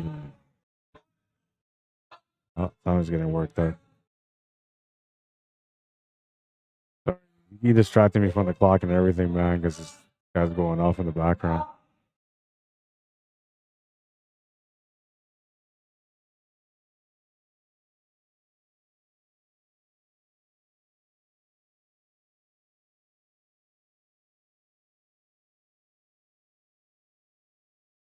He's going off again.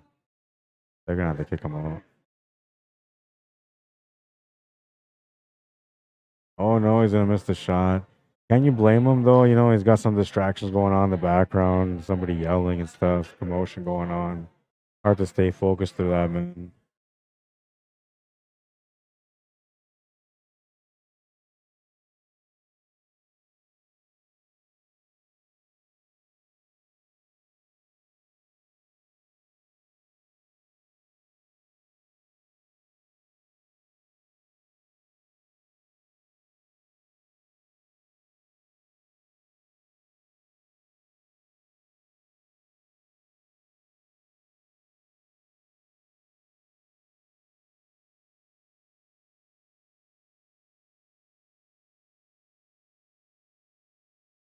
I thought that's what he came here for. I guess he didn't want to put up with the He just left him here.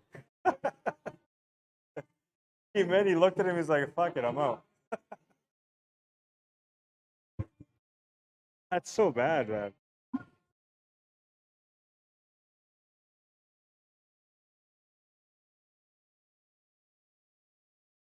All right, rack number 10. 5-4 is the score.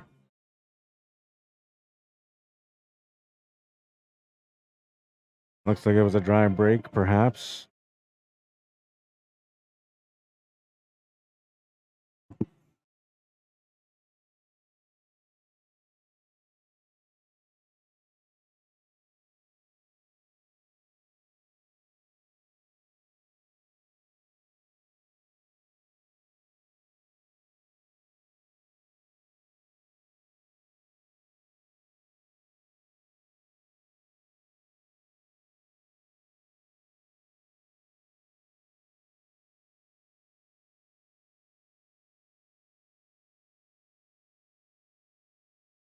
So he's been taking about 30 seconds on average to kind of get started, but a little bit of commotion in the background, so it took him a little bit longer.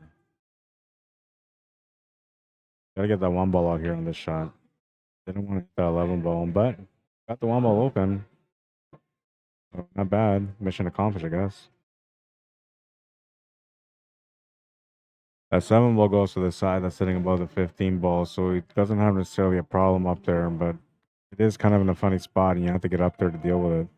I don't think he's got the angle here to do it now. So I don't think he's going to go up there yet. 19 seconds on that one.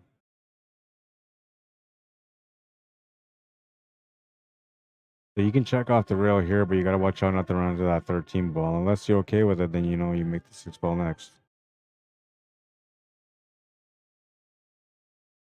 Yeah, that was good. Not to hit it at all, because that gives you the shot on the 7 ball now, which was the only kind of real problem ball that you had.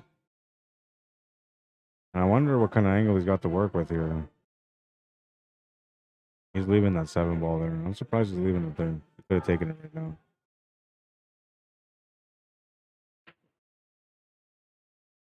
18 seconds on that one. So, you know, generally within the 20 seconds or less. He drew back nicely here for the 7 ball. Got all the options in the world now. He just has to figure out the finish. So maybe a couple extra seconds here just to work out the last details of the puzzle.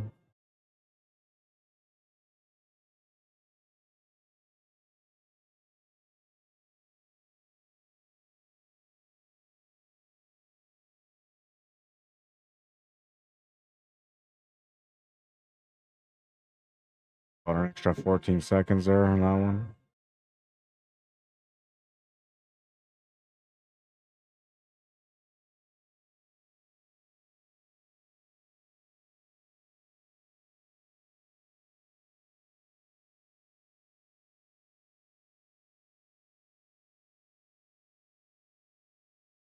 Basically where he is with the cue ball now is where he needs to be. A little bit further right is okay too, but it wants to be roughly where he is. Yeah, further to right is definitely okay. And usually on the 8 ball, if it's easy, these guys only take like 5 or 6 seconds to make. We had a couple extra seconds there, 8 seconds to be exact. That game ties up the game at 5. On the hill. He's on the hill and he's going for the kill in the next one because he's breaking in racks number 11 and rack number 13 if we get that far.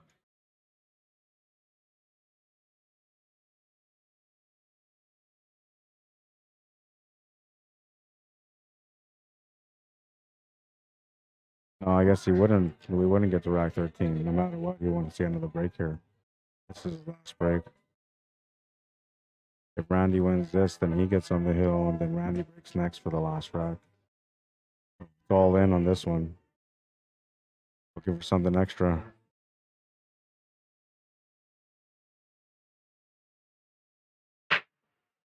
Lost the cue ball. Lost the cue ball today. At the wrong time. The clock will start now.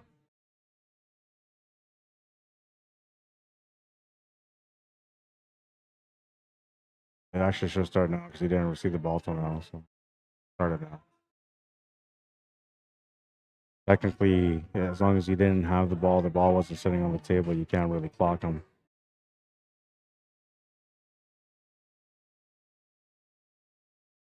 So he's been taking roughly about 35 seconds roughly to get started.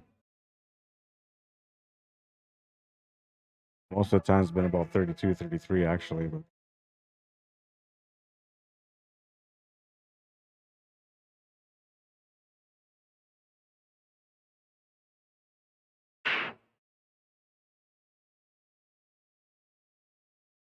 about 4 extra seconds on that one. You won?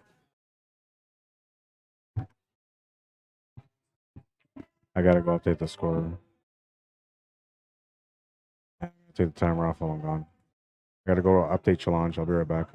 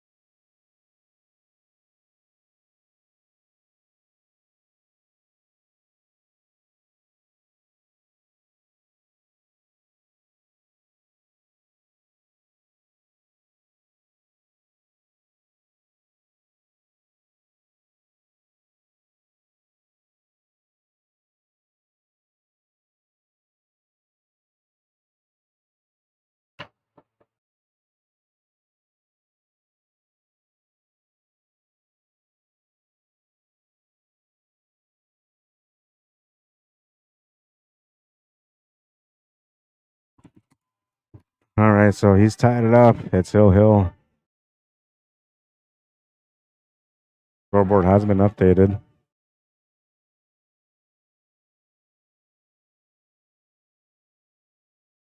I wonder if I can check in on the room here. I'm going to go on this one.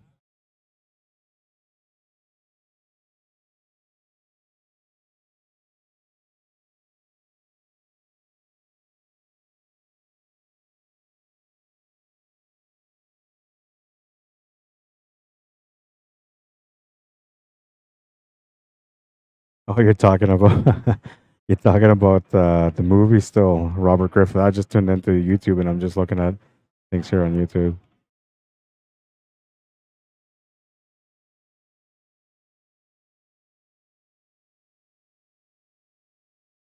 Earl Strickland works in the broken fingers part, he says, because he already tapes his fingers. We're trying to make a really good pool movie earlier. I think it's going to be the best movie ever. Quentin Tarantino's going to direct it, so it's going to be an amazing production. He doesn't know it yet, you know, and he doesn't know me at all. I don't know him either, so we're going to have a tough time meeting each other for the first time and trying to become lifetime partners on this great movie.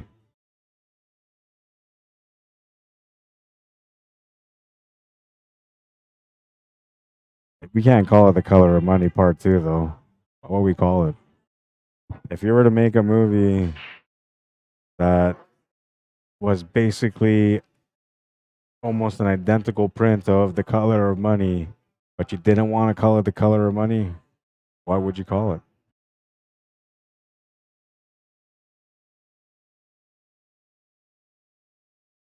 I like to call it like Picture Me Rolling, something like that. Picture me.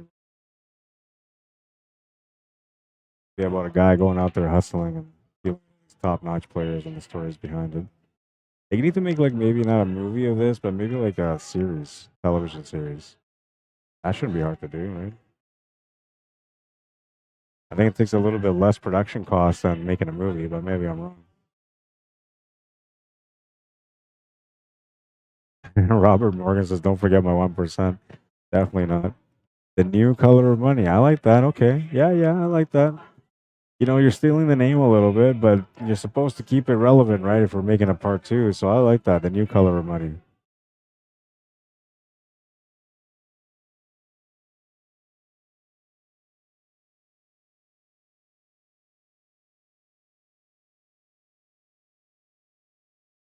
Missed opportunity there from Randy, and we'll see if Derek Quinsey can punish him for it and close out the match here.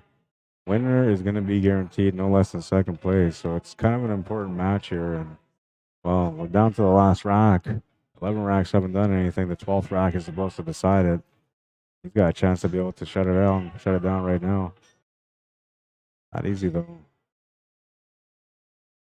A lot of work on this table. Have to decide whether or not you start going for something right at the hop or if you just play smart.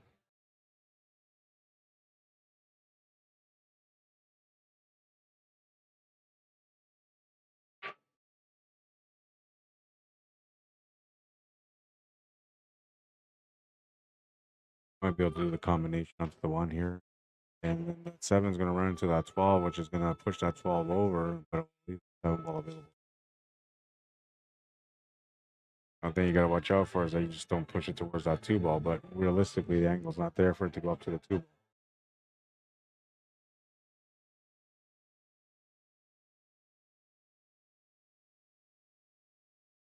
Either he's got a little bit of room between them.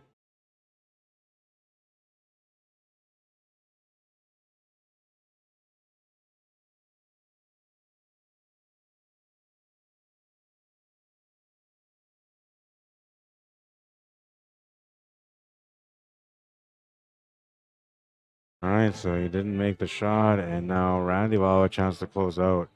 And I don't know, man. It's tough to kind of say that Randy's not going to close out when he's got a table like this. So I feel like he's just going to close it out now.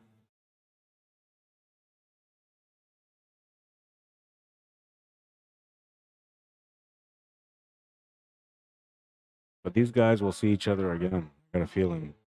I mean, Tim Sinclair is kind of sitting here waiting for the losers match to come through. And he's been playing some really good pool as well. So there is a small chance that maybe it'll end up being whoever wins this versus Tim for the final. But Derek's been playing some strong pool all day long, man. And I think if anything, battle between him and Tim is going to be a special one if Randy wins this match on this turn. Which I feel like he is going to because he's the closer and he's got a chance to close.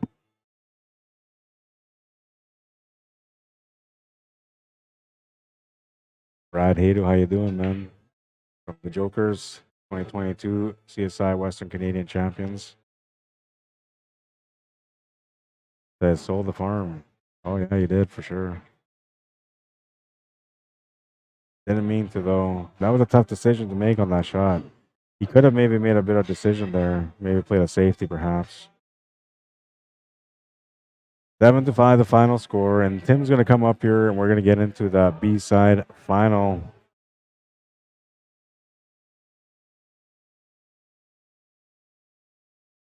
7-5. I gotta go update the bracket here.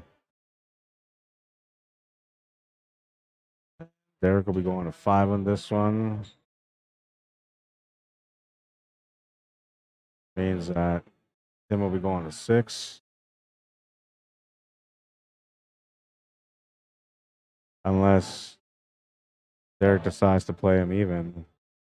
Which if he does, that's up to him. You and Tim, yeah. He's a 7 also. Yeah, so he'll be a 6 on the B side. Or a 5, yeah. Yeah. Yeah. Might as well, man. Oh yeah, for sure. All right, so 7-5 of the final score. I'm gonna go update the bracket. Derek's at the table. We're waiting for Tim to show up here. He may not know he's playing this match right now, but I'm gonna tell him. I'm gonna get that started right now. I'll be right back.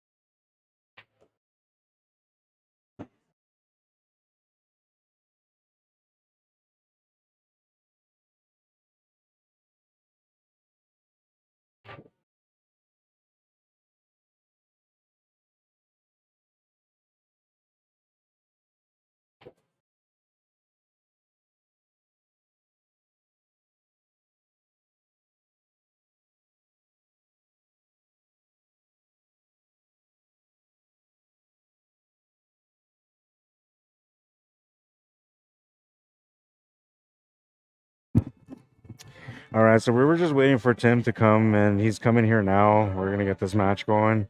Took me a little bit longer. I know my camera's off center too right now. It just bothers me, but if I go try to straighten it out, it's gonna be a big problem, and I'm gonna be frustrated over it. I just let it be. I am a perfectionist by nature, right? So things like this, if they don't look right, they bother me, and I try to correct them. But today, I'm trying to be stronger. I'm trying to be stronger than my bad habits.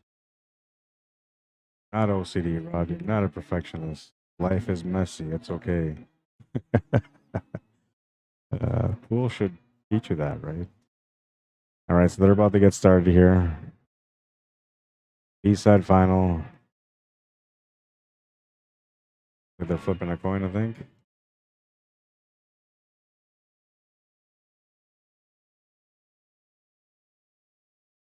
This is going to be a really good matchup here, too. I have no idea. I think she's.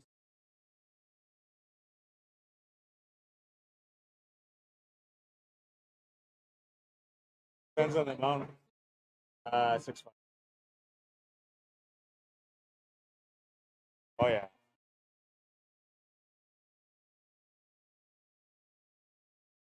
Go play whoever finishes. Playing for blankets. Last week, or yeah, one game, yeah.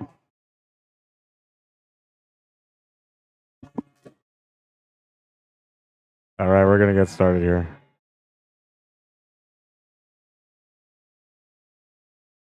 They're at Quinsey to break in the first rack. Race to 5 for him. Race to 6 for Tim.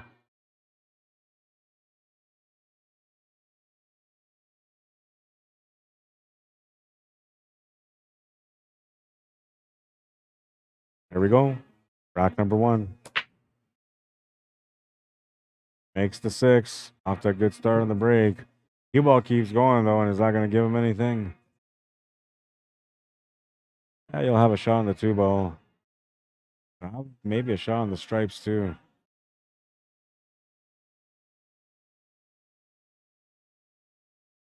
You got to decide what he wants to do here before he can get started.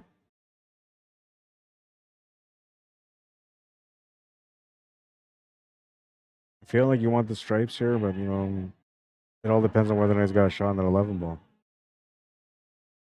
Oh, and he did. He did. A little bump on that 14 would have been nice, but he didn't bump it.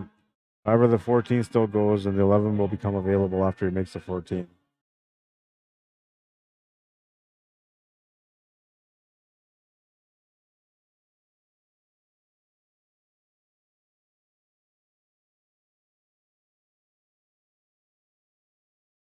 He had to open things up a little bit there, but he's pushed that 12 ball over the 2. And not a good thing here. Not bad, though, because he can still make that 4, or what is it, that 10 ball, I think it is, that he's shooting at right now. That can give him shape for the 9 ball with a breakout on the 12. Or he can just use that to break out the 12, which, not bad. A couple double kisses on the 2 ball. Opened up that 12 ball to both pockets now. He can just roll this up here and just play that long shot on the 12 to the top left corner with a little bit of angle to get over to the right side middle. Like that.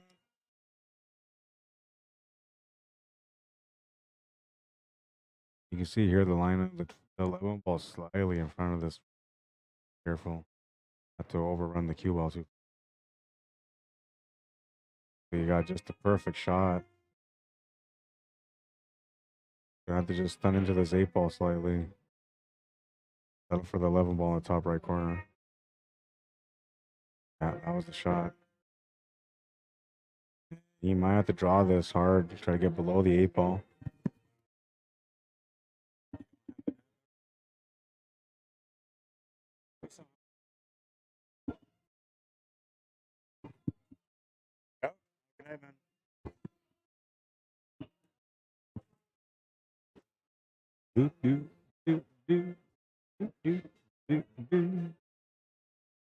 Oh, not bad. He made the right decision there. Found the finish.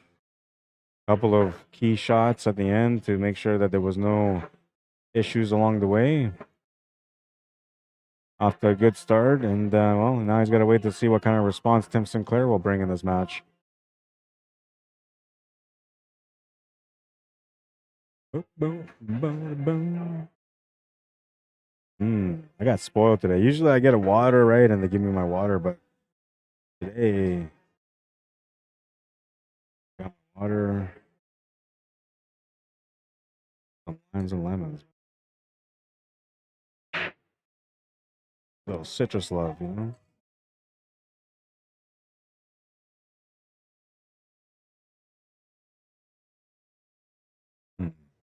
Just right here is good.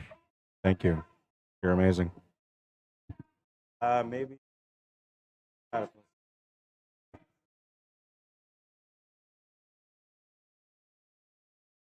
Oh man, this thing is huge.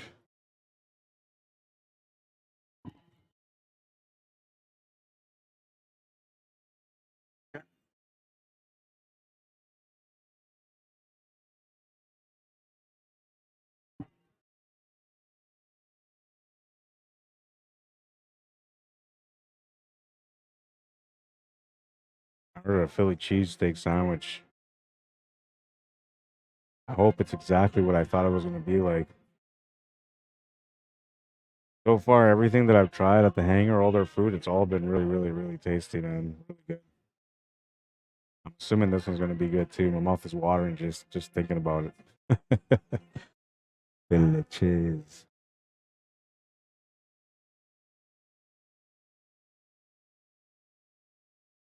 Did you guys have ever guessed that I was a chef before?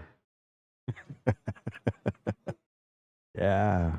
This love for food is, you know, birthright. I was a chef for many years, man. And when I was a chef, I ate all the time, everything. Awesome. Made a nice jump there. I missed it. Did I jump that he made? Oh no, he just jacked his cue up. So.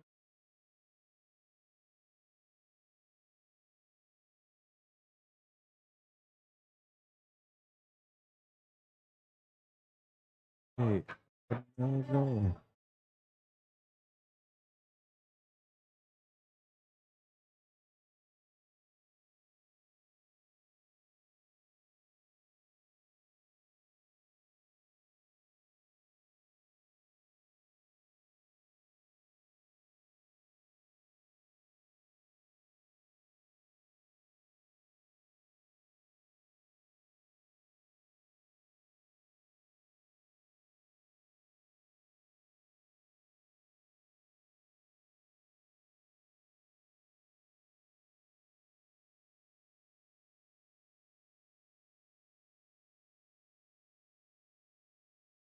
Nice shot. Follow through for the two ball was key there too, because he could have been a little bit more awkward on this. But this actually gives him a nice little opening here to get the last breakout that he needs. Easy now, Stripe, and he's begging it to stop too. See, there he's got a little bit of angle to work with for the draw. Gonna play it through instead. Same thing. Angle the right way. Gotta finish now. Gotta be careful here. He's gonna have to hit this into the rail first. Wants to get about halfway onto the 12, just like that. Perfect. Woo! And he almost lost that one. He thought he lost it. I thought he did too. We're tied at 1.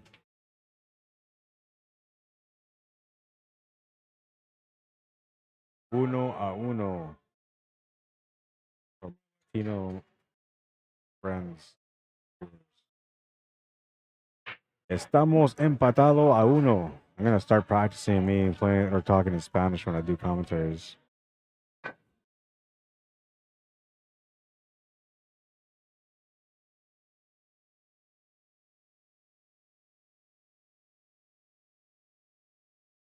Then when I get really good at it, I'm gonna be dramatic like those soccer commentary guys. You guys ever hear those Spanish soccer commentary guys? Oh my god.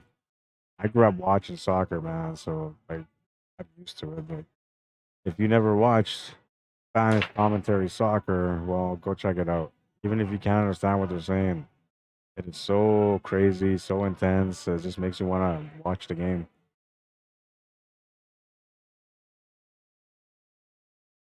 Oh, he's made a ball and he's got an opening shot. A small problem here with this 14 and 7, but other than that, it's not too bad. And I guess it's not really a problem because there is a combination for it, so you can actually open up this 14 ball no problem. Not to go that way. He's gonna go this way, which is smarter. As long as he hits into that 7 ball, he should be okay. Gotta watch out not to get hooked and not have a follow up shot. He done good there. He done good to get down to make sure that he was within range. Something.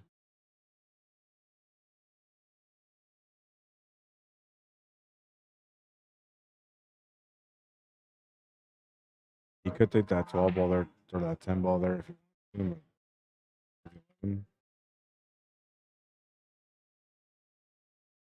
Nice pace on it. I don't think he's happy with what he got though. Oh, he didn't make it. That's why he's not happy. I thought he made that shot. I thought it was automatic. That thing was going in. Diamond tables, to tell you. Real thing. Lance Wortham, how you doing? Or Wortham, is that how you say it? Wortham?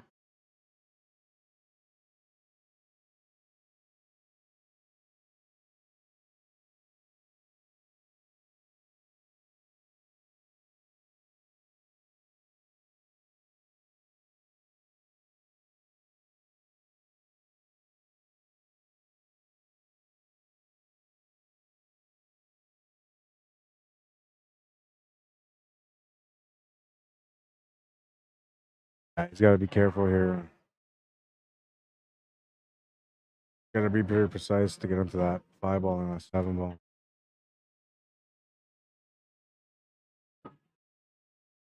That wasn't part of the plan.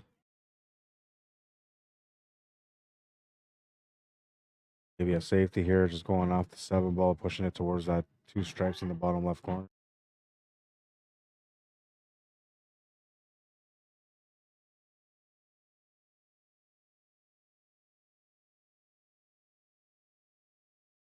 If he can see some of that 1 ball, then he can maybe just play something different. Odds are against him here, though, because most of these stripes are opened up. The combination sitting like a duck over the pocket right now doesn't make it any better for him. It almost guarantees that his opponent's going to have something to shoot at when he comes to the table next. He's got to be careful here how he plays the shot.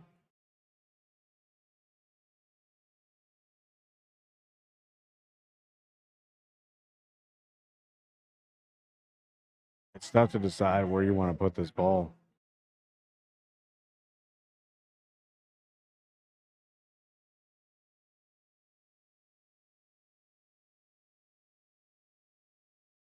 I get to the top rail.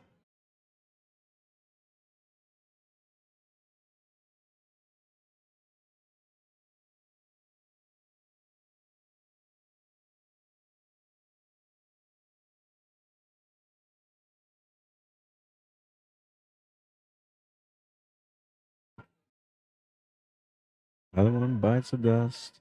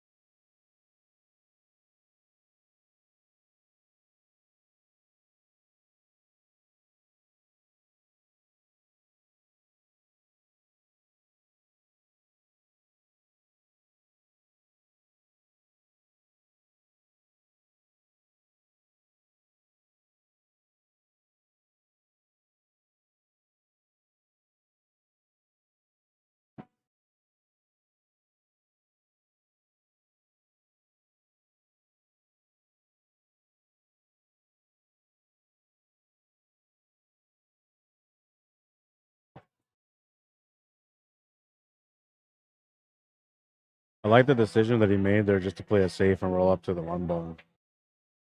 All good players will choose to play a safety at the most perfect time, meaning that they usually don't, they're not playing a safety because they're stuck in a situation. They're playing a safety because they choose to create a situation that can give them an advantage. And that's what he did there. Sometimes players are so talented that they kind of forget that a safety can win you a game. You just try to tie things up here a little bit. It's going to be a ball in hand here.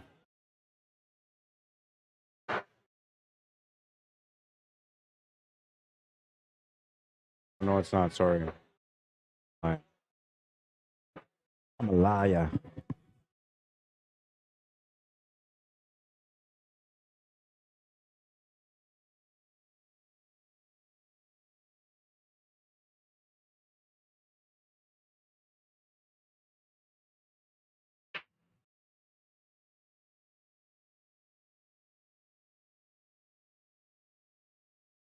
The goal there was to drop that one ball also, but he didn't drop it. So giving chance a chance. He's giving Tim a chance to get up here for the 7 off the 1.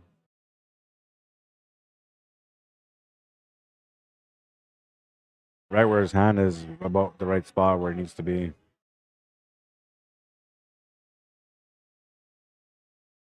Because this ball is not buried into the pocket, it's going to allow him to get a little bit extra speed on this cue ball.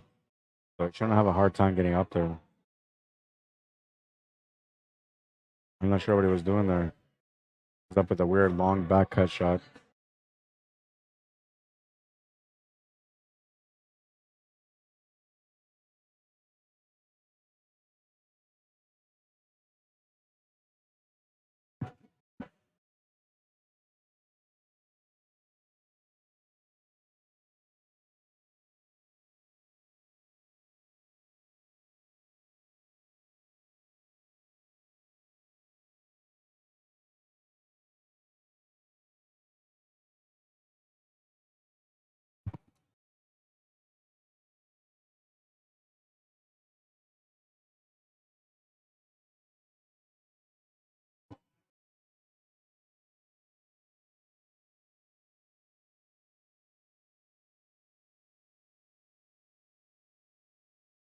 Lose the cue ball a little bit on this one.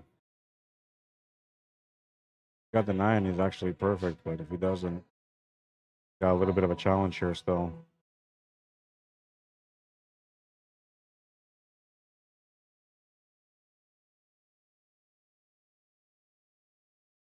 Well, that 9 went, no problem. Good down, just has to make the shot to the side, follow the cue ball down table for the last stripe. And shape for the 8 should not be a problem.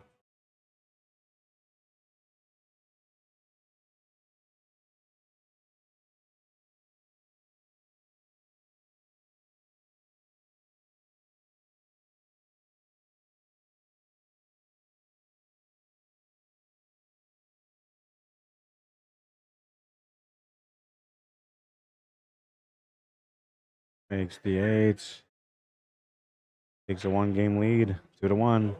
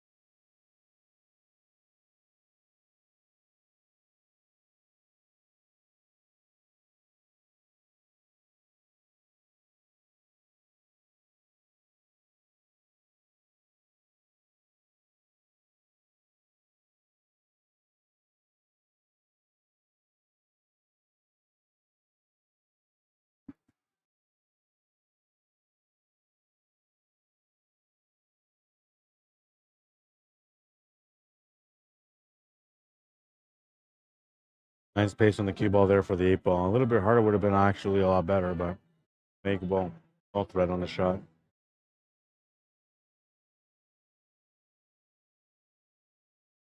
And he's starting to look comfortable on this table.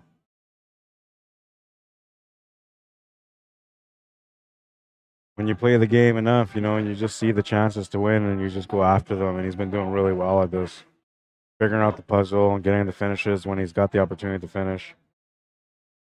I think the best part about it all is that he hasn't really let anything bad get into his head yet.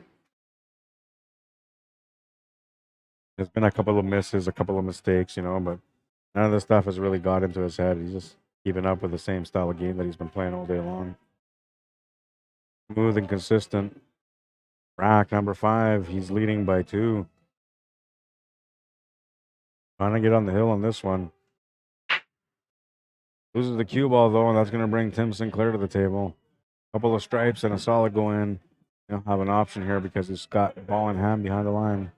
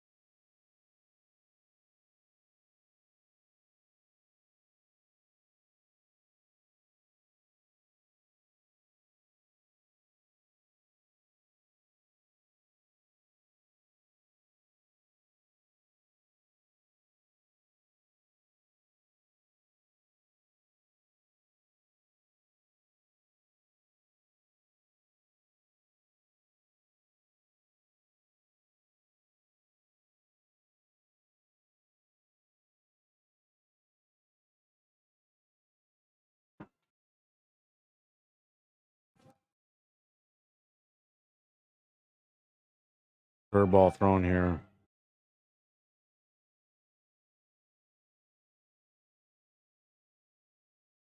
A little bit of luck here for a follow-up.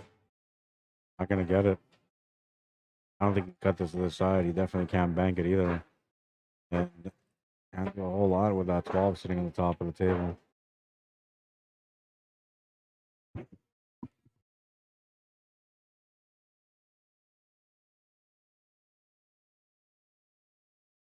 Yeah. Are you really? Thanks, bro. Yeah. Thanks, bro. I got a hero. Got a hero that's playing for me today.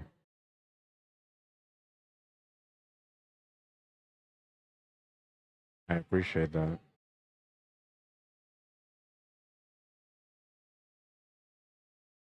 They're all the weirdness and all the whatever, man. There's always, you know, people that stand up and just say, "Hey, man, love what you do. Thank you."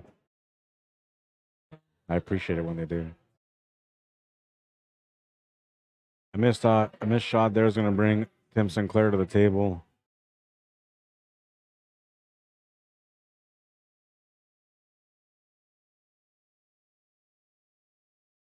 Trying to figure things out here. He's got a chance to be able to get another point under his belt, but he's got to be very careful on how he plays the shape here for the 9 ball. There's lots of room for error. See, and there it is. There was lots of room for error there because he needed to try to, you know, get shape for the 9 ball, which you can see he clearly had shape. But that is the reason why he missed.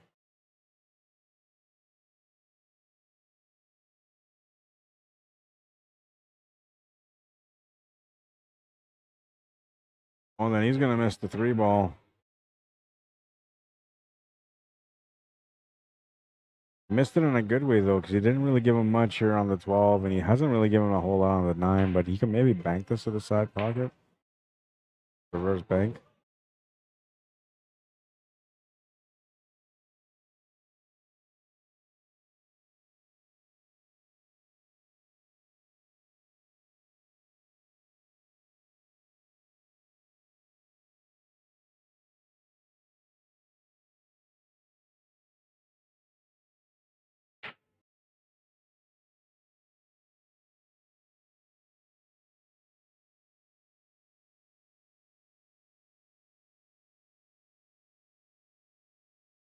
Bank corner for the win, maybe. Oh, he went for it. Hey. And it went in. What a shot. Oh, wow. He's giving himself a chance here, but this is going to be difficult. It ain't going to be easy to make this 9-ball in here because in order for you to do the follow through draw shot, you have to be in a perfect line. Both the ball you're hitting and the ball that's sitting in the pocket have to be in a perfect line for that ball to follow through. And this ball is kind of over the pocket. Yeah, so that's what I mean. See, it was going to be hard for him to get that finish because of that. But what a nice effort this was. I mean, this is ballsy, man. You go for a big shot like this at a time like that, and he got rewarded. He made it. Did not get the follow-up shot. And look at this. Now Derek has an opportunity at the table, and he's going to miss the 1 ball, and that's going to bring Tim Sinclair back to the table. And now that 1 ball is blocking the pocket for the 8 ball. That means he's going to have to either play hard shape for the 8 or just settle for a bank corner. He's settling for the bank corner. He hit that a little bit light, though, and he's going to end up with a weird angle on this 8 ball. This is makeable still, though. Definitely makeable. A little awkward. Has to hit just to the left of the diamond. Oh, and he's missed it. That was one of those shots where you have to hit it, but not super hard. You know, you have to kind of medium hit it. You know, medium stroke. So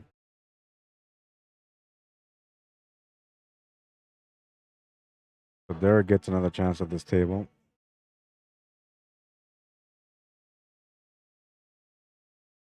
And he seems to have, you know, kind of slowed down here a little bit.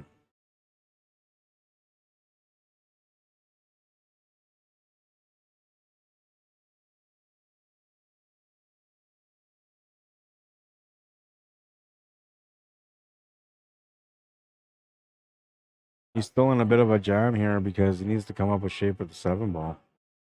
If he can get shape with the 7 ball right now, that would be ideal because then you don't have to worry about a whole lot. But if you're going to have to play shape from the 1 to the 7, then you know you're still not out on this table.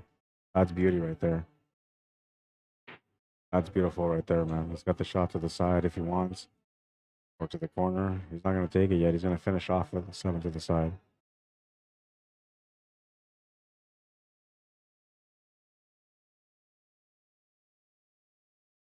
It's not a little bit too far here. Too much juice on it. I'm surprised he didn't take that 7 to the side right there.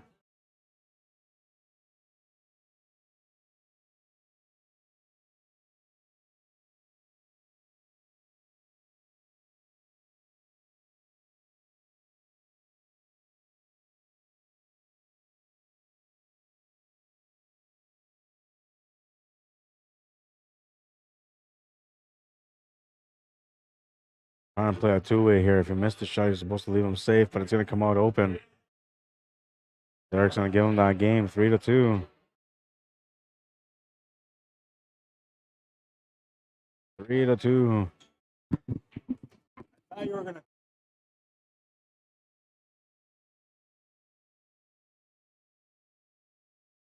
I mean,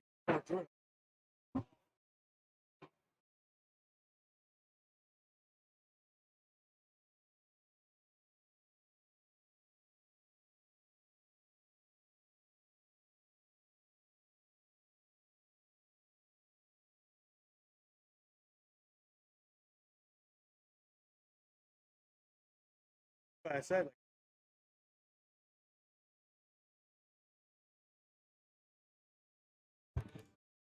You tucked up on that 8 ball? Yeah, I seen that. Yeah, he had nothing on that ball. He was frozen to the 8. All right, so we're rack number 6 now, and Tim Sinclair just broke, and I think he made a ball. 1, 2, 3, 4. A couple of stripes, it looks like. And yeah, a couple of stripes. That's what he's made.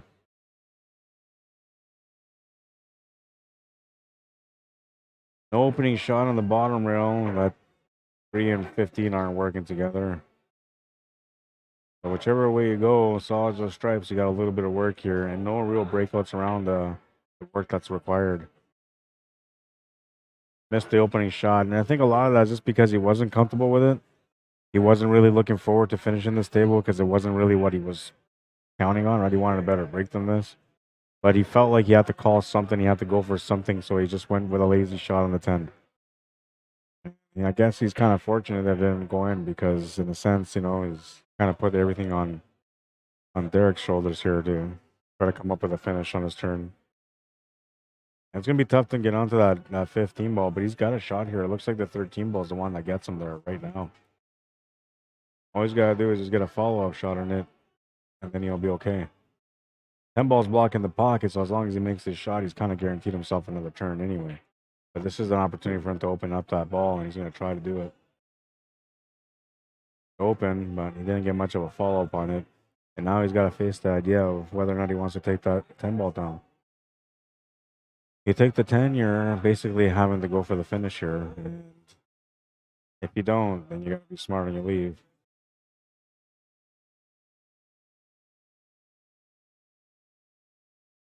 So he's got the pocket taken over with that 10 ball right now. A simple combination from his opponent can take that pocket over, and that kind of kills the stripes for him. Kind of a good thing here that he's going for the finish.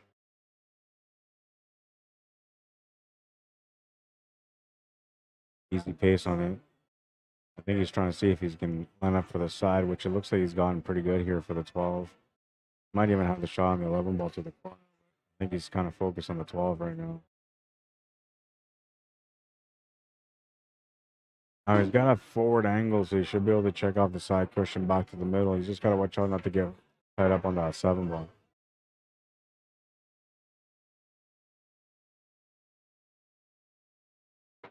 Yeah, see, that was the problem. You have to make sure that he didn't get jammed up on that 7. And he kind of knew that was a bit of the situation there, too. A little bit of a brain slip or a brain fart, if you call it. That's what I call it.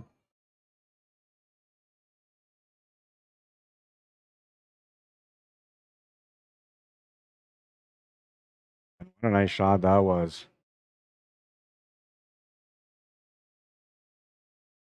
But now he's got another tough shot he's got to face.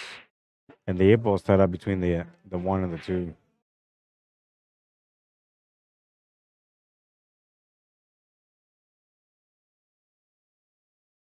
Might be able to get it open, but I don't know. It's tight. He tried. It might have been good that he didn't make that shot, to be honest. Might have been a good thing. 3-2. This is a nice cut. Deserved a better outcome than what he got.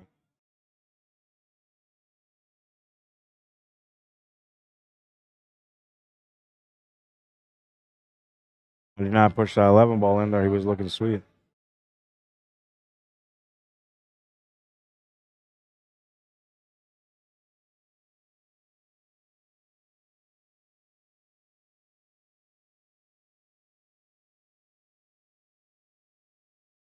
Checking to see if that 6 goes past that 8 ball. Because if it doesn't, he doesn't really have to break it out. However, when he takes that 1 ball, he's going to open it up a little bit more anyway. So I feel like it's irrelevant to really look at that 6 ball.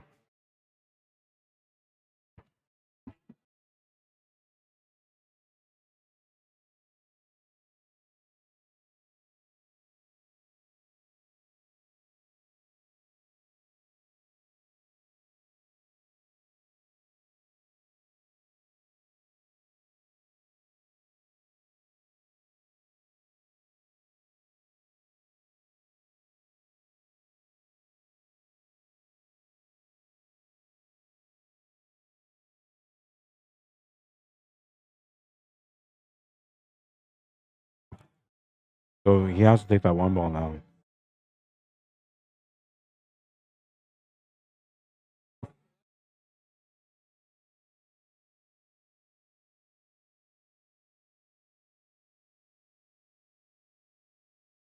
I'm going to have to go watch this.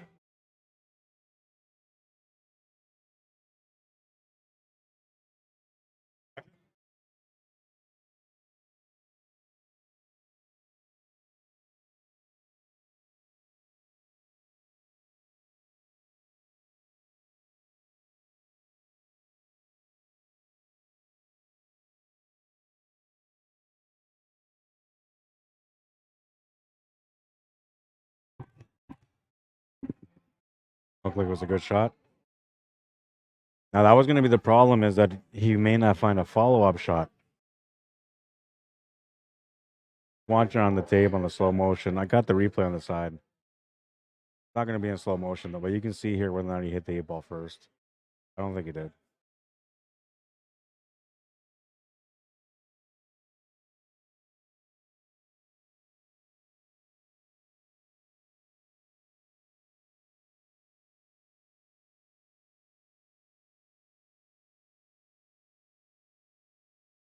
Going to play the shot combination on the 3.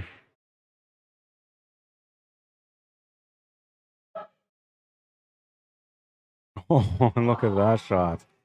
Wow.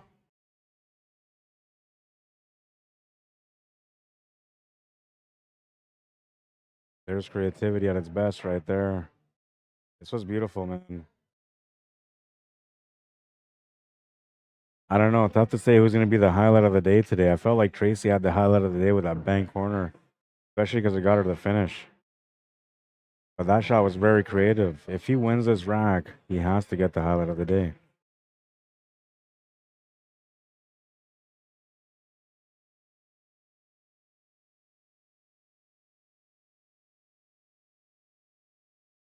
Bradley Anderdahl, how you doing, man? Welcome to the stream. Butch Hubbard, welcome to the stream. Charlene Maines, how are you? All right, so you play the safety option here. Good choice, you know. Put the pressure on his opponent. But he's got a shot here. He's got a cut. And kind of like you don't really have much to lose here, because your opponent, you know, he's got a game spot on you. Or he's giving you a 1-game spot. So it's kind of like a free stab here. Right at 50-50, so it goes to both pockets, either the left or the right. Have to make a decision which way to go. I like going to the right here, but it might scratch. Playing safe and smart. That's gone a little bit too heavy, though. The idea was it was supposed to block that 6-ball for him. That's a good idea. He came up short on it, or he went a little bit too far, I should say.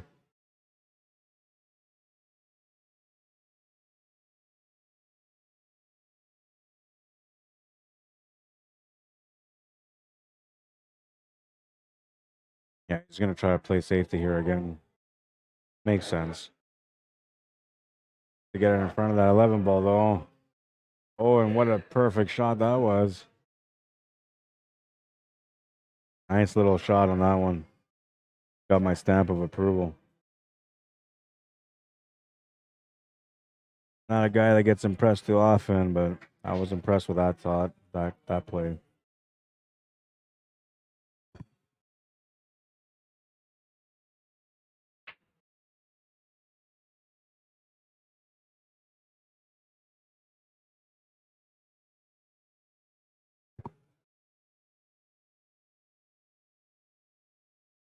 It's a little bit of luck.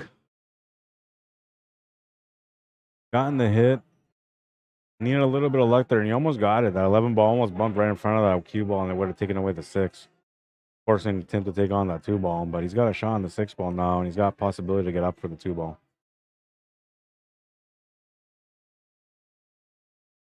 He'll just stun over to the rail and gets across for the 2. He's got the 2 to the corner. Making this shouldn't be a problem, because you can just play this through naturally to get shape on the 8-ball. And the 8-ball, you might just make it to the top left corner or the side.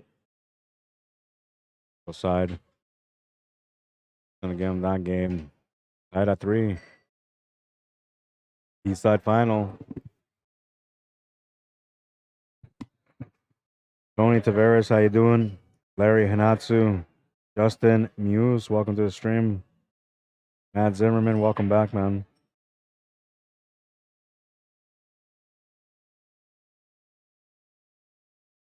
I don't know, it was creative. Look at it again. What I liked about this is that technically he was stuck in a bad spot, and he just made a bad spot into a great shot. And now he won that game, but it wasn't because of that shot that he won that game. So I'm not sure if that qualifies him as the highlight of the day. I feel like maybe Tracy's still the one. I gotta load it up first. That's what I should do. But before I load it up, I'm gonna show you guys the highlight of the day from yesterday. This is from Jason McNish playing 9-ball. He kicks the 4-ball straight into the heart. Wow. What a shot. Just a beauty.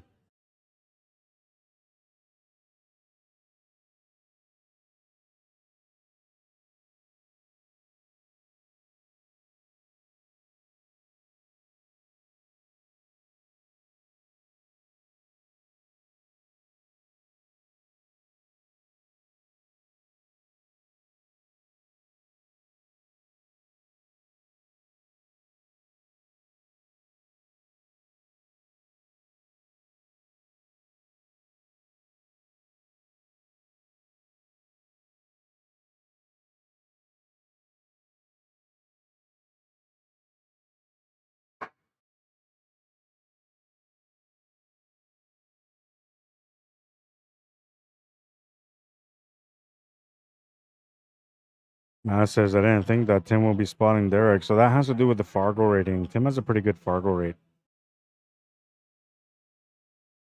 He's trying to be like a Vegas level player. Like he's trying to be ranked like a Vegas level player here in Winnipeg through the active pool league type thing. But to me, I feel like he's always been like a Super Vegas one for sure. And there are a lot of days where he just seems like he should be a premier player. We need to create a handicap police. Somebody that goes around checking handicaps on people.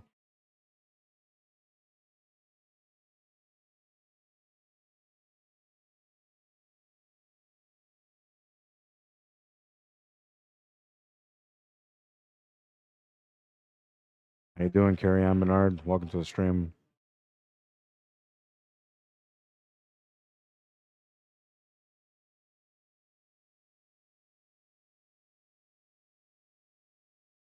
What is he looking at? Off the rail, off the floor, into the side?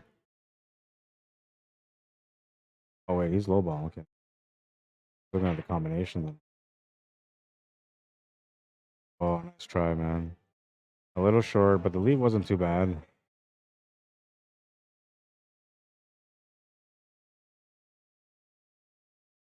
He's giving him a shot on the stripe to the top left corner. And I guess this isn't that great of a lead. That shot alone is going to bring him back within range to deal with the last 4 balls that are remaining. Looks like Derek needs a little bit of luck on this track if he wants to win this game. So close to getting on the hill, and then Tim's turned it on for 2 racks so far. Keeping things interesting anyway. What's up, Jason Musso? How you doing?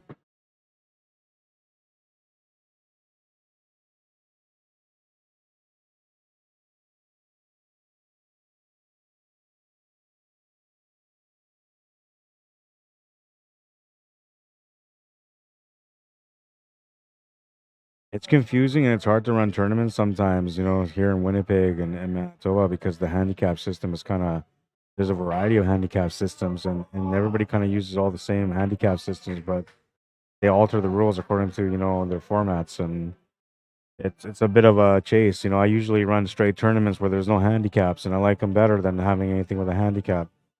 Because usually there's no arguments, everybody knows what they're playing for, what's at stake, all that kind of stuff. There's no bitching at the end, right? But handicaps, it's always an issue, right? There's always somebody that's not happy, somebody that sandbags perfectly. You know, people are getting upset because this guy's going to 4 and he's like beating everyone 4-0.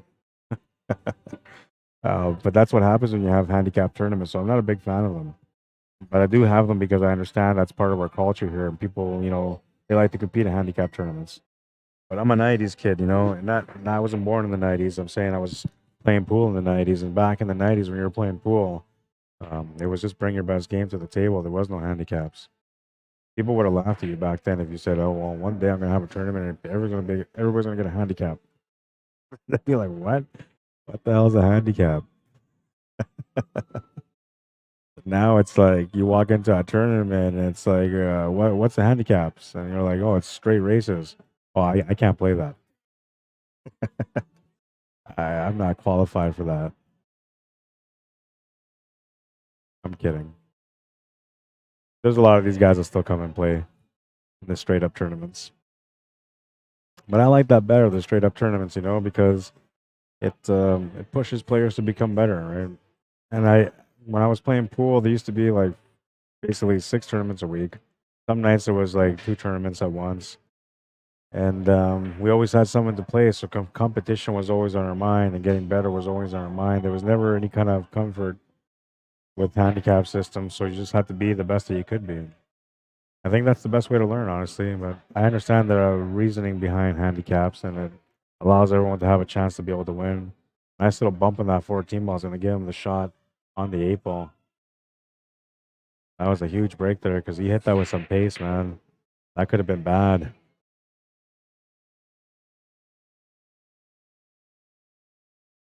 A little bit of perfection on that one, though. Missed everything except for the 14. He got perfect on it.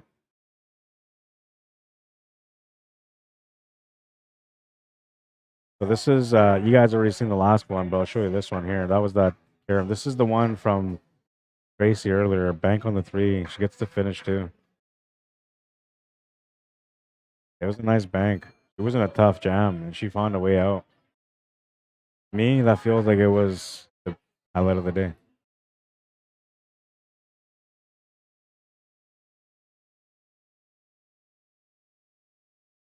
But Tim's combination was really good too. But it didn't earn the win. See, that's where I'm kind of splitting up here a little bit because for Tracy, she made a beautiful bank that got her the win because she had the 8 ball right after that. Tim made a beautiful combination, but he didn't finish on that turn, and eventually he only won because of mistake from Derek. But the shot was really pretty, and it was really, really creative. So that's where I'm kind of split on it. You know, I'm split between the bank and the combo, kick combo.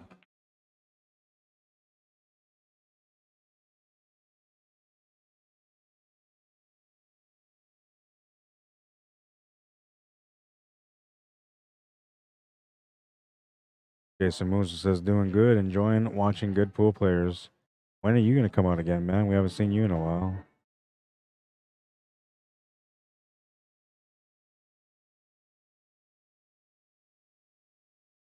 Oh, what a nice shot, but then he scratched.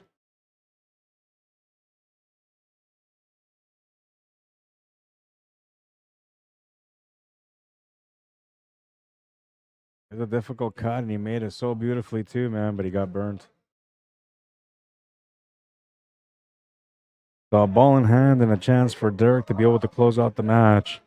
Him winning this game means that he would have a showdown with Randy Baggett in the championship match.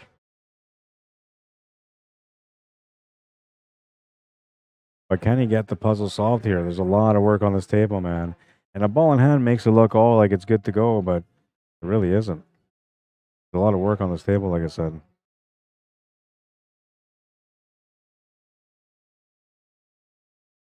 I'm curious to see how he's going to figure this one out. He needs to break out that 14 and 8 ball. That's key. So that's going to probably be the first shot that he takes care of.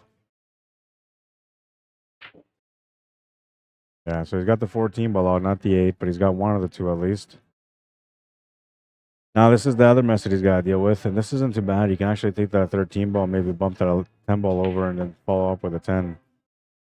I don't know if you really want to do that, though, but possibility. If he's got a forward angle here on the 11 ball also, that might be able to help him to get onto that 14 for the breakout on the 8.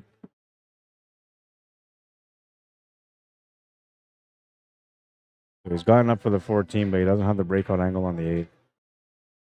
But he does have a shot on the 13 ball still, and he can choose to go for that instead of that 14, which is not really helping him much right now. But just don't see that being a problem, and you taking it right now versus leaving it for later. Look at this shot, though. What a shot. Needed that 8 ball to get opened up, and it just refused to open, man. But what a nice shot that was.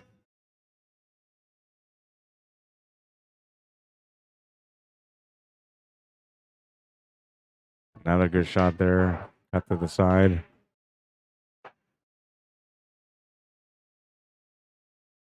He's got to deal with his top, and unfortunately for him, that 12 ball might be the finish ball. I just can't see any other way. It has to be the finish ball. And it sucks because he's got to use that to break that 8 ball open, which is going to be really hard to do from there. Oh, no. He didn't mean for that ball to go in. That was not part of the plan. And now we're stuck in a situation here. He's got to kick this. And even if he makes it, he's going to be in trouble no matter what. He's trying not to make this here. He just wants to hit it. He's going to miss it, though. It's going to be a ball in hand for Tim. He's going to have a chance to be able to have the match here.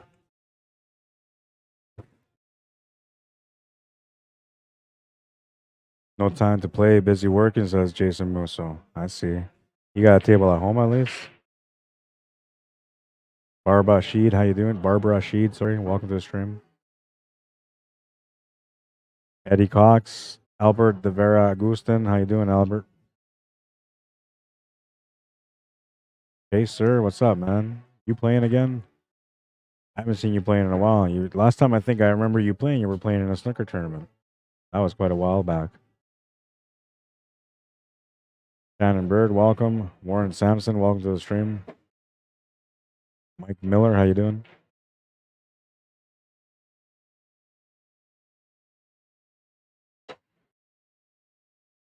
Nice jump shot, man. Really nice jump shot.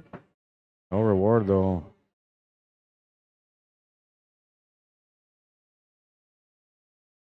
Well, Tim will just have to start off with that 3-ball. He's got a good, easy setup here for the finish on this rack.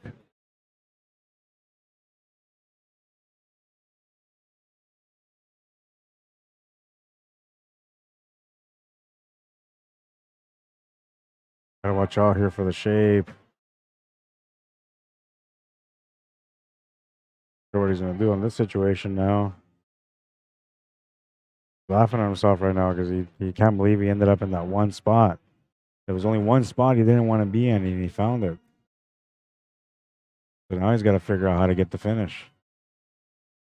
We're in desperate times here on this one now. We might be thinking about a bank corner here with a draw for the finish. Gonna call the corner. Got to squeeze it past the stripe or through the stripe.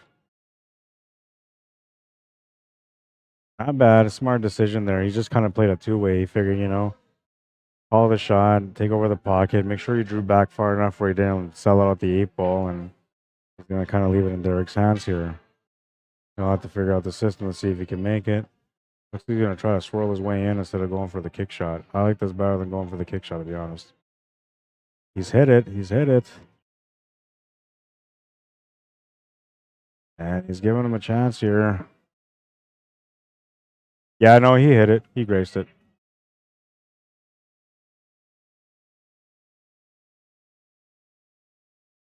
I'm questioning whether or not he hit it, but he hit it. I seen it. This is nice here because he can just make the shot and come down naturally for the shape on the 6. Just has to watch out for scratching, which is kind of the only thing with him. And he's fine. He avoided that obstacle. Easy shot to the corner now with a little bit of a drawback for that 8-ball. Slightly off though, so I don't know. Not quite straight. He might have to settle for a longer shot. That's what he's looking at now. It might go up like a diamond from there, which will make it a little bit harder of a cut. So he decided to draw back. That's a smart shot there. That was a better choice.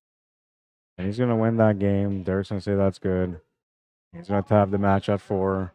And we'll keep moving here in this B-side final. Good matchup so far. No room for a pool table, I see. I'm going to tell you the same thing I said to Randy Baggett. Just put a table outside and build a shed around it. Thomas Flynn says, yo, what's up, Thomas? How you doing, man? Mike Miller says, thanks for the stream, Rod. Cheers. My pleasure, man. Thank you for tuning in and watching. Thank you for liking and sharing the stream to those of you that did as well. I appreciate it. If you didn't, I'll remember who you are. I'm kidding.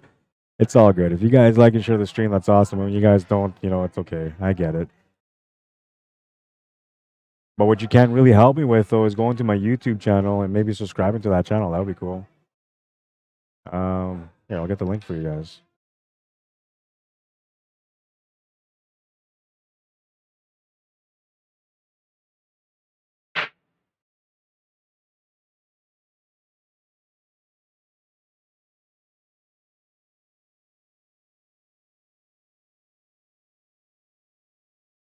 All right, so there it is. I posted it up for you guys, and well, let's maybe pin it too.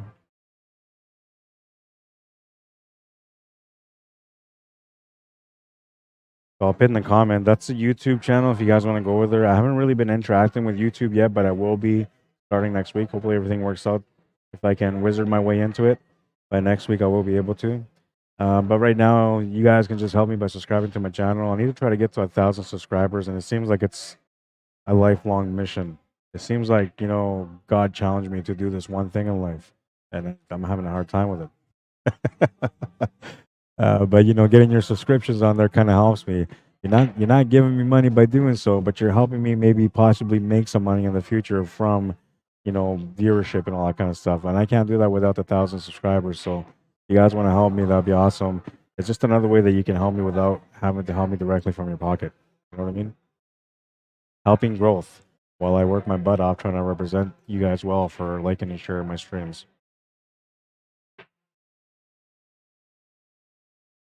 Teamwork, baby. That's how it all works. It's been a process, man. I had like no subscribers and I went to like 90 and I was like, oh yeah, this is easy. I'll get to 1,000 in no time. And it's been like 3 weeks and I got like 111 people. I think 6 of those came yesterday. I want to be like, I'm going to do a giveaway, but I don't have anything to give away other than advice.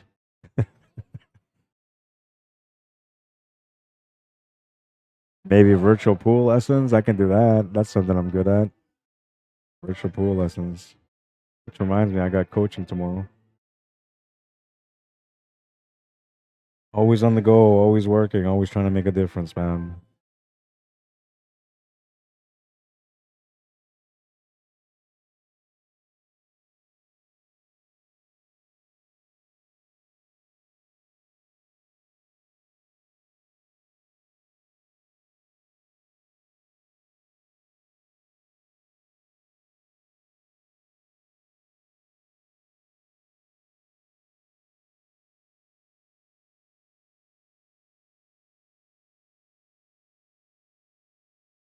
You know,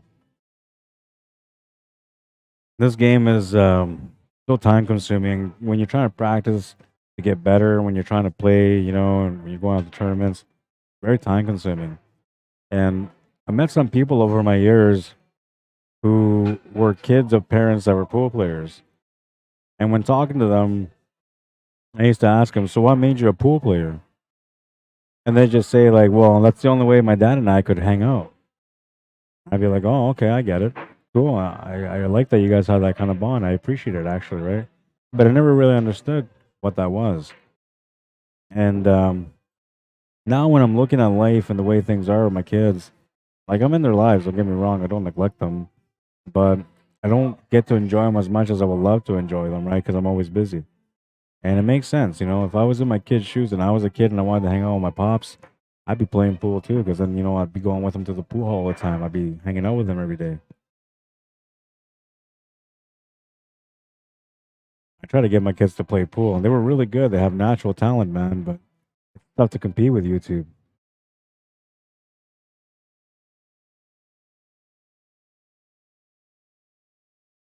And if it ain't YouTube, it's a video game, It's always something like that. These kids nowadays are all technology kids. Me, when I was a kid, man, they give me a stick. There you go. Entertain yourself. Make sure you can poke your eyes out. All right, thanks. And man, I'd play for hours with that stick. Oh, Jesus. I guess I still am, as a pool player. The stick just got prettier, that's all. Got more expensive.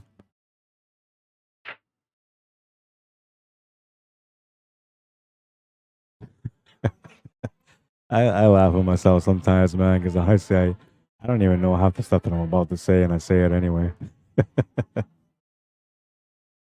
Oh, he's just trying to play smart and conservative here.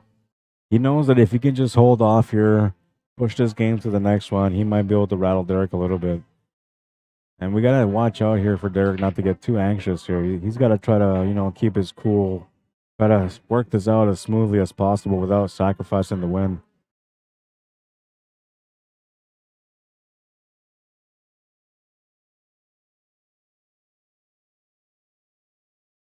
Another safety's coming up here. That's the only thing that makes sense to me. Just pushing the cue ball forward a little bit. Yeah, there you go. Perfect shot. He's hoping he didn't leave him anything on that 9 ball.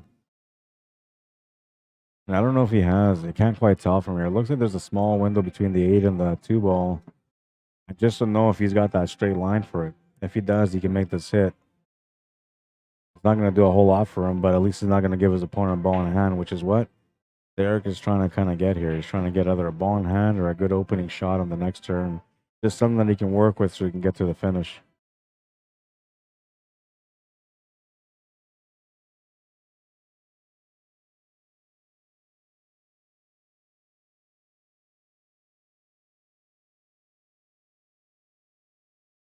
Oh, there wasn't enough room for the path.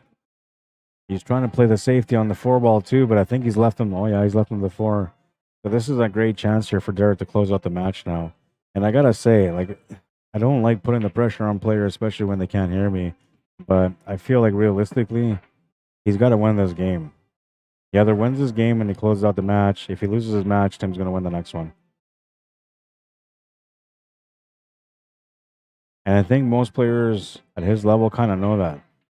So usually when they get to the situation, they do everything in their power to get the finish because they understand, like, this is their last chance.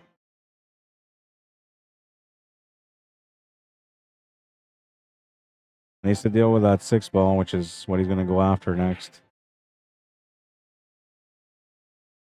He's got to be careful on his decision making here. I like this. He's taking the 3 ball instead. Going to stun the cue ball over to the middle a little bit, but I guess he'll have the 2 ball next. Or he can also take the 5, which is going to work for him. Yeah, he's got the 5, and he's got to be careful here because finishing on the 2 ball can be a little bit tricky.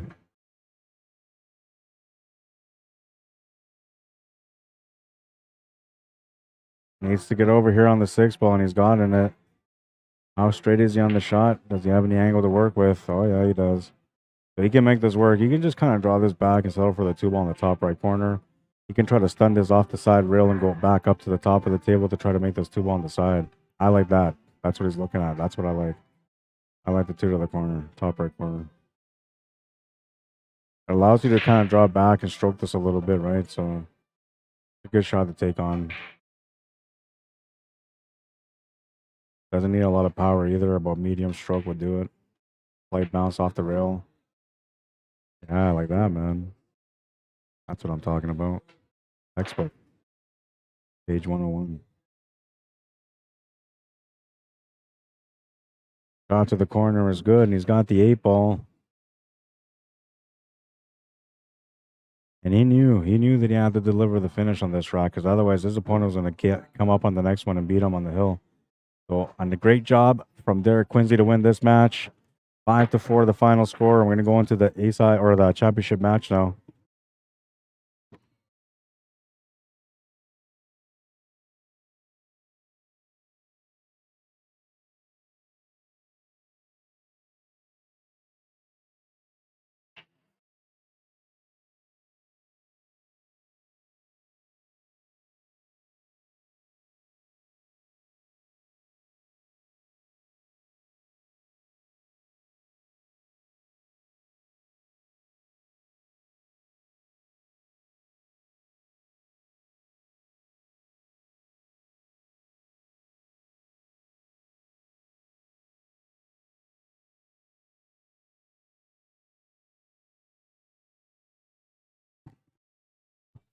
Championship match. They're about to get going here.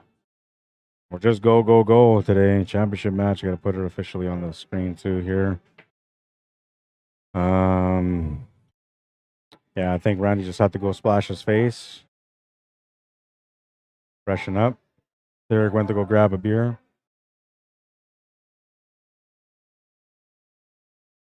Take a second here and we'll do a commercial. This one is from Rambo Miller. If you guys are looking for somebody to teach you how to play online, how to play guitar online, this guy's the guy, okay?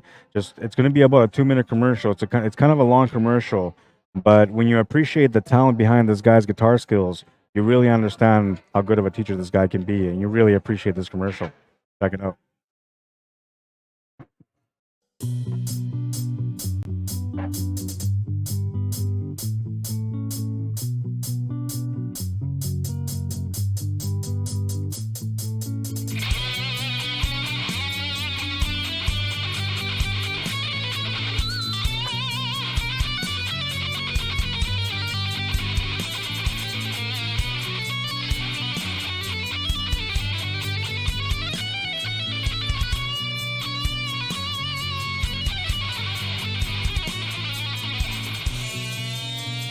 What's up, everyone? My name's Rambo. I give private guitar lessons online, beginner to expert level.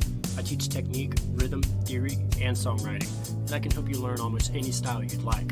I'm taking in new students of all skill levels, so click the link below if you want to take your skills to the next level.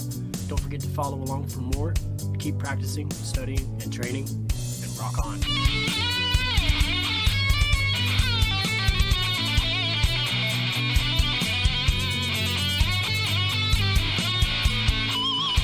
Absolutely gifted, this guy, I'm telling you.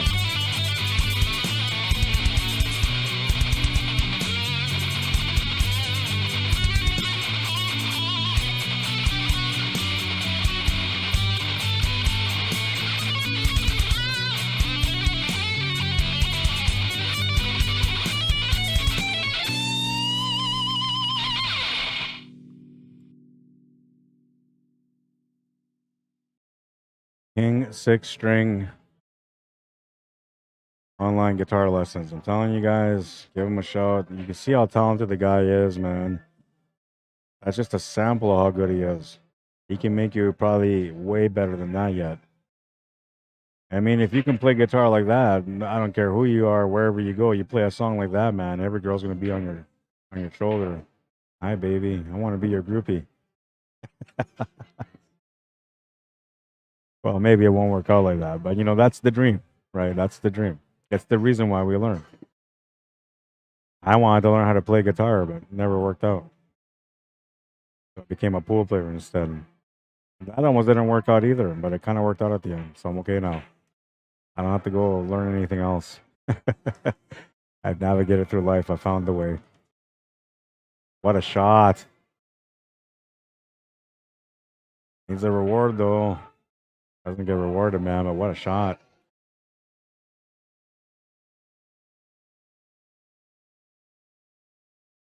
Confidence in that one, man. Nailed it.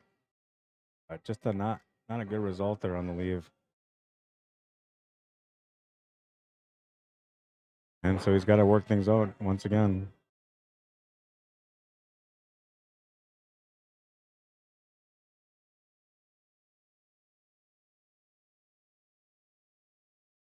Last match of the night. It may go to 2 sets. Never know.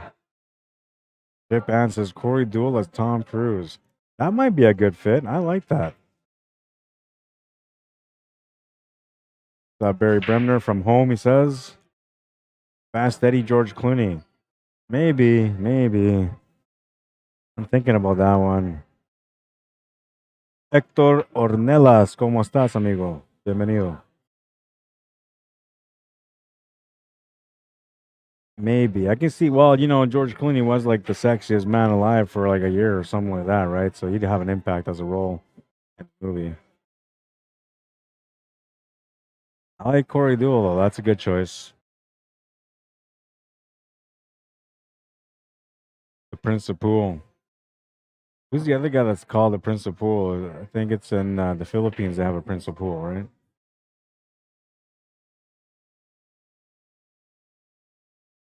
I don't understand why people have to give pool players nicknames. You know, I never understood that theory behind it.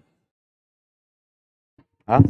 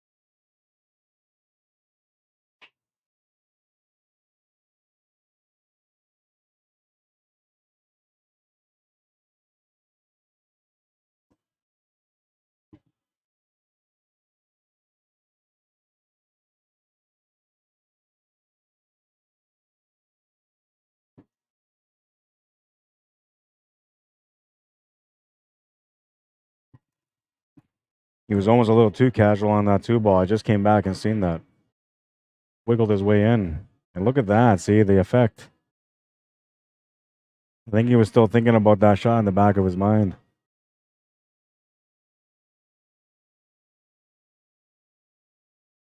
Now Derek will have a chance here to be able to make this.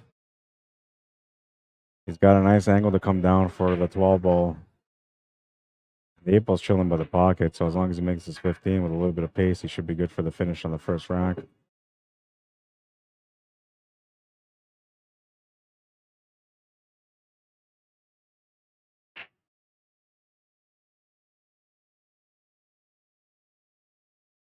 And he'll finish the first one, 1-0.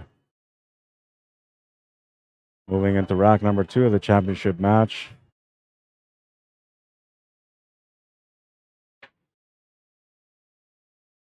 I guess I should say first set just in case, because we don't know if we're going to go to a second one or not.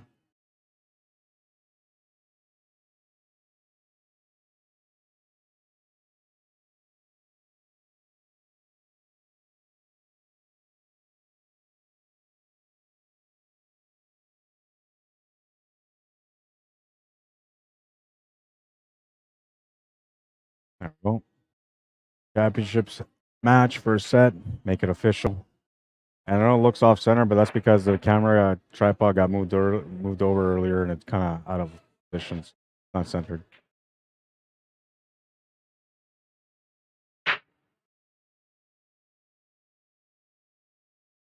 Want someone to go in on this one, but it sounded like a dry break.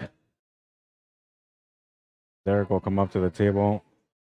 He seems to be shooting well here, considering that he just had a good match on the last one against him. A couple of iffy moments, but, you know, a player like him doesn't really get rattled by that. They kind of just reset and just keep going, and he's been doing so well at that so far. Hasn't let anything affect him as far as all the other matches that he's played.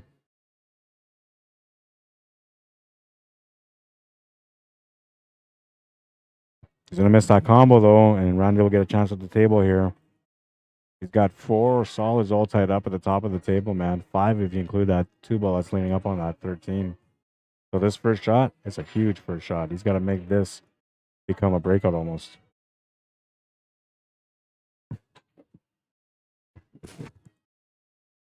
And he went for it, man. He had to go for it.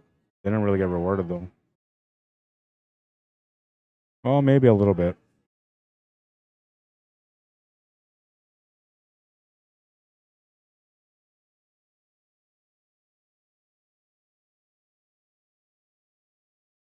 Put a lot of stroke in that shot to get that cue ball to go up like that. Not many people can find that kind of stroke, man, but he's got a little bit of snooker background too. So when he went to play snooker, his stroke developed really well, and he became more accurate when it came to draws and side spins.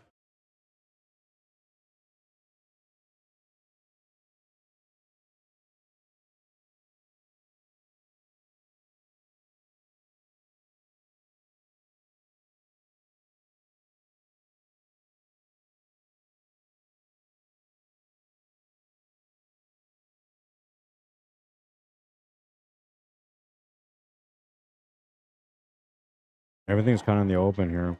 I wonder if he takes on that 15, 13, or sorry, 15, 9-ball and 10-ball combination. Doesn't really have to do it, but he's got an ability to play a 3-ball combination, because as long as he makes contact with the 13, then that 10-ball's going in. Sorry, as soon as he makes contact with the 9-ball.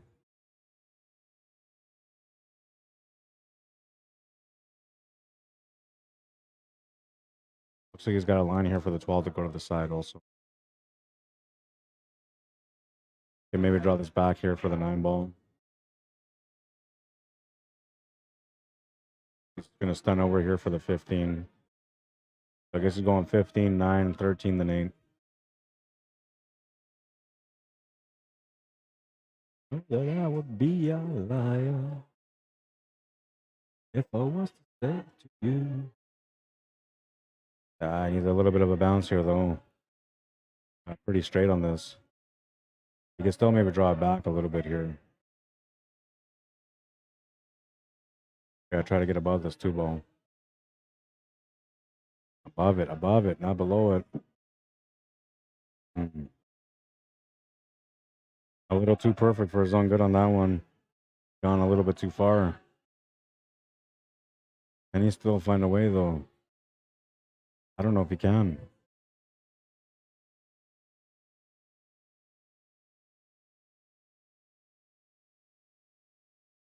Doing a jump off the horn.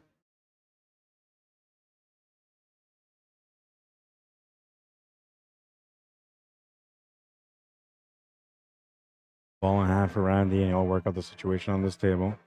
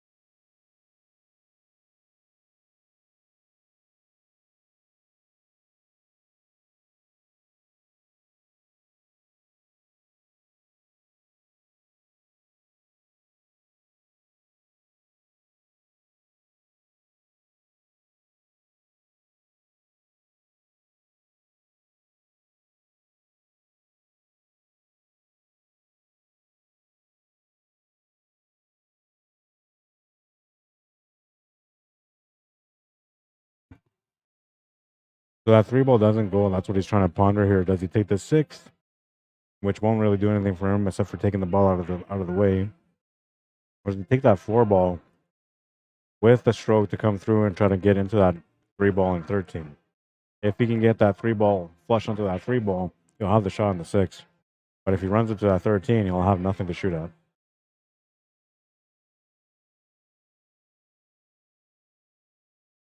And that didn't really work out, but it's okay. It could have been a lot worse.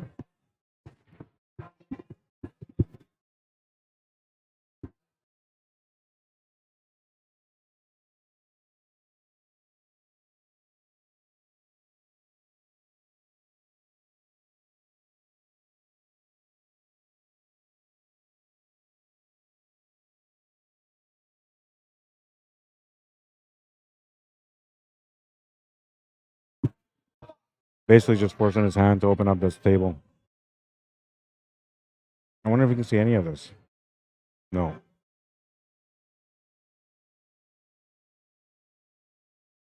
No, I got a crazy idea. I don't know if this will work, but see if I can get this up real quick. I probably won't be able to do it in time. Oops. Draw lines, run the lines. I'm wondering if he can maybe go off this rail, bank into this ball here, and then just get that 13 to come off the 3-ball here. I wonder if he can do that. Well, I don't think it would have worked because he tried something similar and it didn't go in.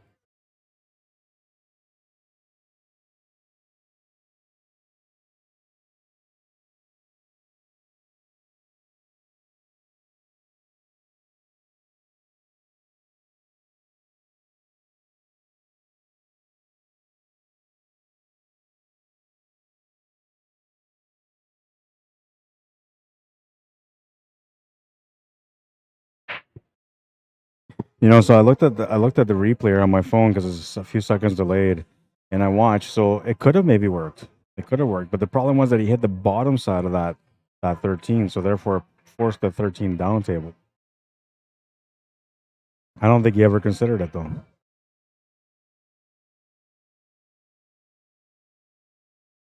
And Dylan Okol, how you doing?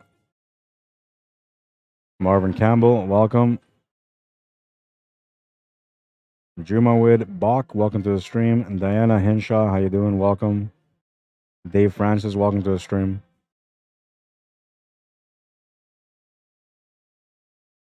Welcome back, Mandy Lee. This is the last match of the night. It is the first set, though. It maybe go to 2 sets. Randy Baggett won the first set. If he wins this first, or sorry, he won the A side. If he wins his first set, it's game over. But if Derek wins his first set, Then we go to the second set, which would be the last match of the night.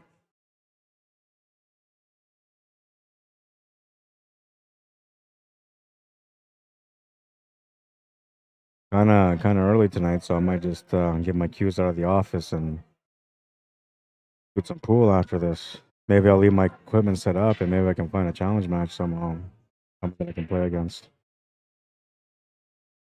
Randy's good on that one, says Derek. And we have a tie game, 1-all.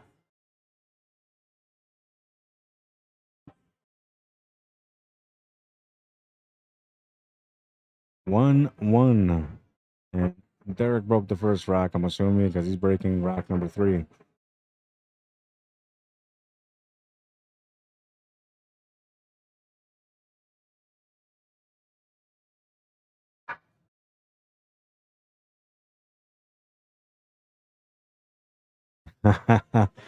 Forbes, maybe. But you know, the only problem is me going there. I would have all my equipment with me, man. So the only way I can go there is if I went home to drop off my equipment first. And if I go home to drop off my equipment, I'm just gonna stay home. I'm telling you, as soon as I see my little guy, man, as soon as I walk in the door and I see my son just staring at me with his little beady eyes, I'm sucked in, man. I'm not going. He puts a spell on me every time I see him, man. You know, like I'm so focused in life about the things that I want to do as far as pool and everything like that. And I wake up some days and I'm just like, okay, I got to go do this, blah, blah, blah. Then I look at him and he's looking at me in his little tiny eyes, you know. I know he can't really see me yet, but, you know, he's looking towards me. So he makes me feel like he's looking at me. And instantly he just makes me want to stop doing everything that I want to do and just enjoy him only. You know, it's the power of children.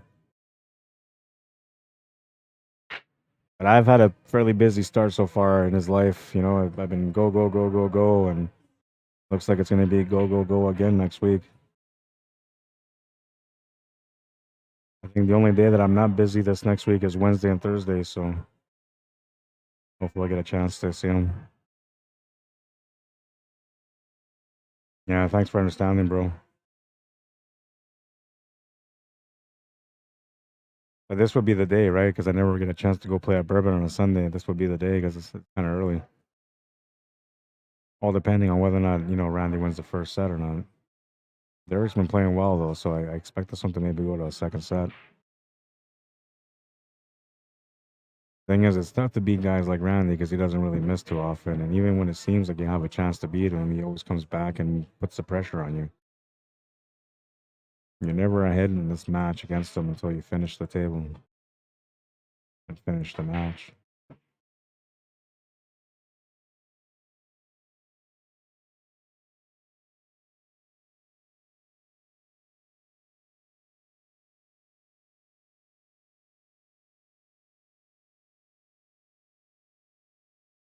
Hmm.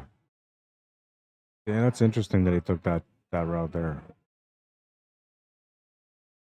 I'm wondering why he took that route. Figured he'd go for the 10 instead of for the 14, then the 12, and it's over. On the drawings with his 3-ball now. I think he's come up tight on that 3. Looks like it anyway. Bit of a head scratcher here.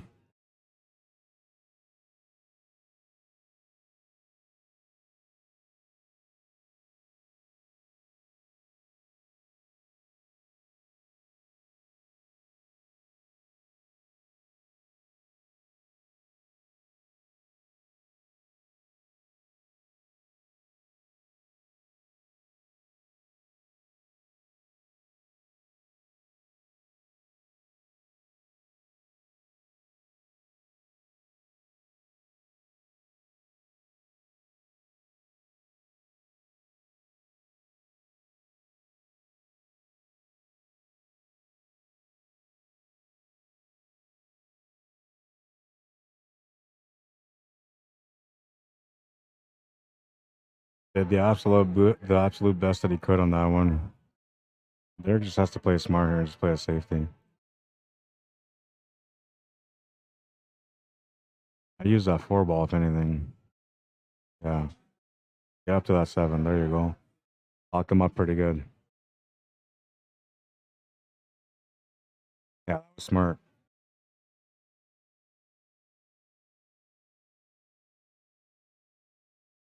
I can see Randy hitting the ball anyway, but this worked out really well because he's opened up that big cluster down at the bottom right pocket.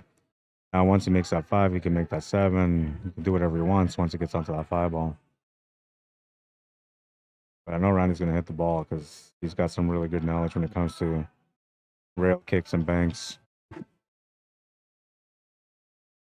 Good players are usually really good at escaping safeties because almost everybody plays them a safety, so they're so used to playing safeties that it almost becomes like a routine thing, right? You look at the shot, you're like, oh, okay, well, I just got to do this, hit it like that, and boom, perfect.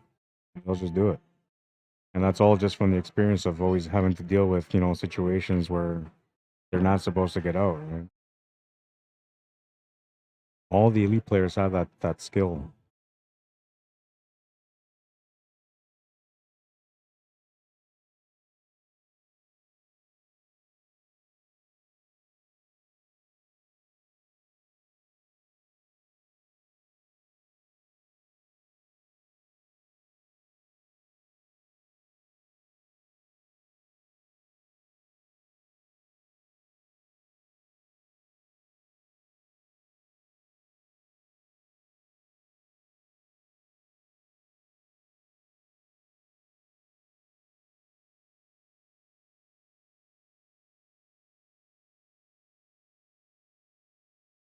That's all right. That's not too bad.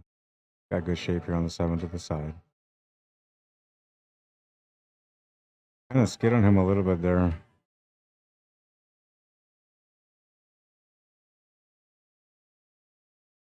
Almost a perfect pace here for the 8 ball.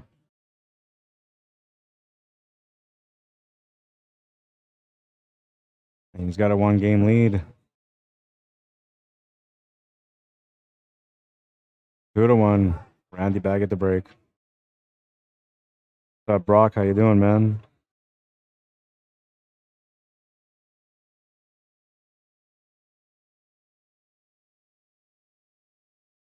Robert Griffith says, you have said don't choose a shot where it's tight and you have to get a perfect lead.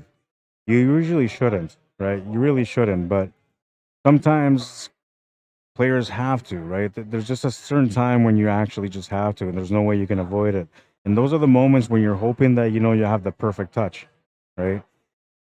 Usually, people falter because they're not used to playing it. Usually they don't get into those situations, so when they get into those situations, they have a hard time dealing with it. But the good players, they know exactly how to deal with it, and they'll always find a way through those situations, even when they're in tight, when it comes to getting the shape. I get burnt a lot, and you watch me play, you'll see, like, I'll play a lot of perfection on my table, right? The perfect window, so I just go by a solid to get perfect shape for the stripe, kind of an example, right? I do that a lot, but there's times where I get burnt, because I'm trying to play so perfect. I'm playing a little too pretty, and then that's the racks that I lose or the matches that I come up short on. So it's kind of like I don't know. You're cursed if you do, and you're cursed if you don't. You just have to find balance between when's the right time and when is not the right time. And I think most of that just comes down to our own judgment, right? Because a lot of times we're going to convince ourselves that we should go for the shot. But when you're playing the right way, you will find yourself questioning yourself in certain situations. And if you're questioning yourself, that's a sign. That's your instincts telling you, get away from that shot.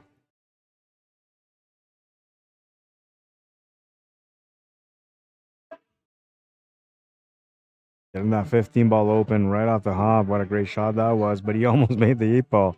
Woo! So close. Catch your breath on that one, man. He's still okay, but he's got to get onto that 15 ball.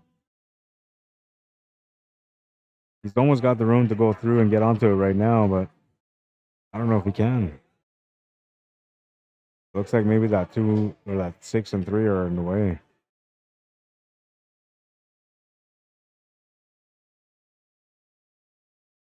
Maybe you make that make the 9. Set up shape for the 11 to the bottom right corner. Then you take that 10 ball to the top right corner, try to spin your way around that 6 and 3 to get on top of that 15 ball. Once you do that, you'll have the forward angle to come down for the finish. He could shape up for the 10 ball to the bottom right corner too.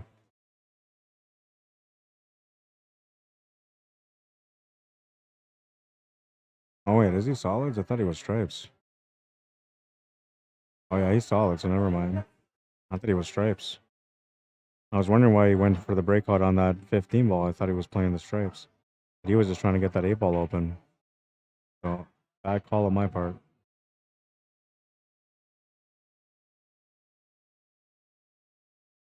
And he's gonna miss that one. Oh no, I can't believe that. But you know, the main reason he missed it is he was trying to force the cue ball over on a situation where he didn't really have that muscle. You know, he didn't have that room to be able to budget the cue ball that way. So he tried to force it a little bit and missed the shot.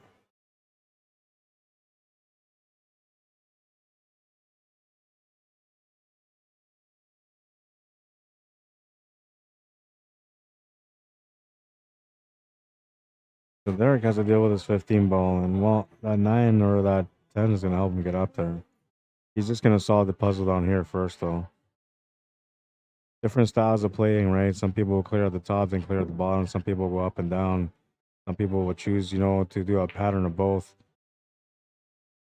To each their own, really. But this is the shape that matters the most here on this rack. He's got it perfect. Almost too perfect, though, because he's going to have a tough time getting shape for this 14 ball. He's got to stroke this off the rail and come through with some spin.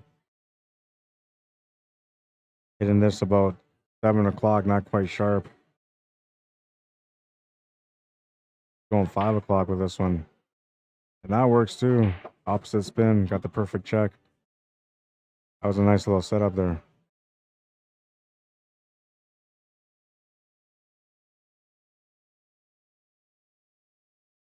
Could be drawing this up a little bit just because that 8 ball is so deep in the pocket, but he's not too worried about it.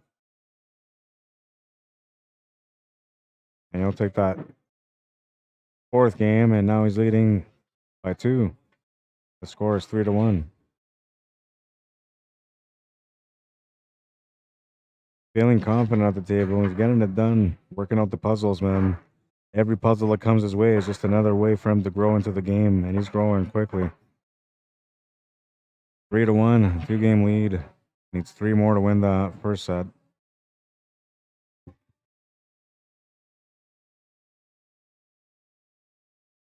Yeah, and sometimes I contradict myself a little bit, Robert Griffith, but like when I try to teach people pool, I try to teach them the proper way, and then there's the way that I would play, right? So, and I'm a bit of a risky player too. You know, I don't always play clean, meaning that I'm not always playing perfect shape. Sometimes I'm doing extra things with the cue ball because I'm crazy on my spins. I know my spins really well, and I use them for my advantage, right? But yeah, so what I would do versus what the people should do is almost different sometimes in certain situations. But the goal here is that if I'm trying to show people how to play the right way, then I can't teach them the craziness, right? I gotta teach them how to play the right way, making the right decisions at the table, playing the patterns the proper way.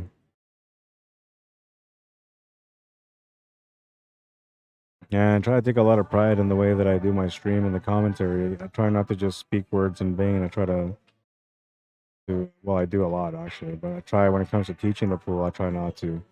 And I try just to stay focused on what I'm talking about and go through with the teaching. So sometimes, you know, I get that brain fart and I just the brain just slips on the conversation every now and then, and I'll forget where I was going with it. But it hasn't happened too often. No, it's not old age. It's saying that. Well, eventually it will be, but not right now. Interesting how this table is kind of fighting the players a little bit, you know, challenging them as they go through the racks. I guess that's the way it's always supposed to be, though, right? Marty Wright, how you doing? Don Hoger, welcome to the stream. When are you gonna come out and play, Dan? I haven't seen you playing it forever, man. Do you even play anymore? Well, what I remember, I believe you guys used to have a table at home, right? Do you still have a table at home?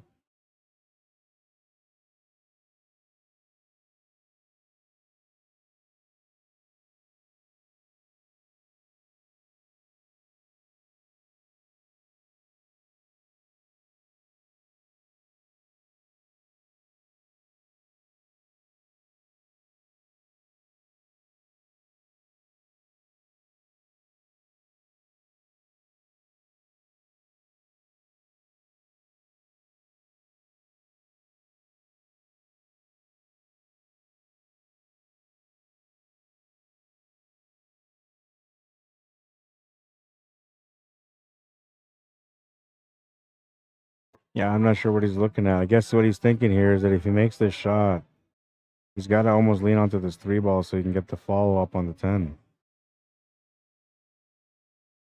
Oh, he tried to open up the 8-ball. What a nice creative little shot that was.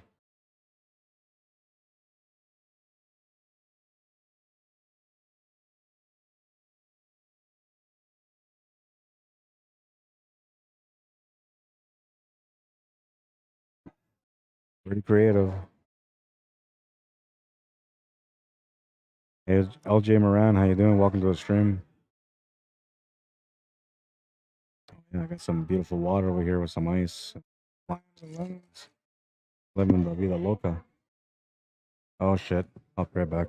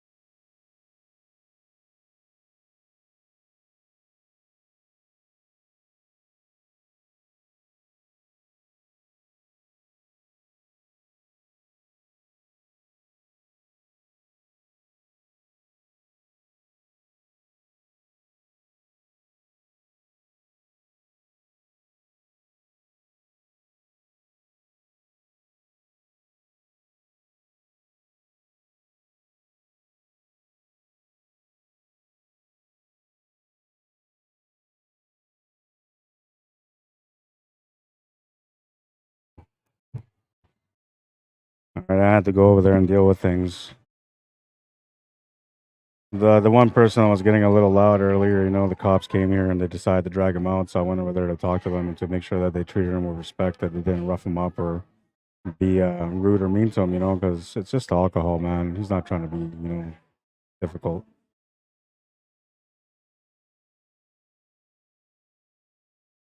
And I always protect the players, right? Whenever I'm in an event and I'm working in an event, and I've done it numerous times. There's lots of players that can vouch for this. If I see a player that's getting in trouble, whether through its security, through the owners, or through police, and I know that player, I'll stand up for that player, right? And I'll even vouch for some of them, man. I'll tell them, you know, like if these guys don't behave, then you know you can remove them and I'll leave too, right? But to me, it's important that we protect each other, right? Because it's not right. You know, sometimes cops get a little bit too aggressive, and they don't have to be, right? It's a simple thing, you know. Just walk the guy out, take him home, and that's it. Simple, done. And I think it's because they kind of put everybody in the same pile, right? So there's some drunks that are like really difficult to handle and deal with, and maybe they feel like, you know, that they're all the same, so they kind of treat them that way. But not everybody's the same, and sometimes people, like I said, when they're under the influence, they just lose control of what they're doing and how they're reacting or how they're acting up. I'm surprised he didn't go for that 1-ball there. He went for that 2-ball instead. I thought he was gonna go for that 1-ball. He's basically giving Randy this rack here by making that choice. Randy, all he's got to do here is just roll up this cue ball on the 9. He's got the 11 ball, and then just draw back for the 8-ball and come across to the left side of the table for the 8-ball, and he'll be good.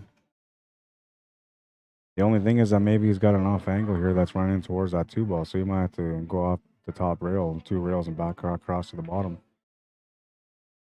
Oh no, he just graced that 2-ball, so he knew he was going to grace it too. He just tried to hold position on that 11 as good as he could. And this isn't too bad. I mean, he's got to come across to the left side for that 8-ball anyway. But because this is kind of close, he might have to go 1, 2, 3, 3.5 rails almost. This is going to require a lot of pace. 1, 2, 3.5. Perfection. That was the shot. That was the only way he could have got the 8-ball.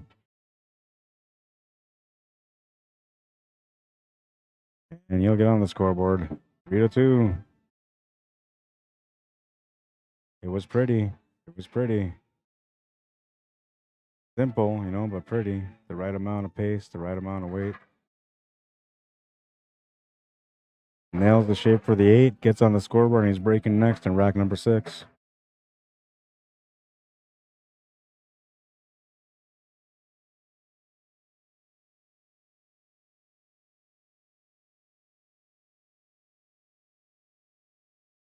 Looks like the painting class is almost over.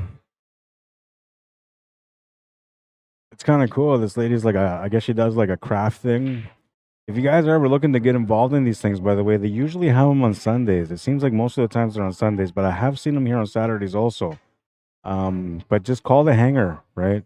Call the hangar, say, hey, listen, you know, I heard you guys have some art classes, some painting classes, some whatever, right? Today they're doing some knitting. They're doing knitting classes. Looks like everybody made a blanket, which is kind of cool. I want to go buy one of those blankets off them. I mean, that's the thing is that you're paying to get into the class. You're also paying for the materials that you get. So whatever you make in these classes, you get to take it home. Well, these guys are on a quick breather. Let's do these awesome, ugly Christmas sweaters from jamupapparel.com. Here's my favorite coming up. Right there. Love this one. I actually wear I don't think this is an ugly Christmas sweater, man. I feel like it's the most beautiful one you could have made. How do you insult my beautiful sweater and call it ugly? I mean, I don't know. This one's adorable, I guess. I mean, why do they make his eyes so bugged out? I don't get it. Like watching him. He's really watching you. Jamupapparel.com. When you see that blue logo, you know that you found them, man. And they have lots of different gear that you can kind of choose and pick from. There's all sorts of selections for women, for men, something more something a little bit more competitive, something a little bit more, you know, I guess flashy, right? Some people like to look a little flashy. There's a little bit of everything for everyone, right? There's simple shirts as well with a nice design. Well, let's just show you some of the stuff, man. I'm just telling you all about it. Might as well just show you about it, right? So we'll start off here from the top. Mr. 626, John Schmidt. Love this, man. It's actually pretty nice. Savannah, the Roadrunner, Easton, in her fusion shirt. She's got her new design now, the Roadrunner in blue and yellow. And as you can see, it's got the Roadrunner on the sport collar. Looks kind of cool. The simpler shirts, you know, here's Federer Gorse with Don't Quit, Do It. Tyler Steirer with his action jersey. I should have got that one. That's what I should have got. I don't know why I didn't get that one. And of course, the Duchess of Doom with the Empire series. Just some of the stuff that you can get at Jam Up. All right, we're moving in here. Rack number 6, 3-2 score. Derek's up by 1. He was supposed to be racing to 5, but he's racing to 6. So technically, if he won this game, he would have been on the hill, but he needs to win this one plus one more to get on the hill. So there's lots of battle left on this one. This is a juicy table, though, and I feel like he's going to capitalize on this one. The only real problem ball, I guess, would be that 11 ball, but it's makeable. 10 ball's a bit of a concern also. You know, you got to get the perfect window to get shape on it.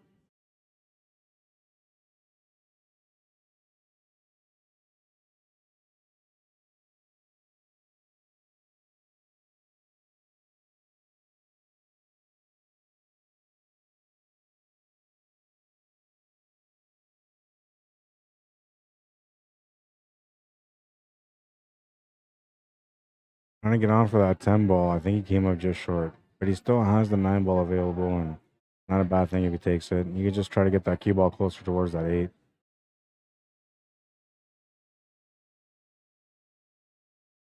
A little bit of right hand spin, just off center. If he runs into the 8 ball, he might be perfect.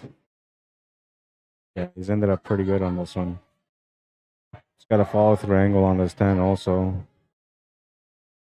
He's got to get the shape on the 11 ball. That's where all the work comes in. But this has been a bit of a warm-up here. He's been doing a lot of work so far.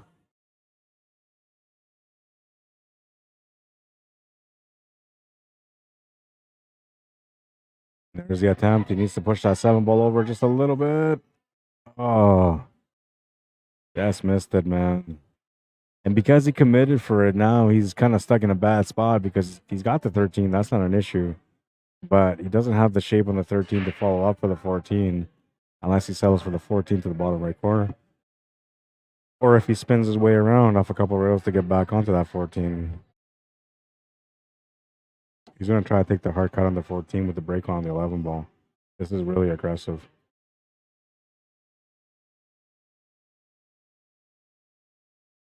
He didn't get the break up, but it was a nice cut. Not sure what he's gonna do with this one. It looks like there might be a little bit of room for it to wiggle down past that 5, but I just can't see it. He's taking a look at it right now. I'll appreciate it from this angle instead. Feels like it's there though. At the very least, he's got to take over that pocket. It might have gone. It might have gone. He just kind of overcut it off the bank there. So Randy will come up to the table and he'll have a chance here to tie it up. A really good chance too, because there's no real breakouts here. One kind of positional area, really, it's the 5 to the 1 and the 3. Other than that, we're looking okay on this table.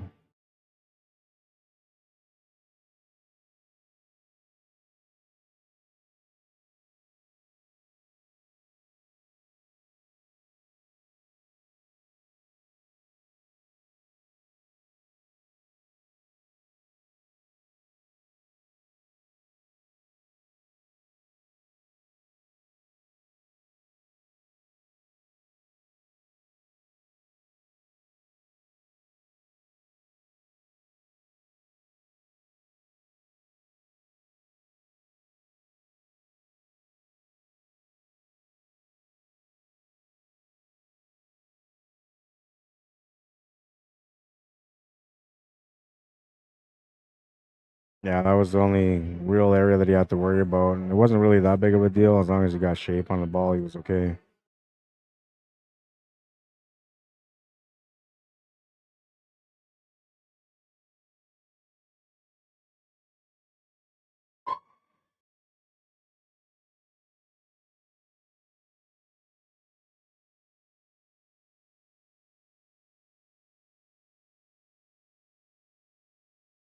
Uh-oh, watch out for this. Oh, he's all right. Man, it looked like he was going to pace that right up behind that 11 ball to get hooked behind it, but he's okay. I'm being a drama queen. Oh, no. Okay, he's okay. He's okay. Everybody relax. Maybe it's just me. It's just me. I'm just having dramatic moments right now. Has it been that long of a day already?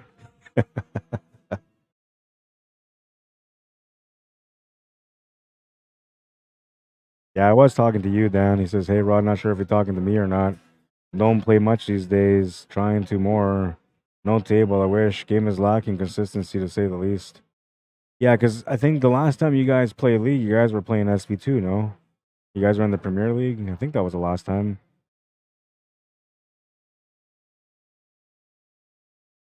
Makes the shot on the 8 ball, ties up the game at 3.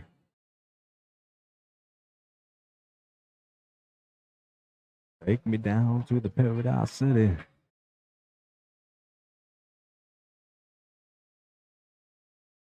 I gotta be right back.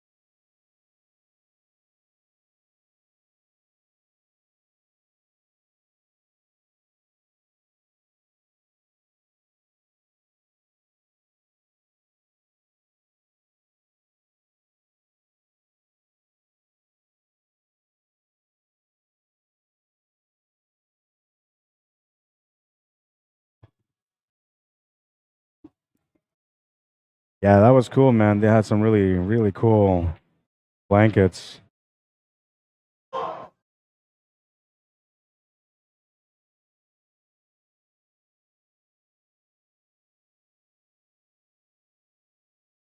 Cost $85 for this one, for this course, but you know, you get all the materials too.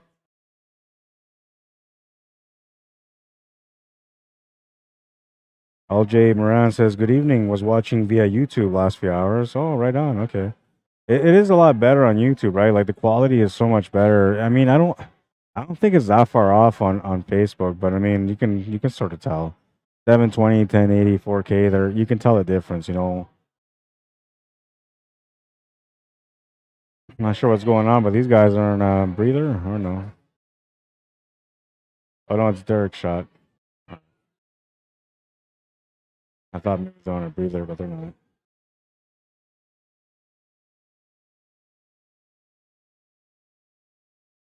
Well, I ended up having just one stream today. Normally I would have multiple streams throughout the day, but today it just ended up being one. What's up, Jeff Martin? How you doing?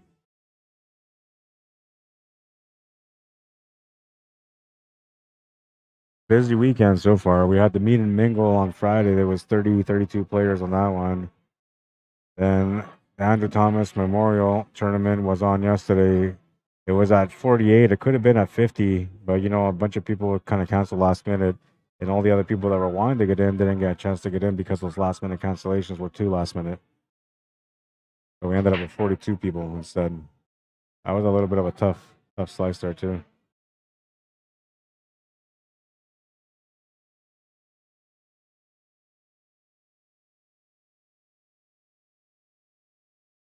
I had to spin his way into this 10 ball here. Yeah, that little bump is gonna help. Does he have a check angle? Yeah, he's good.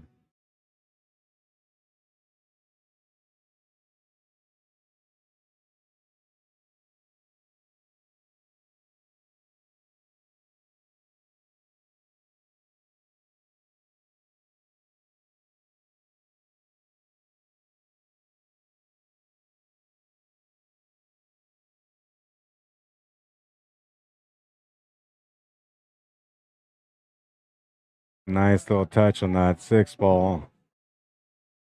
He started off playing really well today, man, and you know, it shows that he's doing good on this tournament because every time that you know he comes up a little bit short, he just resets for the next rack and just does it all over again, man. And it seems to find his balance all the time at the table. Makes him a dangerous competitor, man. And I think that's the biggest reason why he's still here in this tournament. Got a nice, cool demeanor at the table, no matter what goes on. Some players are very colorful, right? So they're super colorful, and as soon as things don't go right, they just let everybody know, you know, that they're feeling it and all that kind of stuff. Um, but then guys like Derek, you know, they're so smooth. It's hard to tell if they're feeling something, right? And I think that you can kind of beat. Yeah, if you want that other sandwich too, bro, I can't eat it, man. I'm only supposed to eat like you know maybe 2 bread a day. That's all you. Then having fries is like having 3 more sandwiches. It's good though, right? I think it'd be better with some banana peppers, man.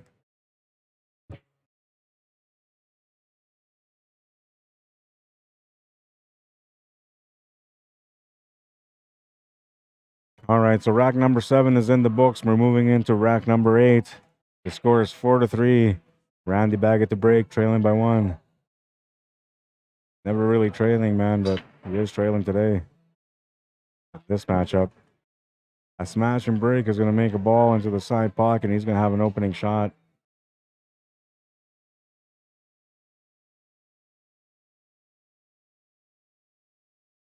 What's up, Mike Orvis? How you doing?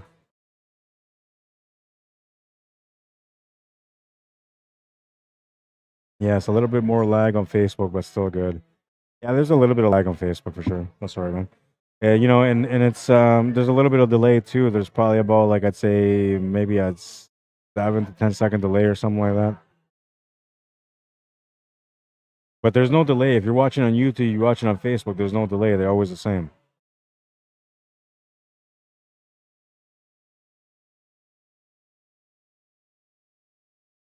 Almost lost the cue ball on that one.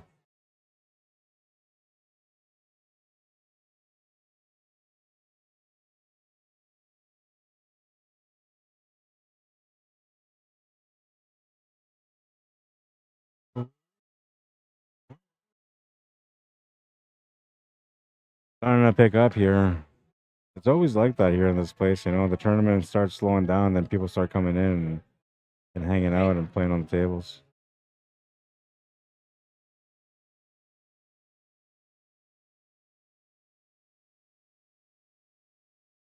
Kind of tightens things up here a little bit for Randy because his opponent has already got 4 games in, meaning that if he wins the next one, he's going to be on the hill first. And that puts all the pressure on Randy. So instead of him waiting for the pressure to come then, he's kind of feeling the pressure already now. Did he call that? What a shot. Jesus Christ. He called the 12, man. Oh, gross. Woo. Well, that would. I don't even know what to say to that one. I gotta look at that one again. I mean, I can't even comprehend how this went.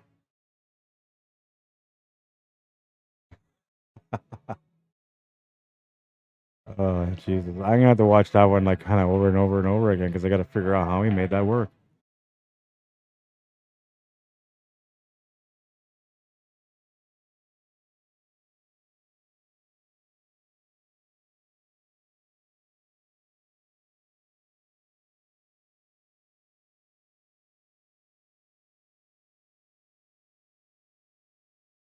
At the finish now. That huge shot gave him the opening for the chance to get the finish on this rack. He kind of stumped me on that one because I didn't think he meant any of that. And I was like, okay, whatever. And then Derek's like, oh, nice shot. I was like, what? He meant that? No, he meant that.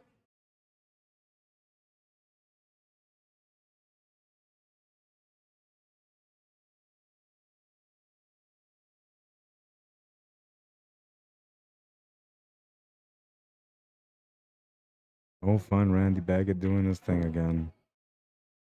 That's when it looked like his opponent was going to get on the hill first. Comes up with a crazy shot to find the finish on rack number 8.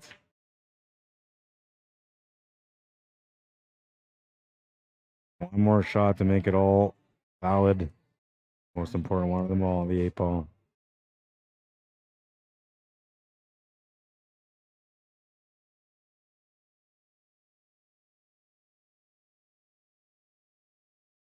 He makes it.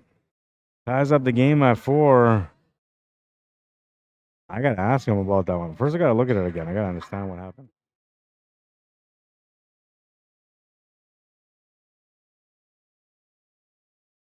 Oh, yeah, that went. Hey, Randy, that kick shot combo, that was all wired? That was nice, man. I thought you missed. I was like, fuck, whatever. And then he's like, no, he meant that. I was like, what? He meant that was nice, huh? Nice shot. Yeah, that was a nice shot. That's going to be the highlight of the day, I think. They got him to finish, man. Take a look at it again. Combination. Bank combination. Oh, Jesus Christ. Oh. Yeah, that one kind of took me back to, you know, Christmas. Oh, I'm sorry, Tracy. You were the highlight of the day, but Randy Baggett has pushed you out of the way on this one. We'll take a look at Tracy's one more time. Randy's got to figure things out here anyway. We'll give her one last shout out here because she had the highlight of the day up until now. No fun. Randy Baggett has stolen her thunder. That was a nice shot too, man.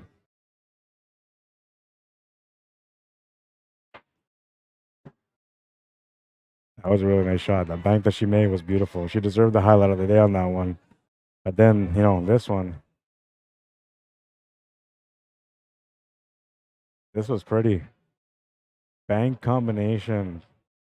Oh my God. If that was the last shot I ever seen in my life, man, I would have died smiling. It's got a smile on my face still. It happened like 20 seconds ago, and I'm still smiling about it, man. That was beauty. And at first, I thought like whatever, it's nothing, right? But he actually meant that shot. Oh, and I laugh is because that's so creative. That's so creative.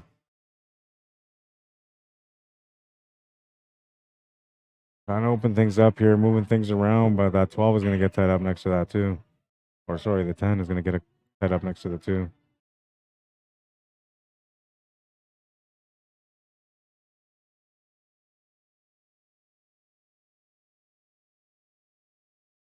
You could maybe try to take this 14 off the rail, off the 2 to open up that 10 ball. I don't know if he wants to do it right now, but I feel like that would be the shot. The only thing is that your tangent line's taking you towards that 3 ball, and then you're not going to have much of a follow-up.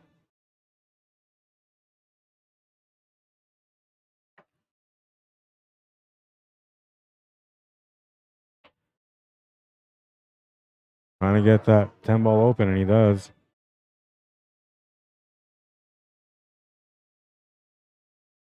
Now the question is, can he see any of this 14?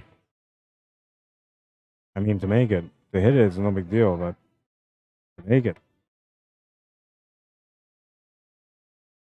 I'm thinking he's going to try a little swerve shot here, a little masse. He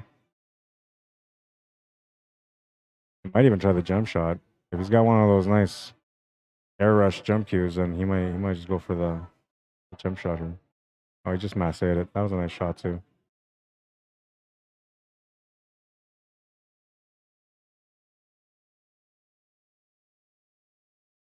He's kicked it up a notch.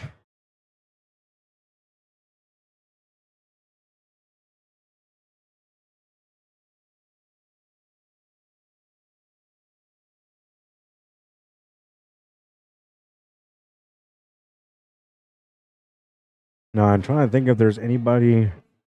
I think there might have been one person so far that had the highlight of the day and also won the tournament. But I feel like almost every time that somebody's gotten the highlight of the day, they've never won the tournament yet. But I'm pretty sure there was one person. I just can't remember who it was now.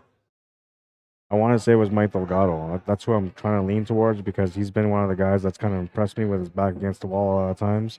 For example, he came into a tournament one time. He was a 7-2. He still won the tournament. So he's. I think that was the day. That was the day where he had the highlight of the day and he won the tournament. Also, pretty sure. But usually, the people that make the highlight of the day don't end up winning the tournament. You know, it's kind of like a curse.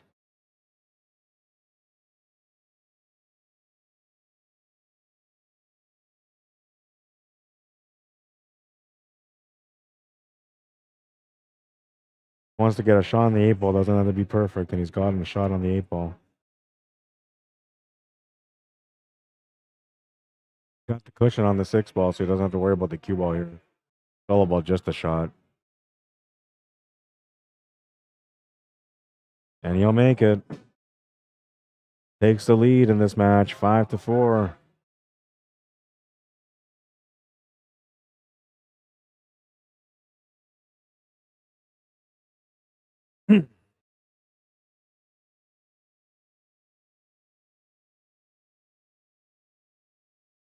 Right on, Jeff. I'm glad you're doing good, man.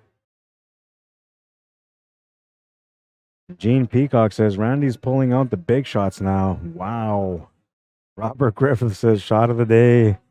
Yeah, no, that was definitely the highlight of the day, man. Mike Orvis says this Randy guy is pretty good at pool. Yeah, he is. Well, you had some showdowns with him. Marty Bray says I agree, man. That was a really nice shot. Honestly, it's wow. I mean, and that's one of the things is when I see the highlight of the day, I want to see it kind of over and over and over again, right? And that's the effect that that shot had on me instantly. I mean, I want to look at it right now, just talking about it. Ah, okay, why not? Spoil yourself. Spoil yourself. I get spoiled, man. I mean, I'm not playing, so I gotta at least enjoy the moments, right? This was beautiful, man. This was beautiful. Take my money. You can have it all, man.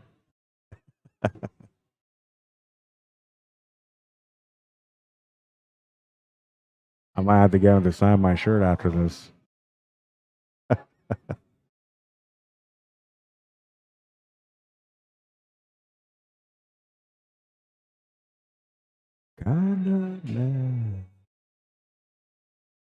Will be something you love and understand. All right, come on, Randy. Get her done. Now, I would love for this first set to go to the hill. Whoever wins it, you know, that's up to the pool guys, I suppose. But I would love to see this match go to the hill for both players because they've both played really well in this match so far. Both deserving to win the Sunday Open today.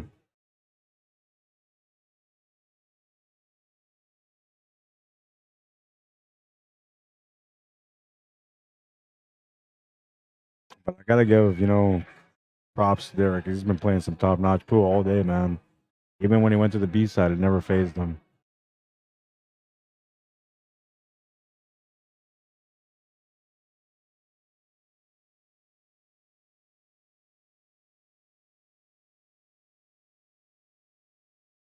Looks like he's made up his mind. I'm assuming he's settling for that 8-ball on the side, left side, middle pocket. Really not much else he can do here. It'll be tough for him to get on it, though, because, you know, that he needs to get onto the left side of that 13 ball, and the 5 ball is kind of blocking that path where he needs to be. So he's taking a look at this now. You know, he needs to figure this out before he gets almost done here. I don't think he's going for a breakout anymore. At this point, you're just playing positional to get onto the 8.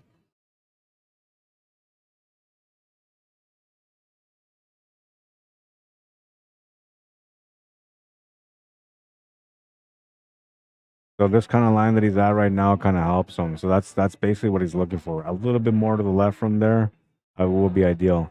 If he can make this ball go off the side cushion and run into that 5-ball flush, that is perfect. Absolute perfect.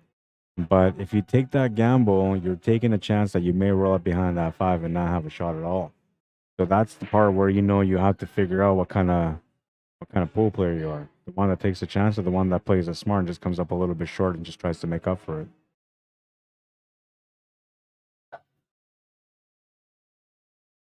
The thing is that he needs a forward motion to the right-hand side of the table for him to be able to get onto that 8-ball.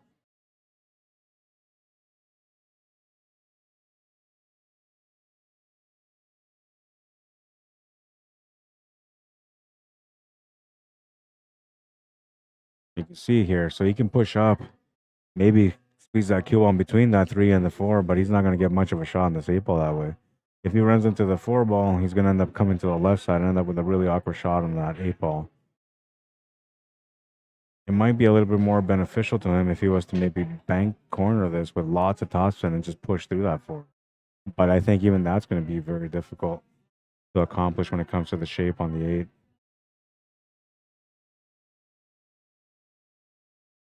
You could maybe try to go off that 4 or off that 7 with that 13. That would give you that forward angle. Make it on the corner. Oh, he's just opened up the 8-ball.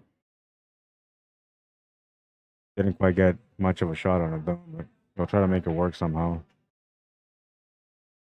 You're going back cut here is going to try to cannon it off that 3-ball. I don't think he can go off the 3-ball. I think if anything, he has to back cut it. And that's a very, very extreme back cut. He's being generous there. He actually needs to be a little bit further to the right.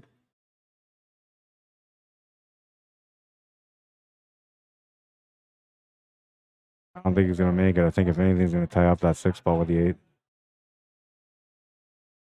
Oh, he didn't tie it up. But he didn't make it either. And now Derek's got a chance here to get on the hill first.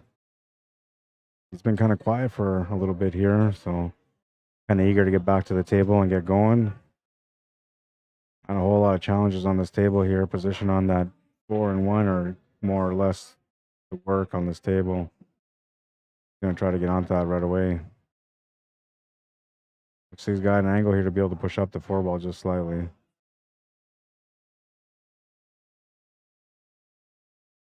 Yeah, it's a good time to reset and kind of check things out just to make sure.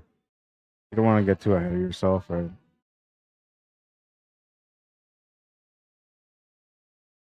That could have been really bad. I think it froze him up for the 7-ball. But I think he still has a 3 ball, so he's all right. That could have been a lot worse.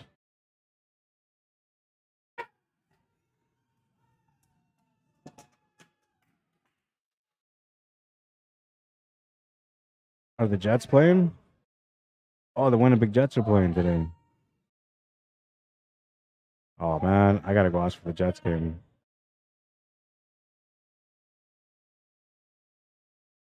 Are the Jets playing? They must be playing.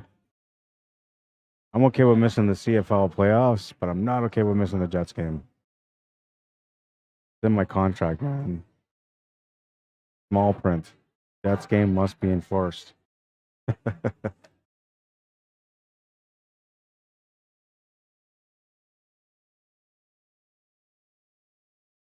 Man, now that the Jets are playing, and these guys aren't going to put it on the speakers, then I might just go home early so I can watch the game.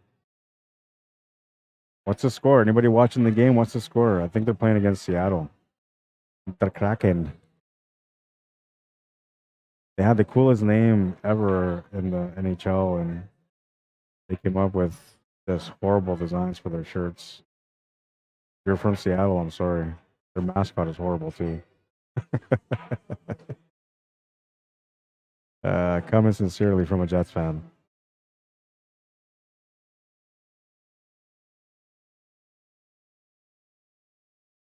A good finish on that rack will tie it up. He's on the hill. He's on the hill, and he's breaking for the match for the first set. If he can win the first set, they may either split or play the second set. We will see.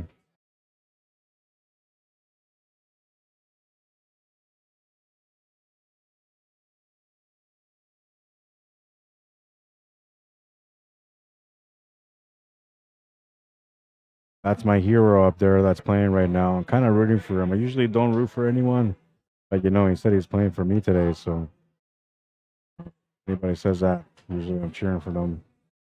But I mean, he's my bro, so I'll be cheering for him anyway. But so is Randy. I think this is one of those matches where I'd be like a super neutral, super neutral.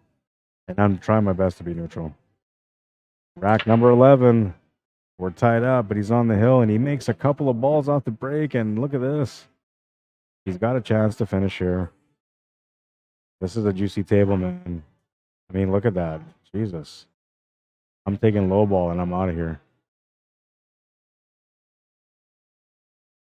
I just claim it first, man. Start off with that 3 or that 4. You have to claim it first before you get too deep into the rack. Because if you start off with that 7 ball, which is ideal from where you're at right now, but if you miss it, you're going to sell at that rack, and you're going to regret that. Oh, he's not listening, man. It's okay.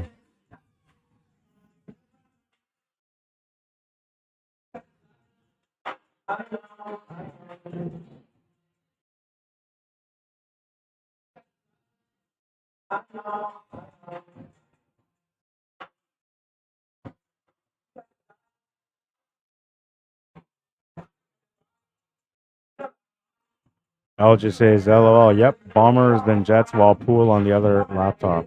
Good for you, man.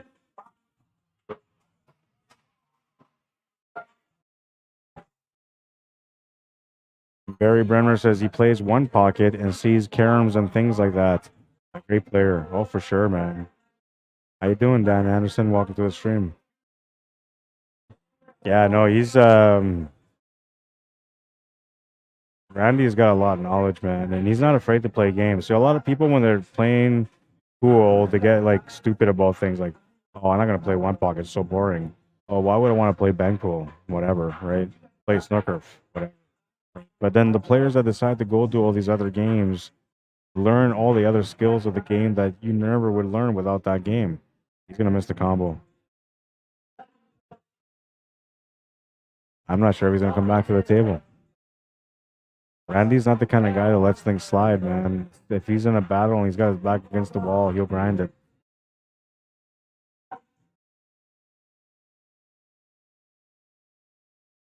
Well, Derek just kicked my tripod, but it worked out perfect. He set up that camera center. Good job, buddy. Good job. Like, I didn't want to center this camera at all because I was like, well, you know, it's going to be too much work. I'm going to get it off balance, and then I'm going to have to work on it. Wait, did the Jets scored again? Or the Jets win. The Jets won.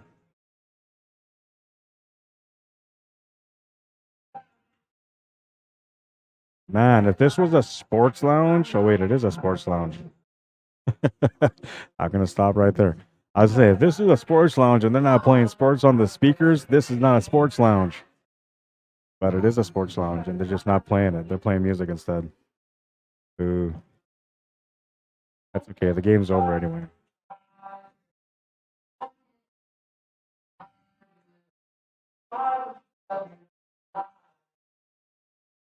Trying to play safety.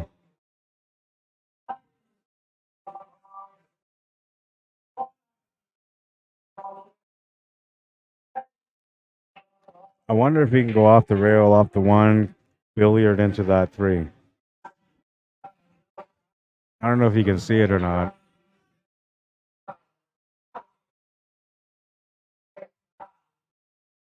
See if I can do it. So I'm thinking going here. Oops. Oh, he already went for it. He made the shot. Double, never mind. I was about to write this nice little drawing and all that, but he just made the shot.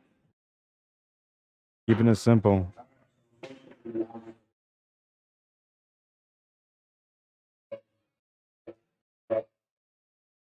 Nice little roll-up shot here for the 2-ball.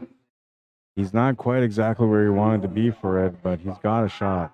So what he might have to do here is he might have to draw hard off the side rail to get back to the middle, sort of, for the cut on the 8.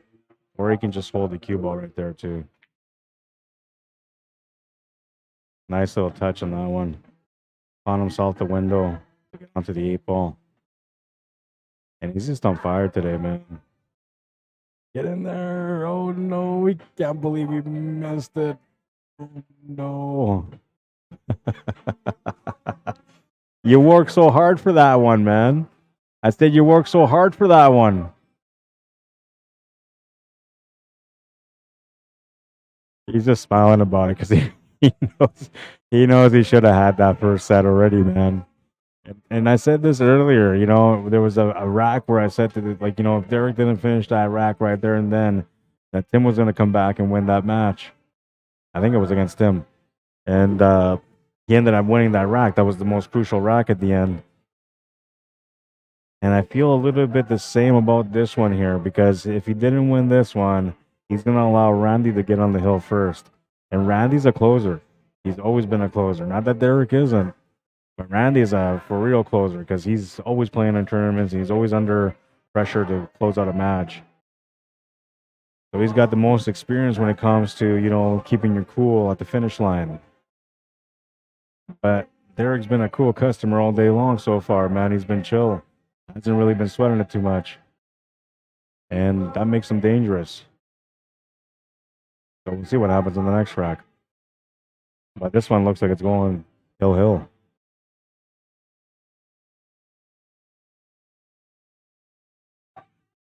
This shot coming up next is going to be the one that makes the decision for him whether or not he gets the finish. And he's trying to decide here which one to go with. Now, personally, I don't like taking that 15 ball, and I'll take the natural angle to go up top table and then deal with that 10 ball next.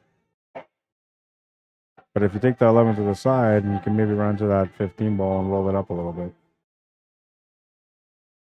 He's going to miss it altogether. He's going to miss that stripe altogether as well. But he's got a shot here on the 15. And he's kind of straight on it. So he's, you know, he's going to have to work out something here. He's going to have to figure out the perfect angle for a bank or the perfect spot for him to be able to make a cut shot on this last ball after the 15.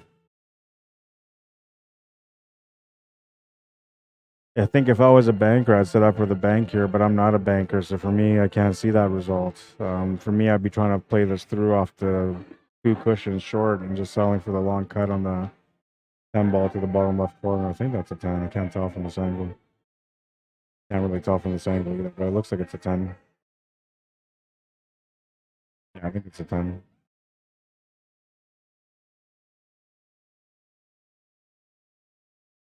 So all I'm thinking is I would just try to make this up and then try to get the cue ball like somewhere right here.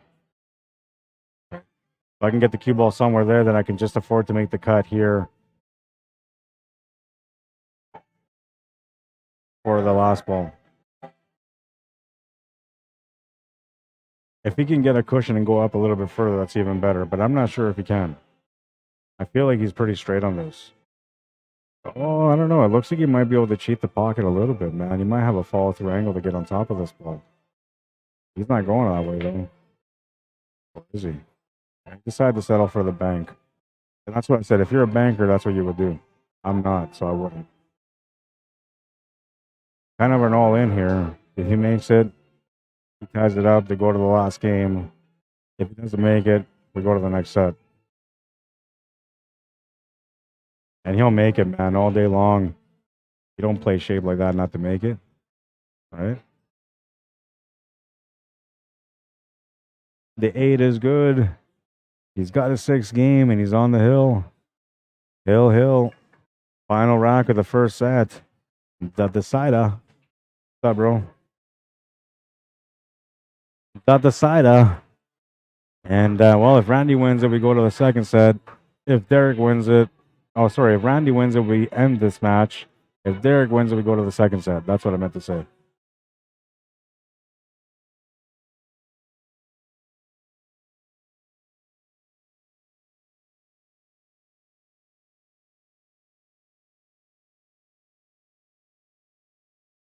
Oh, Black Betty, bam, bam.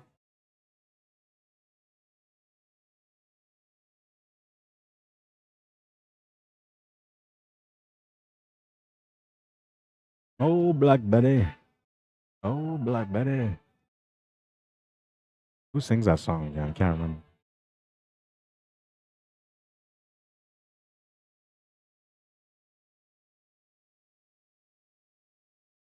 Rack number 12, the final rack of this first set. They've gone the stretch. And, well, another puzzle has popped up here. And it's going to be Derek Quinsey with the first opportunity to crack the puzzle. I think he's got a shot on the 1, which allows him to get the solids. And the solids really aren't that bad. I kind of feel like the stripes are good too, but the 9-ball's in a bad spot. So we're likely going to take the solids here.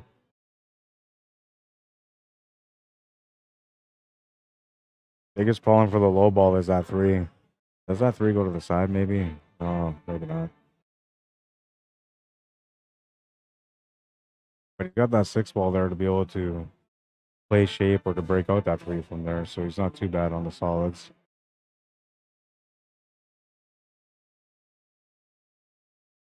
Oh no, and he missed the shot. And, well, he's giving Randy a chance here.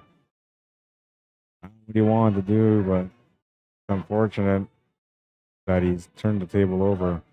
And especially because he didn't claim anything, so that means it's an open table, and Randy will have a chance to claim the solids here. I just can't see him not taking the solids. The only real problem ball is that 3-ball, and there's lots of options to be able to get it open or to get shape on it. Well, not really lots, but the 5 and the 6 provide a possibility for him to get shape on that 3 or to break it out.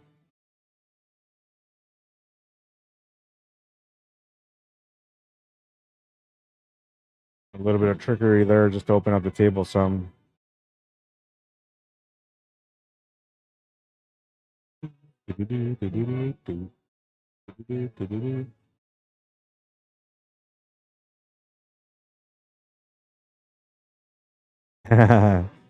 Marty Bray, you're funny. He says, I wouldn't question his bank shot after that bang combo. Right, man. What's up, Mark Ross? Welcome back. Chuck Allen, how you doing? Feral Roulette, welcome to the stream. Paul Lanero, how you doing? Welcome to the stream. Ram Jam, that's who sings it? Okay, thanks. That's an album I don't have. I have this song, I just don't remember who it was that sang it. Thanks, Mike.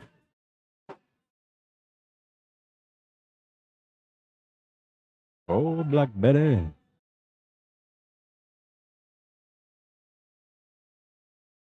Oh, this is the moment of truth here. It needs to kind of get onto this 3-ball.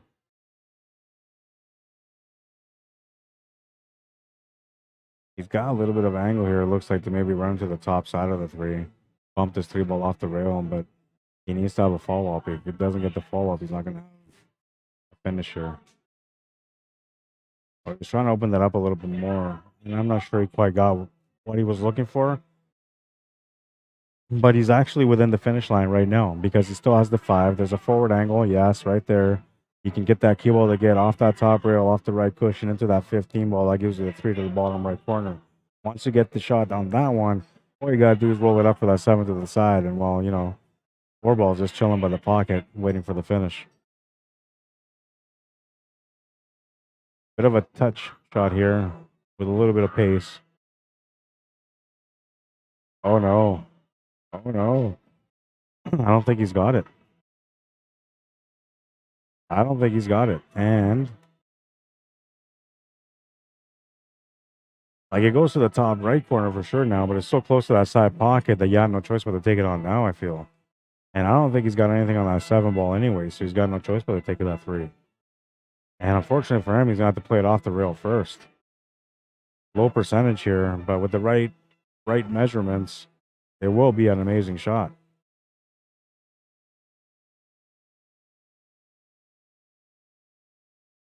If he can get it, that is.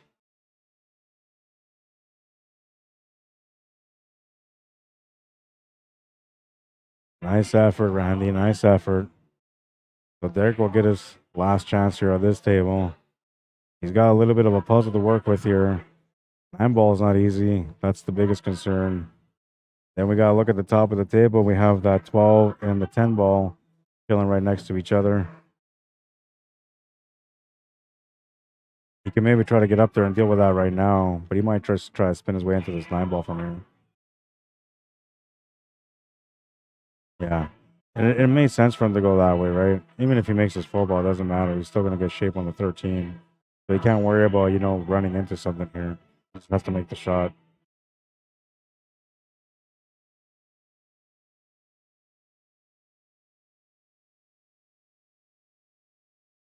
Good shot. He needed to come to the left side of the table, though, for that 13.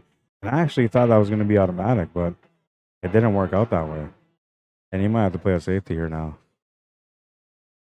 Off this 12, sending that cue ball off the top rail into the right cushion and into that 14 and 12. Or sorry, 14 and... Yeah, 14 and 12. Or 10, sorry.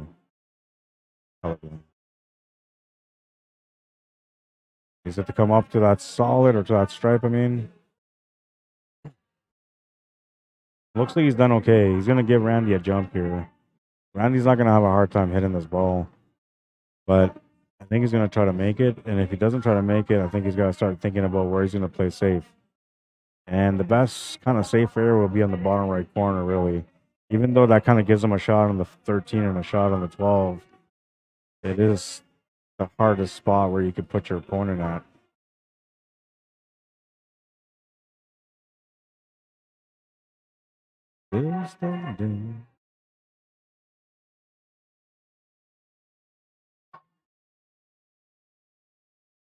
Oh, and you can see the 7 ball. Yeah. I didn't know you could see it, man.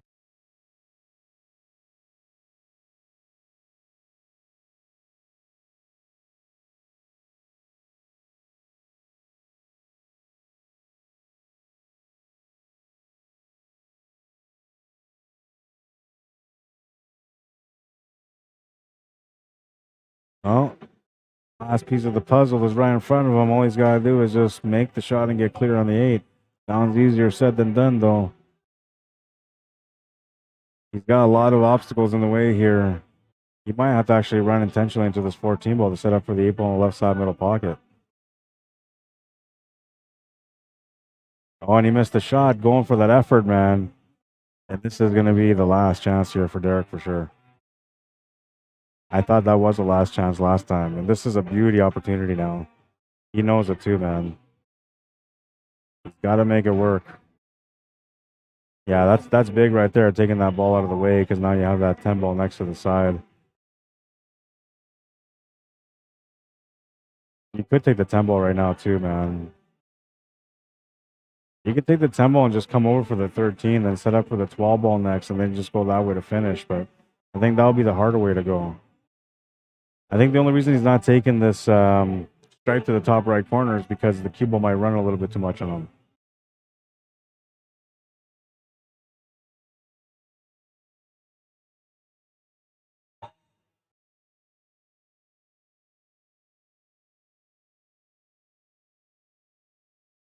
Choosing another safety here. That's what he chose to go with. Not a bad choice. Let's see what he's got here for a side. He can maybe jump and nick this 3 ball just slightly, but I don't think he can make it. He's going to try, though. He can maybe jump this and go for a kick shot. So a kick shot to the top right corner from this angle. That could be it.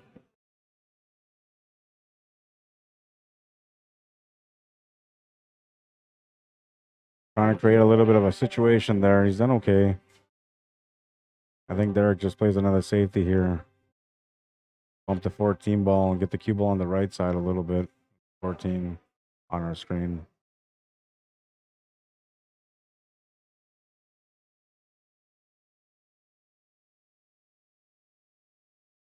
So I'm thinking,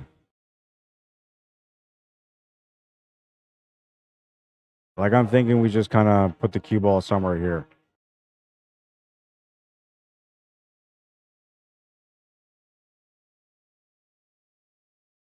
A little bit too heavy, but he's all right.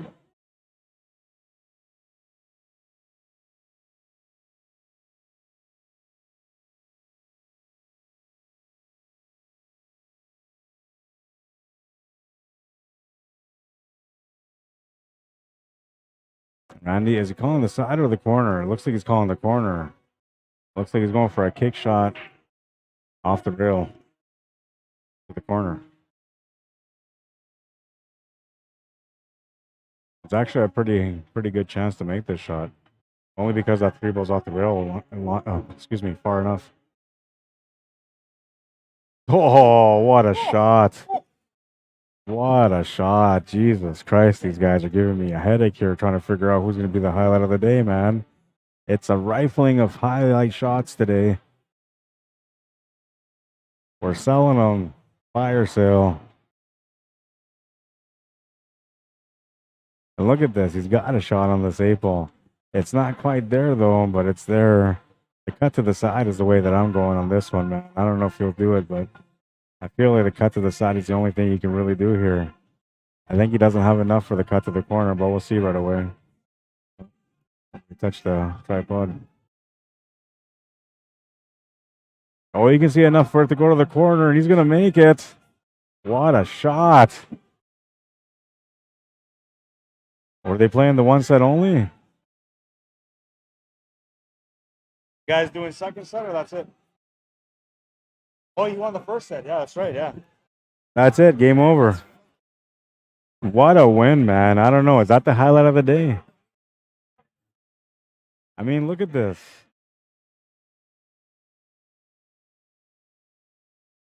I don't know which one's going to be the highlight of the day, man. I don't know. Do I have the other one loaded up yet? No, this is the one from earlier. We're going to give Tracy some credit on this one, though. I'll load up the other one. This is a nice shot, too. 3 ball, man. It's a theme today. Okay, hang on. Let me find it. We need to compare now. We need to figure out which one's going to be the highlight of the day. You guys got to help me figure that out. Which one was the other one now?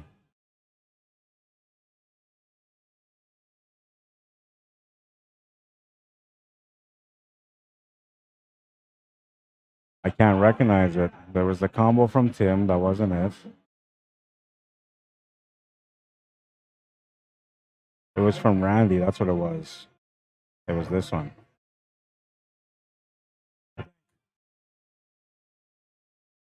Oh, yeah, it's this one. Okay. All right. So I don't know, man. I don't think it's fair for Randy to outdo himself here on the highlight of the day. But he's going to be the second person that I know that's got the highlight of the day and won the tournament. So first of all, let's go with the first one. Okay, so this is the first highlight. You guys, we'll go with the one that he just made first. Okay, so you guys tell me, is the shot number one? Is the shot number one, which is this one? Is that the highlight of the day?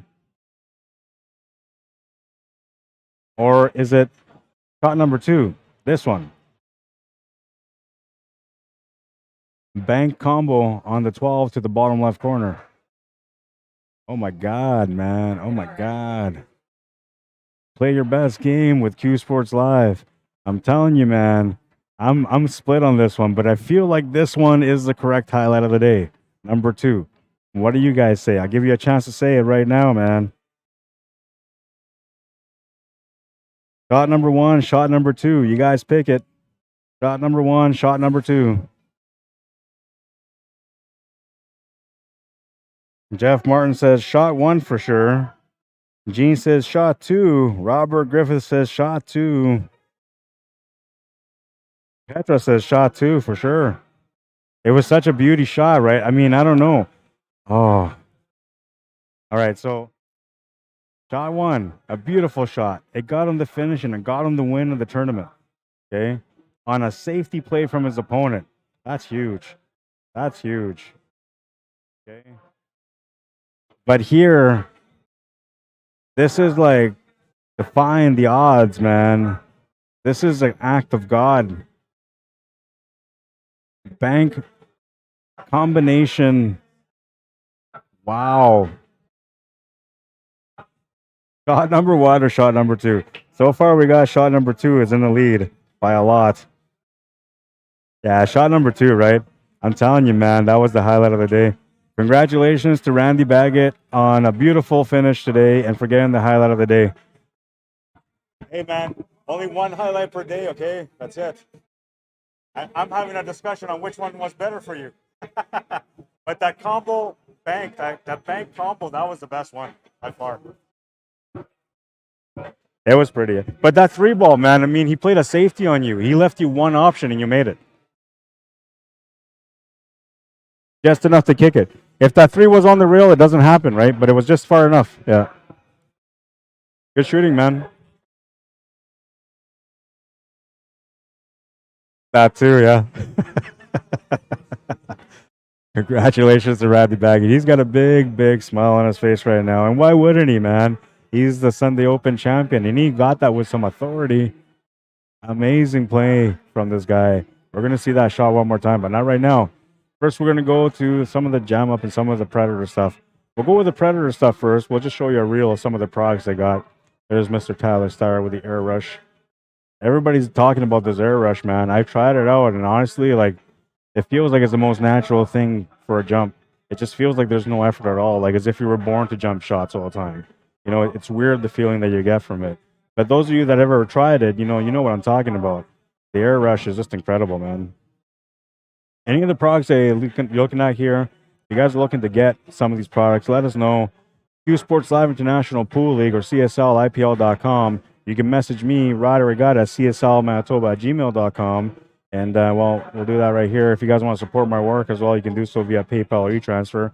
There's my email for you guys. And so if you want to contact me, if you want to get some products, anything like that, maybe you want to hire me to come on and cover an event in your town, whatever the case may be, maybe you're just bored and you want to drop an email just to say hello, man. CSLManitoba@gmail.com. Don't be shy. Don't be a stranger. I'm waiting for that message, man. Pick up the phone. I'm all alone. Remember that commercial? That was like the Grapevine dating site or something like that. Good shooting, bro. Yeah. Good. I can't believe you missed that 8-ball, man. That was so huge, you know? Yeah, no, it's playing really good. Dude, you ran out like maybe I'd say like 60% of your racks you ran out today. Yeah. Yeah, right on, bro. Thanks, man. You should at least get your green fees back or something, your money back, right? Your entry fee?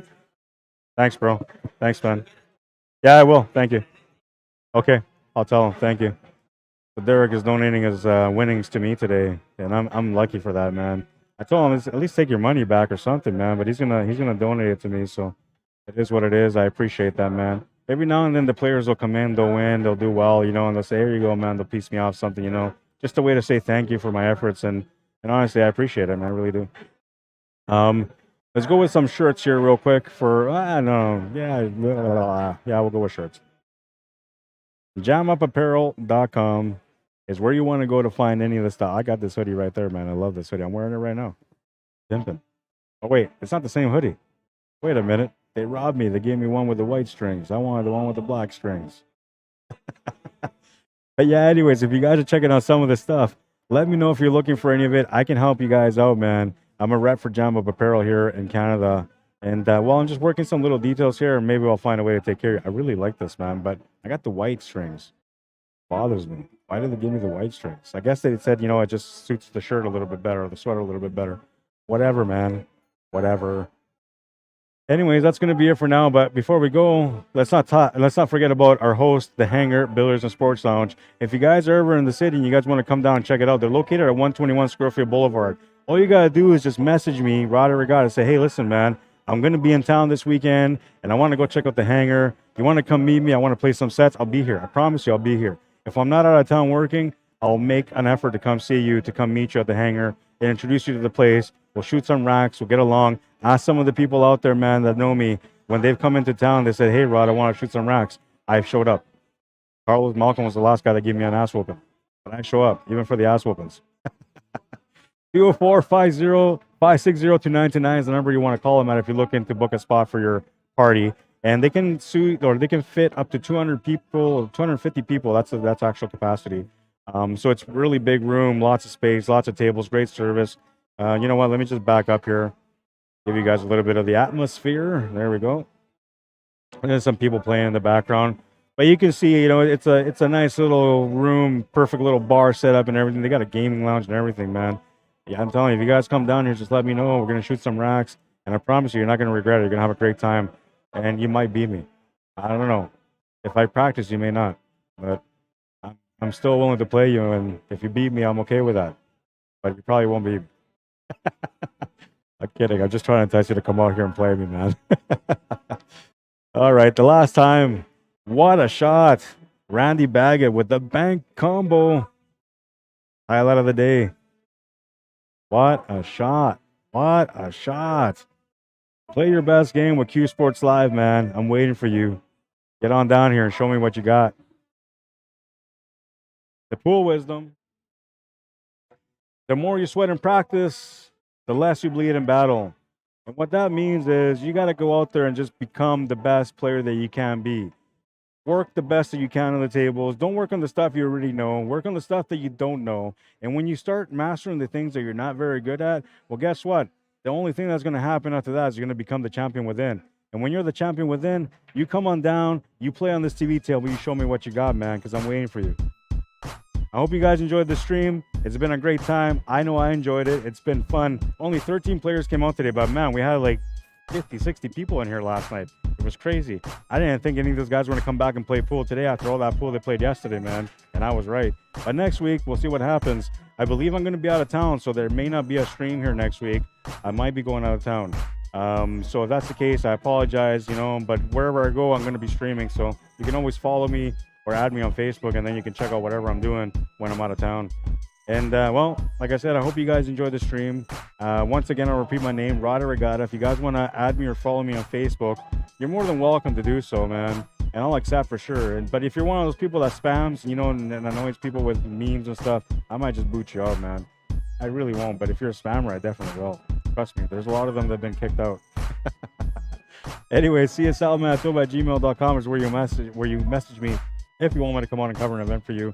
And I think that's going to be it.